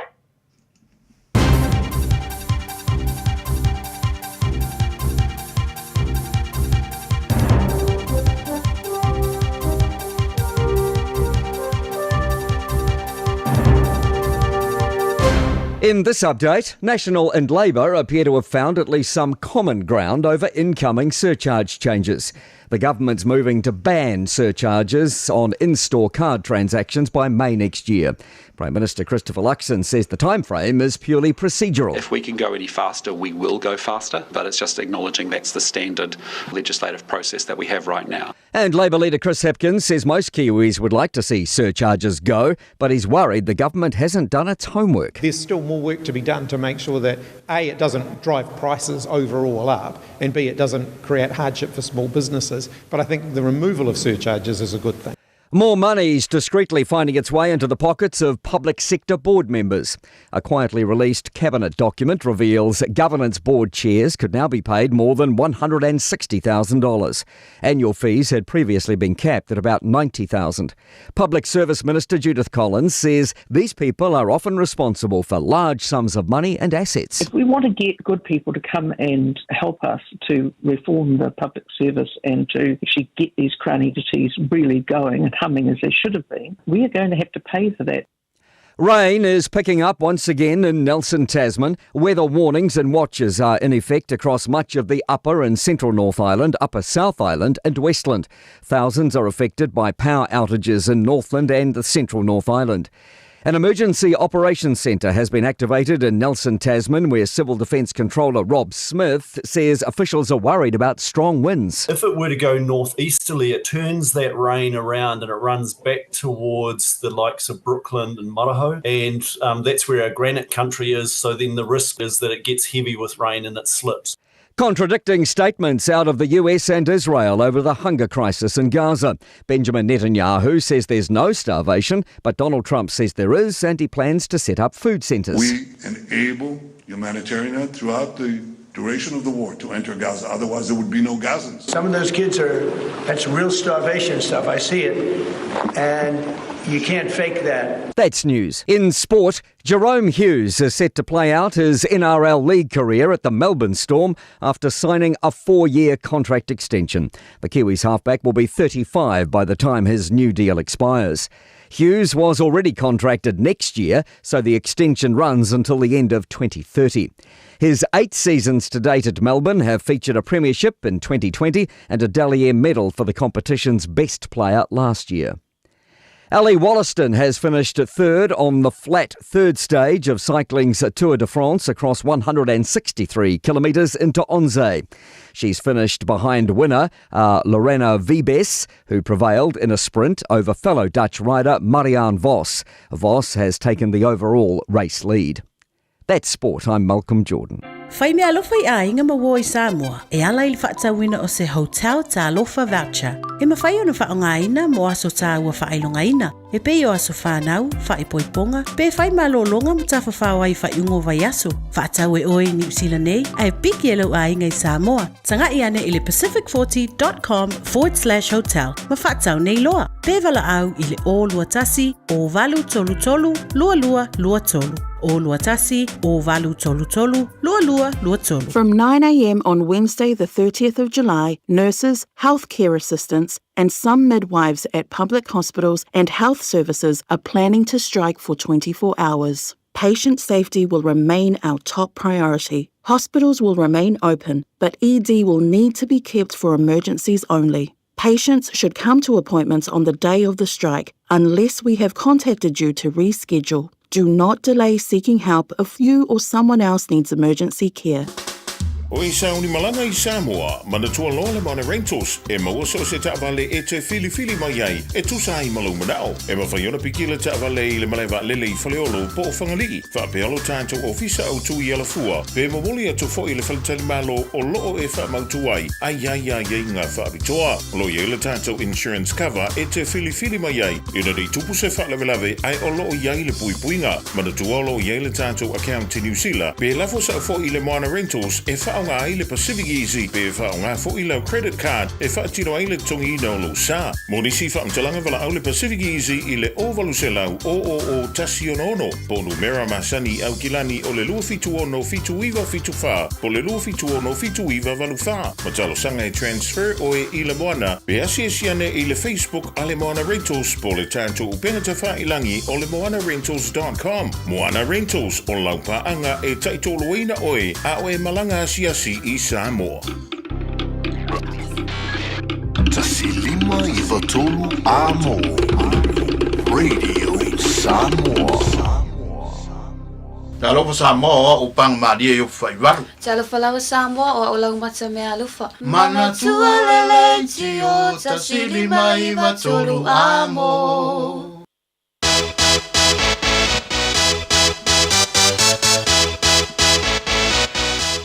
Tei rai mai le ua fitu miru te wate ale tu la su tasi. Paponga malo le tātou tonu le tātou porklame toi te pai le ainga le lava porklame lo te pena ina. Wharitua ia eti pui mona makafi mori pa maro mar papatai lau whengar wharitua eti mano tā pena. Paponga malo le tātou tonu lau pa manosi leva yaso mleva yaso. Po ili inga ni atua lau pa te le atu. Mo lua ma le sunga le whāpenga inga ia le sana mri po lua ngā wenga. Toi po mai po le toi te pa le ainga le vai aso fau. Ia me sori whaponga maro le tātou tunu o. Au ina tō tātou tala i vai whanua, i le ngana Peritania. Ia me sori tātou whāsisi langa wha pisi nisi. Ia wala mo le whaponga tā po le maro le tātou tunu o. Ia tātou no mrien maro le tātou tunu o. Ki mua malulu sorry. Mama ko le wala le mangai. Mangai le wala ka mo. Mangai le malulu. Il ka mo e ma panai. Ya to pata lo fa tu tai to malo ta to no pe la ma puta mai le to ta to no. Ngante le la penga le to fiere tu lo fa no manu awasa mo ta. La ma se o pito titi ta lo fa la ma. Por clambe le fifie mai so to lang foi. Pelenga ya tia pai lau tusi tia yes tai po to po me so vane so pai lan tau tu e masani ai ele por kalme o fie mai show ya ta tonu lava ya lo mrien malo ta to no fia lava ma puta mai ai o to no mau au kelen manu tu ai ya e pa ta lo fa tai to le ngang fa no lo ma no fo lava na manu lu pa u le timu ya me se lava nai o ta to tu a sina lo fa te le atu ta lo lava le ni au si fia le ni lana fa manolonga e pa yatu pa yane yatu to ya misol fa ma fa na ona au yatu to tu asinsina ya misol ator ta to tro pe ngai ta to mo manulu fa malisia ko manga wala au mai falangi fa mai hido o lakunga se manulu esele kalungo ngi sila iskausa o ko o mai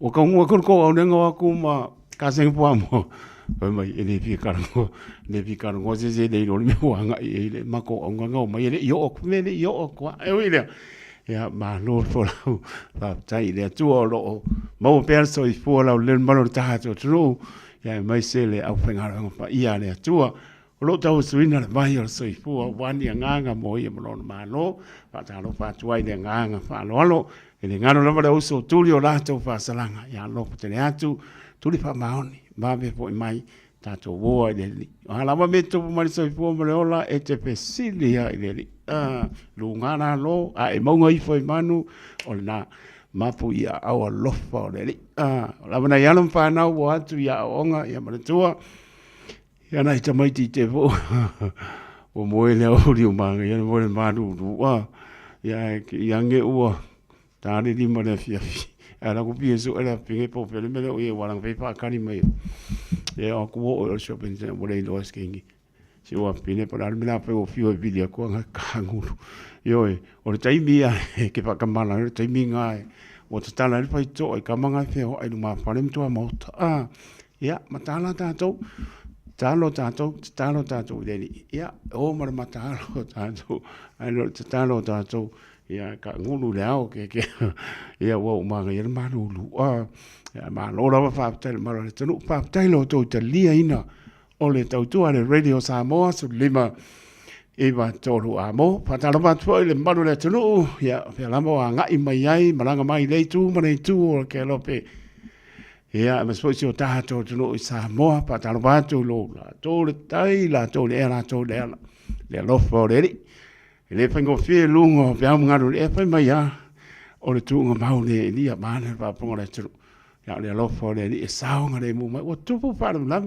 night si le fia o e si le sila ia o baba ai ia mai se o le tato ai a pea I me tupu mai vanele ia le umingo lunga le si vanele la se la vanele ia ko la vea ia ia fa tai le tu saunga le mulo e sa fa le tono longo fo ia te ar sa o le li e le se fa pia mi tono se ia le ia se wala tato te wia tato te au ngangi ai le li alo fa mai pui mai le mato fa nga maranga tau tai o Yesu e la mato wa e fia tau nu atu le lo mato nga ia tu ia tau nu foi a o ne nga ai lo ka ngu alu lo fa ma va le ba ile la si o isilo America ia nga lo le fa fo ia fa tai ai le ma no la ma fa tau tau ma fu tau lungo pe nga nga e ile tau tu ale radio Samoa su lima I va tolu a mo o ni nga no ta su lua ia fa mu dai posta tua le wina tu lona lua o tatu tala pe pa ponga ine so apa na misi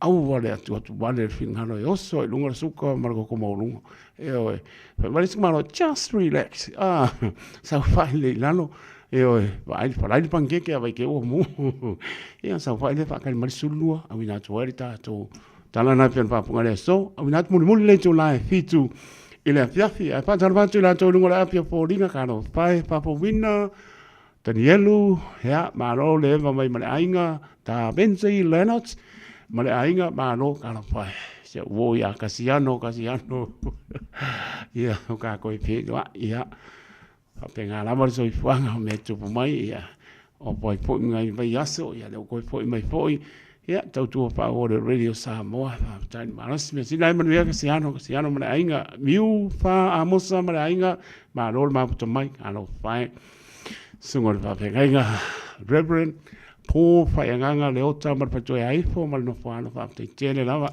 tai mo fa mo mai lo fa to mo lo manuel lo e kalesia nga due ai le e pa ka sa fa po wina ranui ia sanga yane ai tai toi fo manu lua ngā nuenga matau wala wina o lua pamnia le di fa tai mo pamnianga fa tai ma mai ti ble se a fano o mai panga ke nga ko a fa le paro ko lusului ia ke pesili le di ora pa yo do wik e ke pa yo do wik e uma po ia e ka usanga e le fia pesili le di po e ko nga fili avelo e wa o le tua fili mai tato tato te le fili o ia fili mai tato pai mare fia ia pai mare nga maulalo ia mare loto e mama o ia sen mai per tu anga wa fila o pepe ma no la fa tai o ma lu go tu pe a fele o mare ainga ia lo fa te atu ia pena po ia fu sa ta tua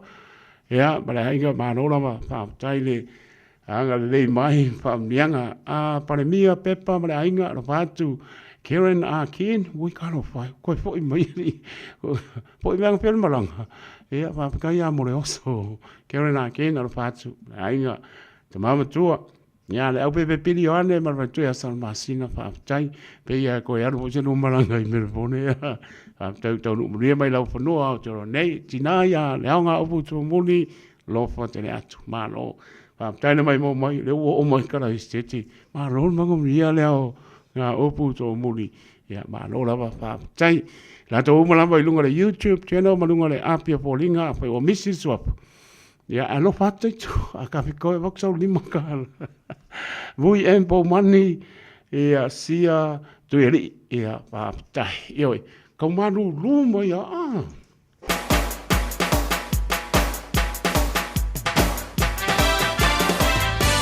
ya para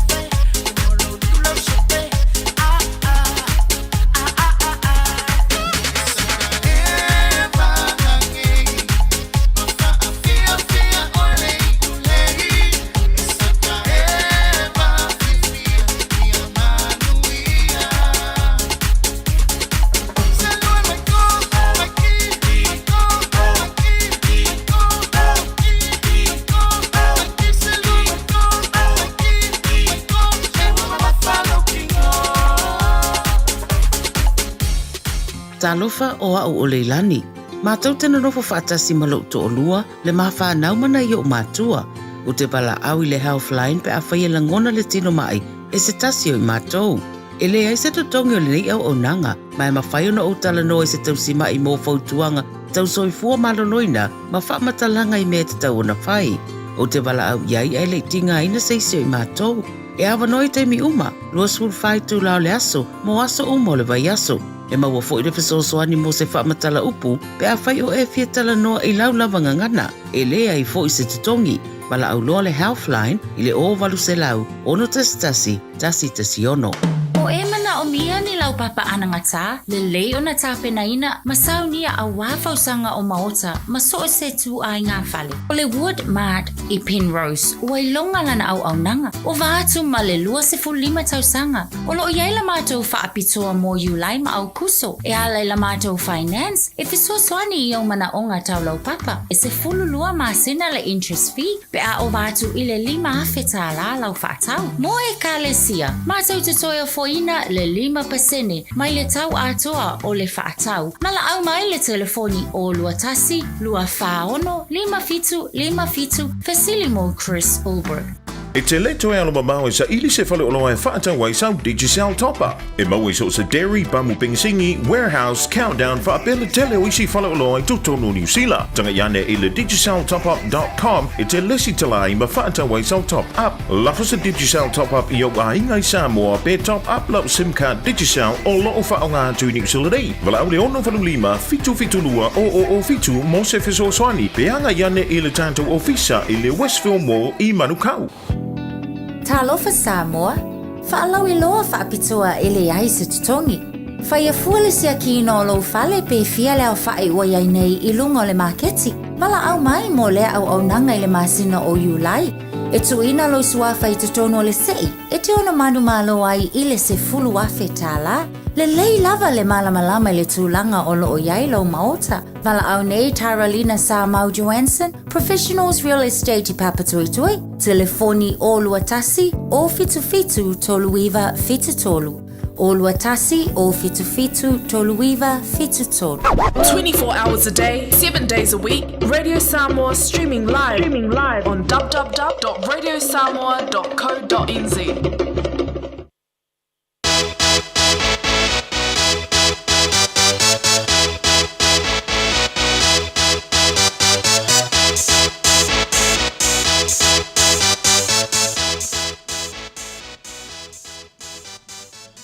Tai me tole mai lua suruiva minuto wate ale tula sutasi tautua de Radio Samoa su lima iwa tonu a monisi o musika so I fepiloi a mespo I tato pa silanga pa pi sinisi per pa por mano de tato no ya no pat mai foi mai ta ya eni se pai po se dana le tautua de horgo kazi Penrose pa dano patu lo fiongale to mai tai pule le na foi por ka por marosi. Ia whasai lawa saito malo, lawa saito lawa whionga ni tūla leo o le tae au. Ia whasai whunga matua noa, mo fwoi whalau iloa nisi o matua au nanga fwoi po nisi fwoi o matua special o alu fwoi taimi neo matua tā vale, wha malo lawa. Maro pa tai ua mangai le maruru, mangai le kimu pa wan me fo le e popo e ai ia ta ua ta te alofa I o tātou tua sina wai le fi le tau maruru o le sa o le eni.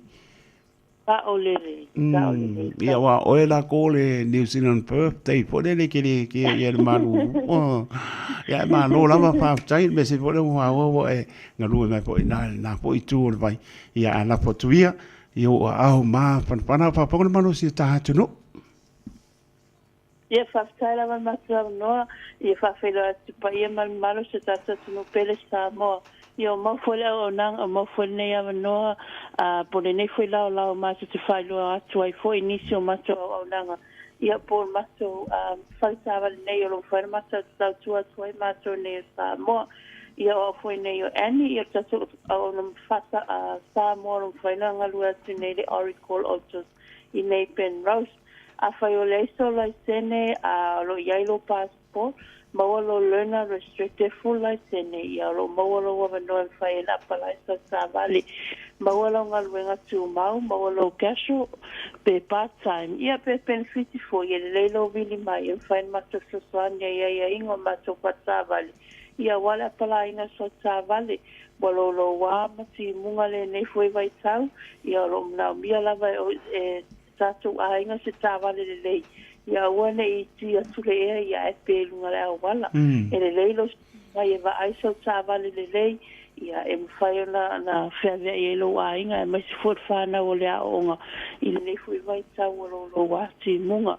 Tele mana no aia tatu tāwale, mai lawa le tamai tāwale lai te silima no fua, ia se pā, ia fuat se fulu na fua lo whai mato whālumi, tatu veni, Tato van Toyota yes yolo ya temnes fulu no po ia maso se tu ainga veni po so se tu ainga ta vale lava youth faingo fia lava le apalai pe fate o mawalo malwenga malo laiseni e faina maso sania tuai afa piolo e umia pele le overseas license e faina maso sania e tele mano no e ta vale mawol pa u faina mas na e fili ai ia pe fa pe famia ina la apalai tono se mato patava nei Ia I foi nisi o matou a vaenga po me halo fai tui natu pe whamani a ina lau apalai ia te matou nei a whapele me whai matou whai se financial a sa vale whai matou whai le personal loan ia a wafre apalai no lau sa vale e me whai na e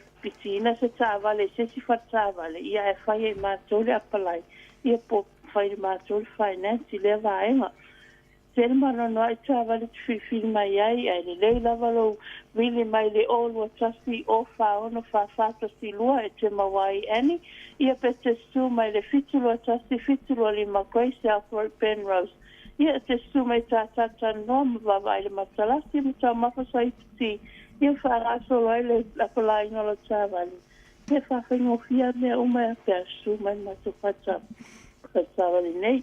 Ia man mastori poti pupu atu nā taitu whapta te le lava le matua noa. Ia man ia tele lava tu e fufuanga le nei asu tu whaso I fua. Ma lo whaptai a eri mori tā ripoti e leo whapora maro tā te otunu. O le atu ranga ia tu inu tūtua oi.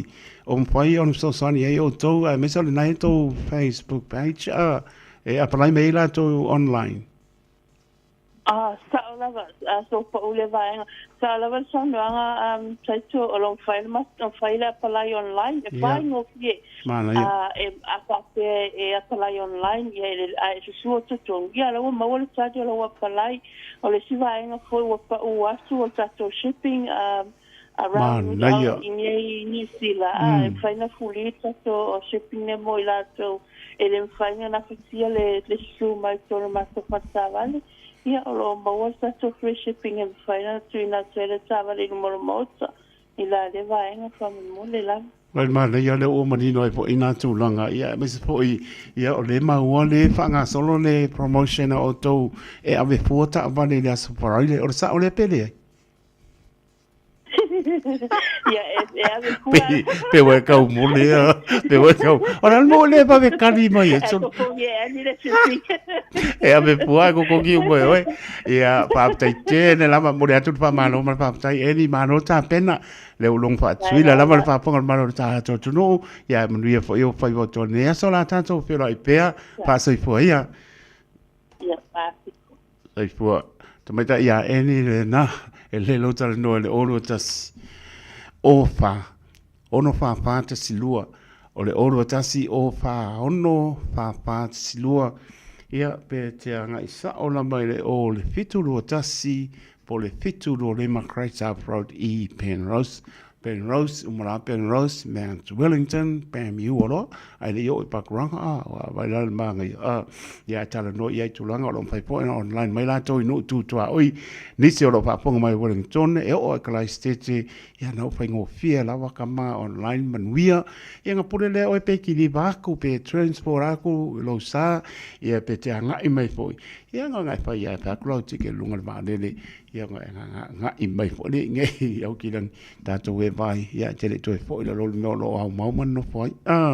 le tau na le orga kazi Penrose pitulu tasi po le pitulu le ma Macrisa Road Penrose mo le la le oro tasi o paono fa tasi lua ia mananga fa no lo su le ma minute ona tane o le tu las fun ma lua minute o to sta to le ona pa ta va ta su lua we na tu lona lua o ta tana pen pa ponga ile so yes we have le po anga me po le tlenga ya pa sala fai ia po tlenga se mon Francis Ioane ponga mua to te ma puta se pa I po stai me le pia se me la pa ponga tanto por clame ele lei mo Ua mawhai o na aura tula polo kalame le leimo o ia so taitasi o na o le langolango malo si le whale maliu a se alo le aturuu o ese tātupu Funeral Directors I Manukau City.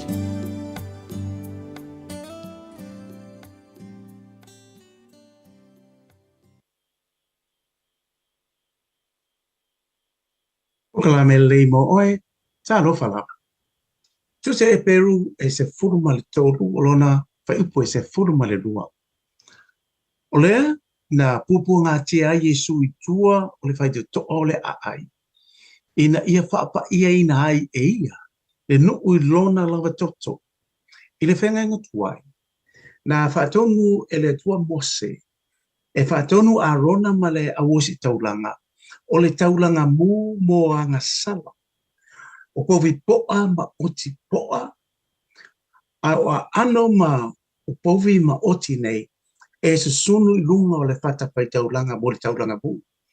O le toto e ave sau wina i to tonu o le fata pai taulanga o lo i to tonu o le potu pa ia o le fala fatapa. Ai o pa uma ota uma i to toe mai i manu whai e na ose le taulanga. Ia avatu i tua o le pā, o le tua o le nuu, ina ia matua su sonu ina ia matua liu efu uma o ota nei, tua o le pā. Leo tu sia epe, o Yesu, ua taunu uai mea uma na valo ia, matu sia i le whengainga mua po le whengainga tuai. Wana whaasa tauroina Yesu i tua pā o Jerusalema, i Korokota po Kalevario, o le whaolatanga o le tongi yola mo le lalo langi uma. O lea na hanga no i atu, ma whaamanatu atu e Peru, i tangata Kirisiano Utaia. Ia tātou wo atu ma muri ia Yesu i tua le pā. Awa, o le tātou maru. O le malu whale anganga e le whaia i limo tangata. O le laumua, o le siti, e le o Jerusalema lea o lo iai nei lalolani. A o le Jerusalema fau. Whaale langi wa umwana ta penda Yesu. O le tātou whata whai taulanga. O Yesu Keriso lo tātou tongiola. O Yesu le taulanga o le tongiola mai yanga sala uma. Talia o ia e a vea mo whaolo. Manatua, ele lei mo oe. O le ese tatu pu funeral directors o se fale maliu Samoa o le tali foilea o taimi whaingata ona o le malanga al maliu maleonti. E mawhaifoi ona latu awina atu ma awina mai tino maliu o e pele mai so o se atu nuo lalolangi. Mala auno le ese tatu pu funeral directors i le lua ono lua toru fitu o o. Lua ono lua toru fitu o o. Pea fiu ane ele se fulu malebalu Norman Spencer Drive in Manuka City.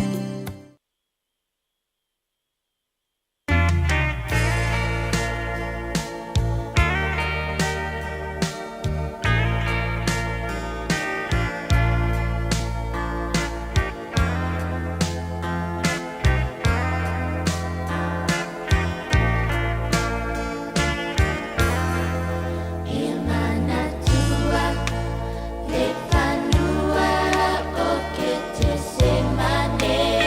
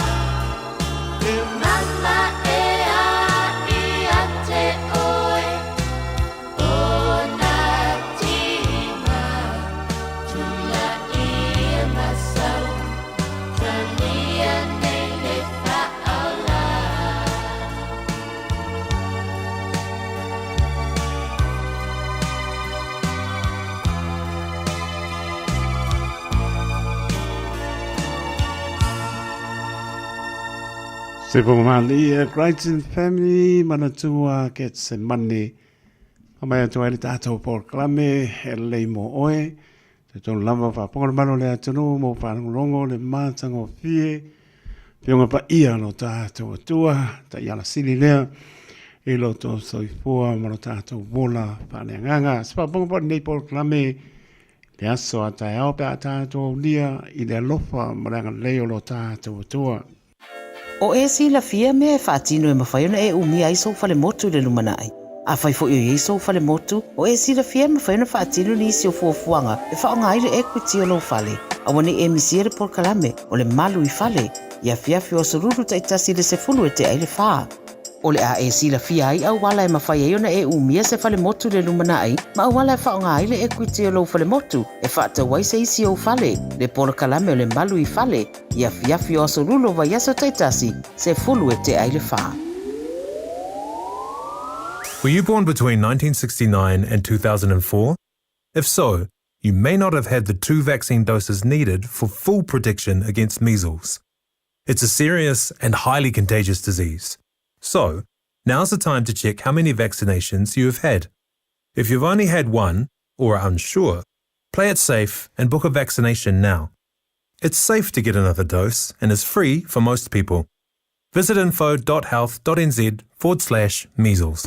Talofa Samoa, o Atishna Ryan, o le Licensed Immigration Advisor mo le Auckland South Immigration Consultants. E visosoani mo so se tu ai ngā visa e malanga mai New Zealand po Australia. Telefoni mai nei loa I le o valu o tasio no valu fa fitulua. Po le olua tasio no valu fitulua tolu o.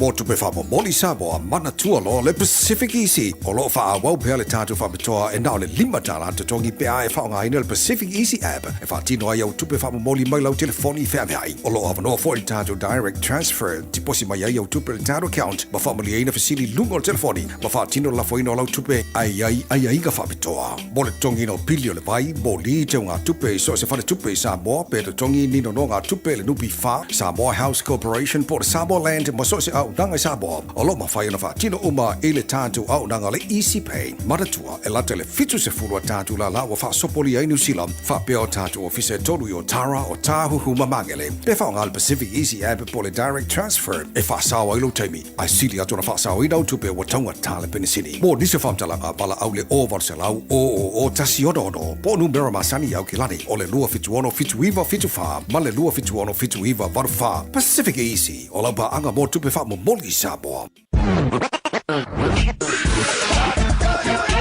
Malo soifua, o le siafufonga Samoa, Radio Samoa, tasilima iwa tolu a mo. Se kia Radio Samoa. Sutolu minute o nā tāla le sepulu lua, winatu lona lua o tātou tala. Pēna pāponga ele so mai sa mōre tautua au tanga vaia tipi au tanga vaia. O ne ngalo le te lai fitu le winatu muli muli. A pa pēa po lele whaasau ina mai se isi e se vālele. E matua ma ofa o tō pina ngā mo tātou loto a. Mana tō po ele vāle ai alu wale tala o mai le tai o nei lai pai e tanuanga.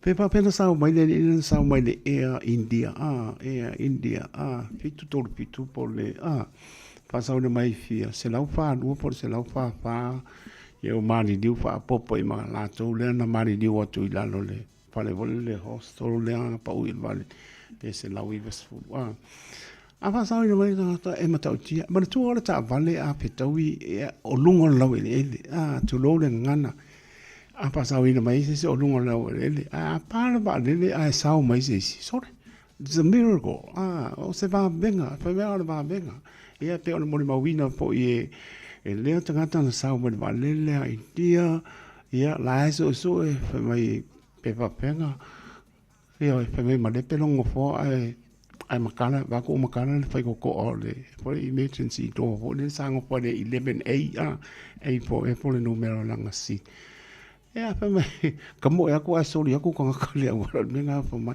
ora menga lo chala a tu por para la vita vale pe pingo fio la lungo lo vele a le va le lungo le ya fa sauina mai fa fitai le tu ne po va tu le pa ma va le La vea mai le helicopter I Palmerston North. To tolu pa sa la pa sa ina mai ia e o la ua manu no. La ua matu para mai. To tolu la to manu. Mana tu se ba le pa no le pe la tu langa iai o le o ngatasi po puanga po misi ia wale po to ia po pai late la to I tu langa iai. Ia Pawara me ora tātou pa tu ai te me o el vale ia makakalo ina ia sa o le mafo po a pinga la kule pai la ke ala e pale kong pe sela misa marong ko so me ala nga po le ke o commit suicide ia le ma kur ka ko e maka o kia a pa te pa sa wina mai ni si o le vi inga po I le tu ia ai ma ro la pa tai o le pa ta mana la mo tātou mo po si ma me atu o le fili ana tamo le moa. Ua fia ni fuala au e moa. Fuala au pasaina o le pauta e moa le a pōtele au kinani. Ai lempa ianga po le na o ina le ma po mo le tangata.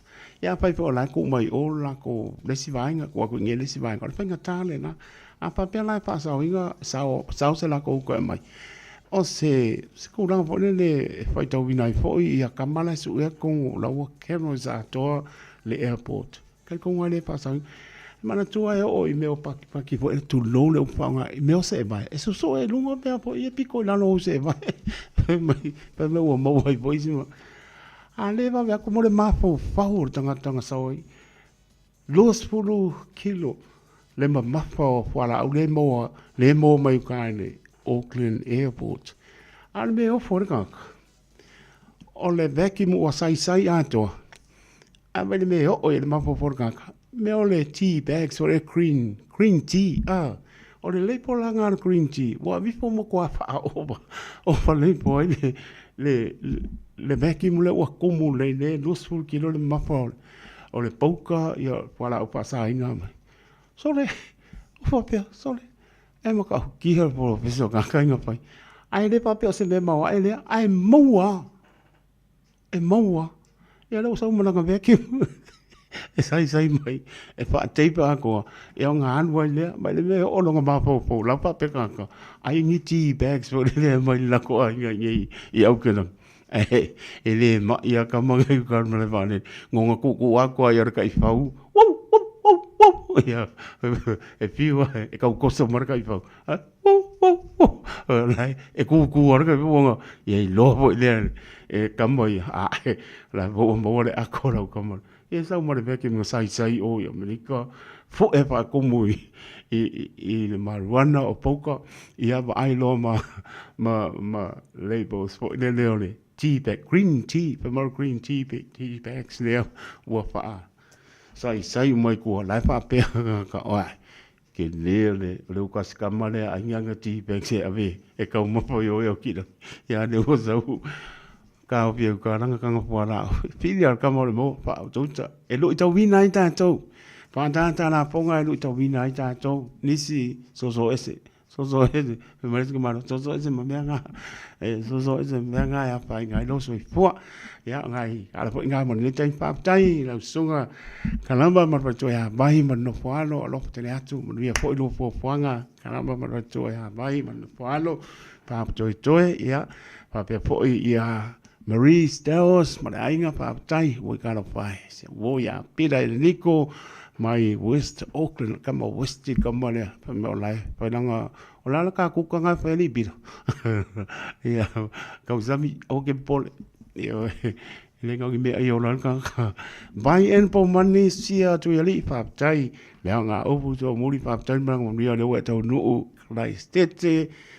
Ia, mo ria po malu lu ke de ina. Christchurch o mo kwa malulua kera na kin tai kasi le maranga ule mo galu lo ko mai tau lunga tau tua fa tau pa ale au na sa mo tu pele le spai va asa mase ma fa mo la lo nga ke siano te ma ngalo ai a lo fa te le atu pela mo e ma u mai ai ma e fa ponga mai lo mo te mo lo ta mane ia o aturo e ma mo tanga se ngase le au so tuli fa sananga e o nei whanau iti.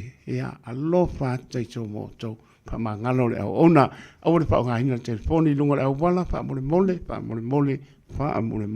Ia oi.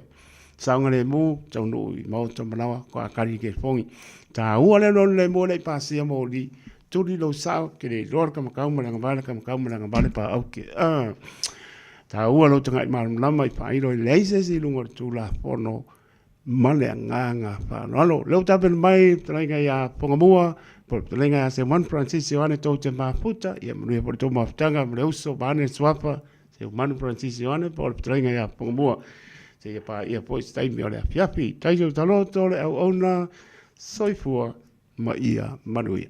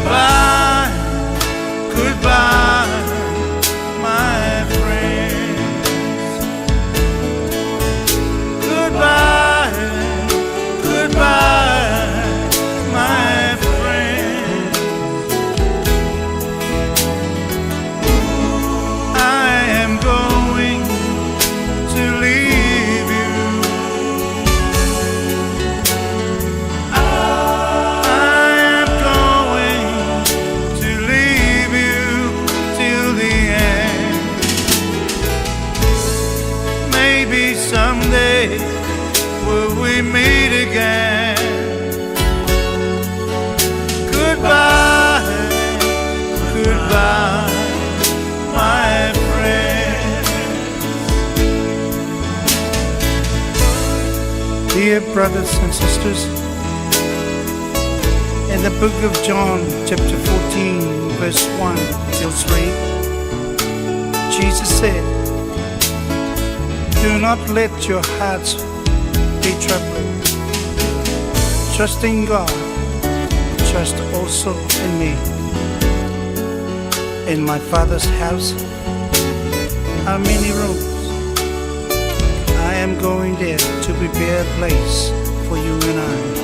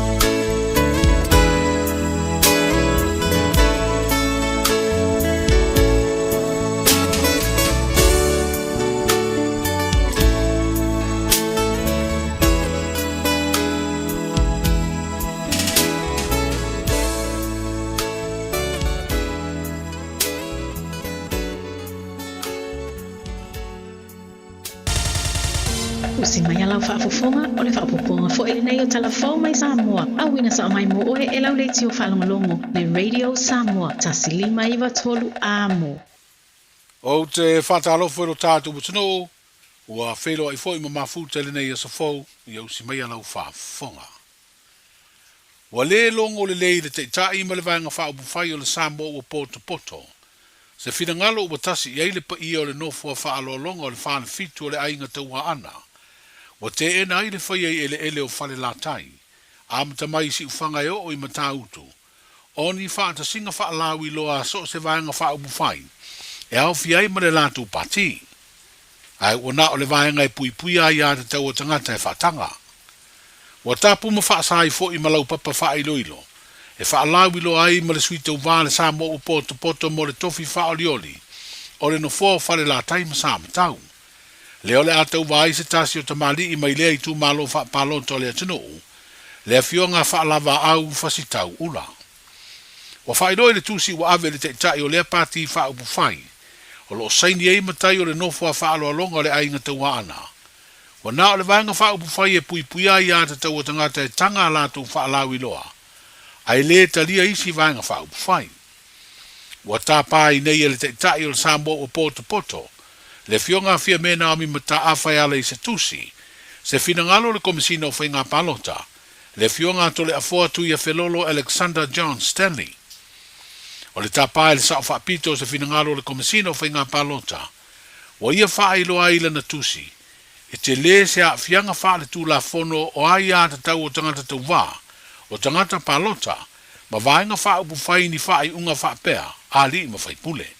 O le whai unga ala i se finangalo le nofo whaalo longa o le whaana fitu, o le ainga taua ana e mafua lea, i le tasi o toe whiriwhiri ai le tamali i sa se ei, i le nofo le toe whai pule o le tu malo i le baya inga sfur fitu, le fionga lupe matasila la vea tolonga tātile, e a vea masui tau vai le whai ngā whiriwhiri ngā wawa le tunu, lea o lo loma i le temenei. O le sui whaolioli le atau vai le fu ala Samoa o poto. Mo le no fō whale la taima sa matau o whaalia le tusi. Wana soli le fionga tutasi. Ona ele isi le fia e tai o le ainga taua ana. Wa whaailoa le fionga fia me naomi mata afa. Ile na tusi ile komisina o whainga palonta. E ono mawhai ona whaatu lai tu tonu o loto i whale o nuu mafio anga ni whaai unga whapea. Ai aso solo atu loa i se tūlanga o whaalawa i tele le atunu o atoa. O se la asanga lea lama ti aile whaavai o le pule whaale tū la fono. O lo o whau aile malo o tuto tasi o Samoa. O le tusi le te tai o le vanga whaupuwhai o le Samoa o poto e le komisina o whainga palota. O lo o tuina atu ai makopi i tai uma o isi vanga whaupuwhai. Iau fiai ma le vanga e puipuia ai a te tau o tangata. O le songa fua le vaso ne ina amata te talai mo le luas furfai tū la. Le vaenga o ngā se ngase tau sa wali ni mauta ngā se ngase o tupuata ma se mea ole matotua.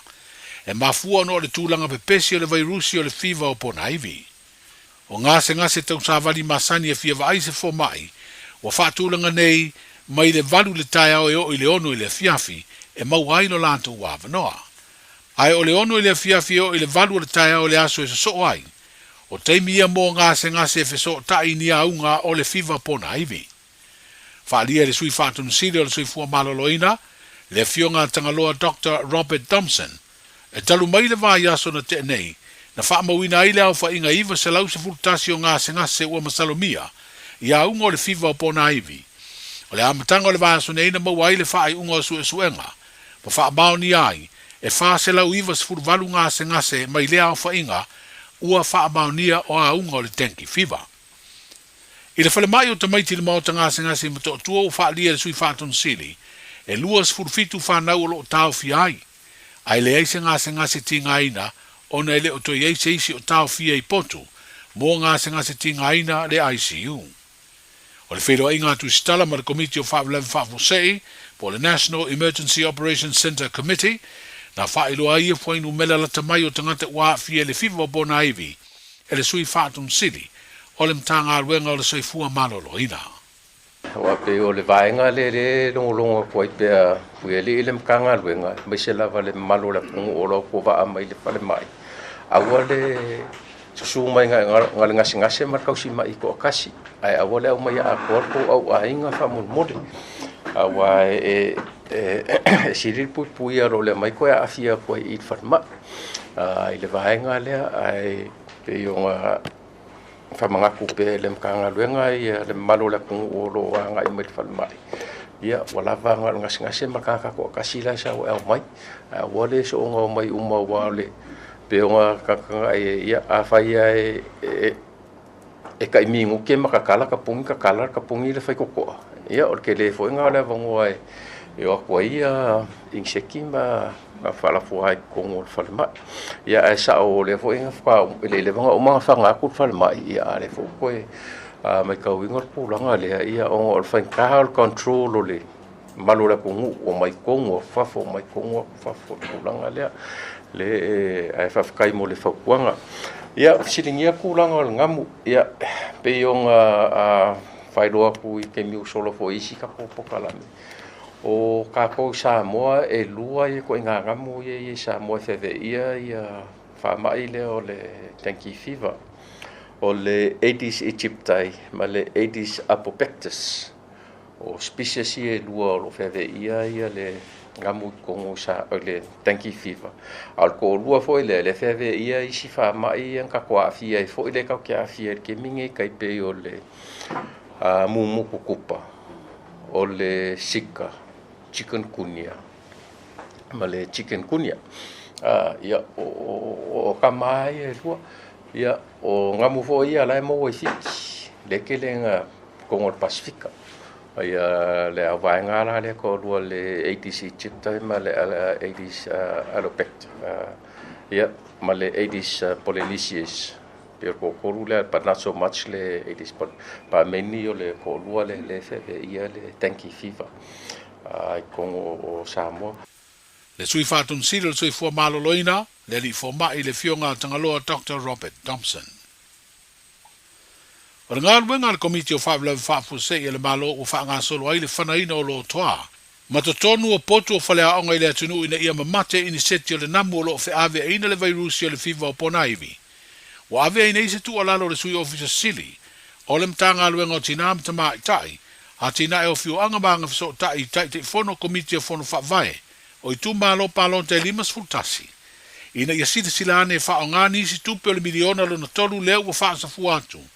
E fe soa soani ai le whaatawina o le vaila au, o lo o whaanga e whana I le namu. O le ao, o atu tanga luenga e whaia le asia singa I le aso lulu. Ia, o le ao, o atu le tatu whangaina I le aso tofi. Ia ma whaapena I lava, e ele nau ta inga.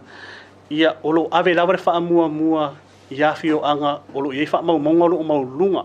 Ia, nei te ifu whaapea puleane mea o le ua whangai sia fiu anga ia ele whangai sia fiu anga ai pe o whaamua mua tatou komiti ma le soifua malolo ina pe on whai atu ia o lo tau whaasoa lava ia paenga le tatou malo i le o ngā whatie le taimi nei o le ala fo i le o lo whaisota inga le tatou mtanga luenga ma tai fonu whaavai ia se ia lo whane o le ia le se le ni fo i le o tatou bloke tol miliona o le ua mai a whaamatu umatu ia le miliona lon tolu ia ma to te le fa tonu ina le pa ia ma le mamalu o tai fono ma komiti o fono fa vai ia o fa o ma awar tato tanga luenga se alo fane se alo faifo ia wa afio tato lo to ifale wa afio anga wa afio la tunu ia se ia fe ane tato fa tatau ni vai la au ia mo le fanga ino tato afio anga ia le o tu lava tato komiti e fa ia wa onga mo tangata foi la fio anga fio foina ia le au nanga wale fanga ino la fio anga ia ono ori utu la fanga no wenga tato malu ia tato tenga lo fa tasi ai ia mo le tine yon nei fa mai e lua I tu ai ngo vaila au lo fa ngai le nga luenga e pe ona fa I lo le sui fa tun silo le sui fua malo loina ma wa no ai fo ai ngai ia la tu masini fa na vao e tu ina tu e fa ngai le nga luenga lo fa tino inisio la fa nga luenga ma au nanga e se le malo fa tasi ma sui le sui fua malo loina e tu sama se lau limas fuafe ta la se vai ngā tupe. Wa amatai ona whaatino ngā luenga o pui ngo le atunu umai le pepesi o le fiva o pona aivi. Ai wa wha ilo le sui whaatunu sila le sui fua maloloina o lo whaateletele noa ni soa soani o no maua mai. I le whai ngā paanga le mta ngā luenga ma le wha la tonga le sui fua maloloina le langi. E pe on sila fio le te enai o le talo le tupe le malo Ua whaasosoa i nei nisi o se leni o lo whaanganga. Mo ngā luenga o le puipuinga o Samoa, mai le pepesi o le tanki fiva, po o le fiva o Pona Iwi. O le ua mai ona whaatulanga i le whaamsinonga o whainga palota, so e su e ai tangi. Ua lui ai e nisi o sui whaatutu o le whainga palota o lo loma. Anga waa o nisi o sui te uwa ma whaai unga ale komisina o whainga palota. O le mai ai o le wala unga mua mata upu e sfultasi na whauru. E lua tangi ua toi whaau i tua ma o lui umaia mai le tu malo wha palota o wha asale le anga mua. O le tangi lea se umanu sau noa i malu nuu whai mata sua. Wha sanga le sui te uwata mai tai. Le tō wha mata mua se umanu wasati siri purufana. Ma le komisina o whainga palota leo ua toi whaau i tua. Wha pea ima le tangi lea tinganga mata whai i inga lawina. Wha sanga le sui te uwa o pipi pauri te vita tariu. Ma le komisina o whainga palota e peo na wha solo muri foi tua. I mata upu tau wha masino ngai iwa o lo tu maupea o le solulu o le vaya sonei. Wa fua e amata sue ai. Le tangi mai le tu malo nganga i fumaunga tolu. Le o lo lu ia le sui te uwa le sunga le laudi le mali atoa polata i vau le watea polata i vau fosi smet. Le anga waa le sui te uwa ta mai tai. Le fionga wha uru sau wha toa Rosa Duffy, Star Wars. O lo moria i foi ma le komisina o whainga palota i lea tangi. O le tangi a ale vena ale mai le tu malo palota o whalea ta wha. Wha sanga le sui wha tu ia Pepe Christian Fruen. Wha pele komisina o whainga palota. O le afunga ina i le solulu nei foi. Wha pele tangi mai le tu malo palota o whalea ta tolu. I le lui le sui te uwa o paloa Louis James Towers. Wha sanga i le wha unga le komisina o whainga palota. Ma le anga wha o le sui te uwa le tō whale ale le pule rimoni a yafi. Wa wha moe foi o le vaya sonei. O le asu e ai lui po tangi mai le tu malo o whalea talua. I le vao le atinu uwain so i alo. Wha sanga i sui te uwa o ulungia Elon pili opo pifem. Ma le sui te uwa ta mai tai o moa au wha lele Mary wha fowina ta eu. O le asu foi le asu e ai le lui. A moa au wha lele Mary wha fowina ta eu. Wha sanga le tō whale atinu uwain so i alo. O lo moria foi ma le komisina o whainga palota i a tangi. O isi tangi u whaatu langa e su eine le aso wha, o le aso lima, o le aso walu, ma le aso se furulua o kuso. A o lumana i le aso se furulima o le masina fau e au mai ai whai unga uma o ia tangi. Po o lui wha sanga le i anga wha o nisio sui whaatu tu, ma whai unga ale komisina o whainga palota. Manuia ngā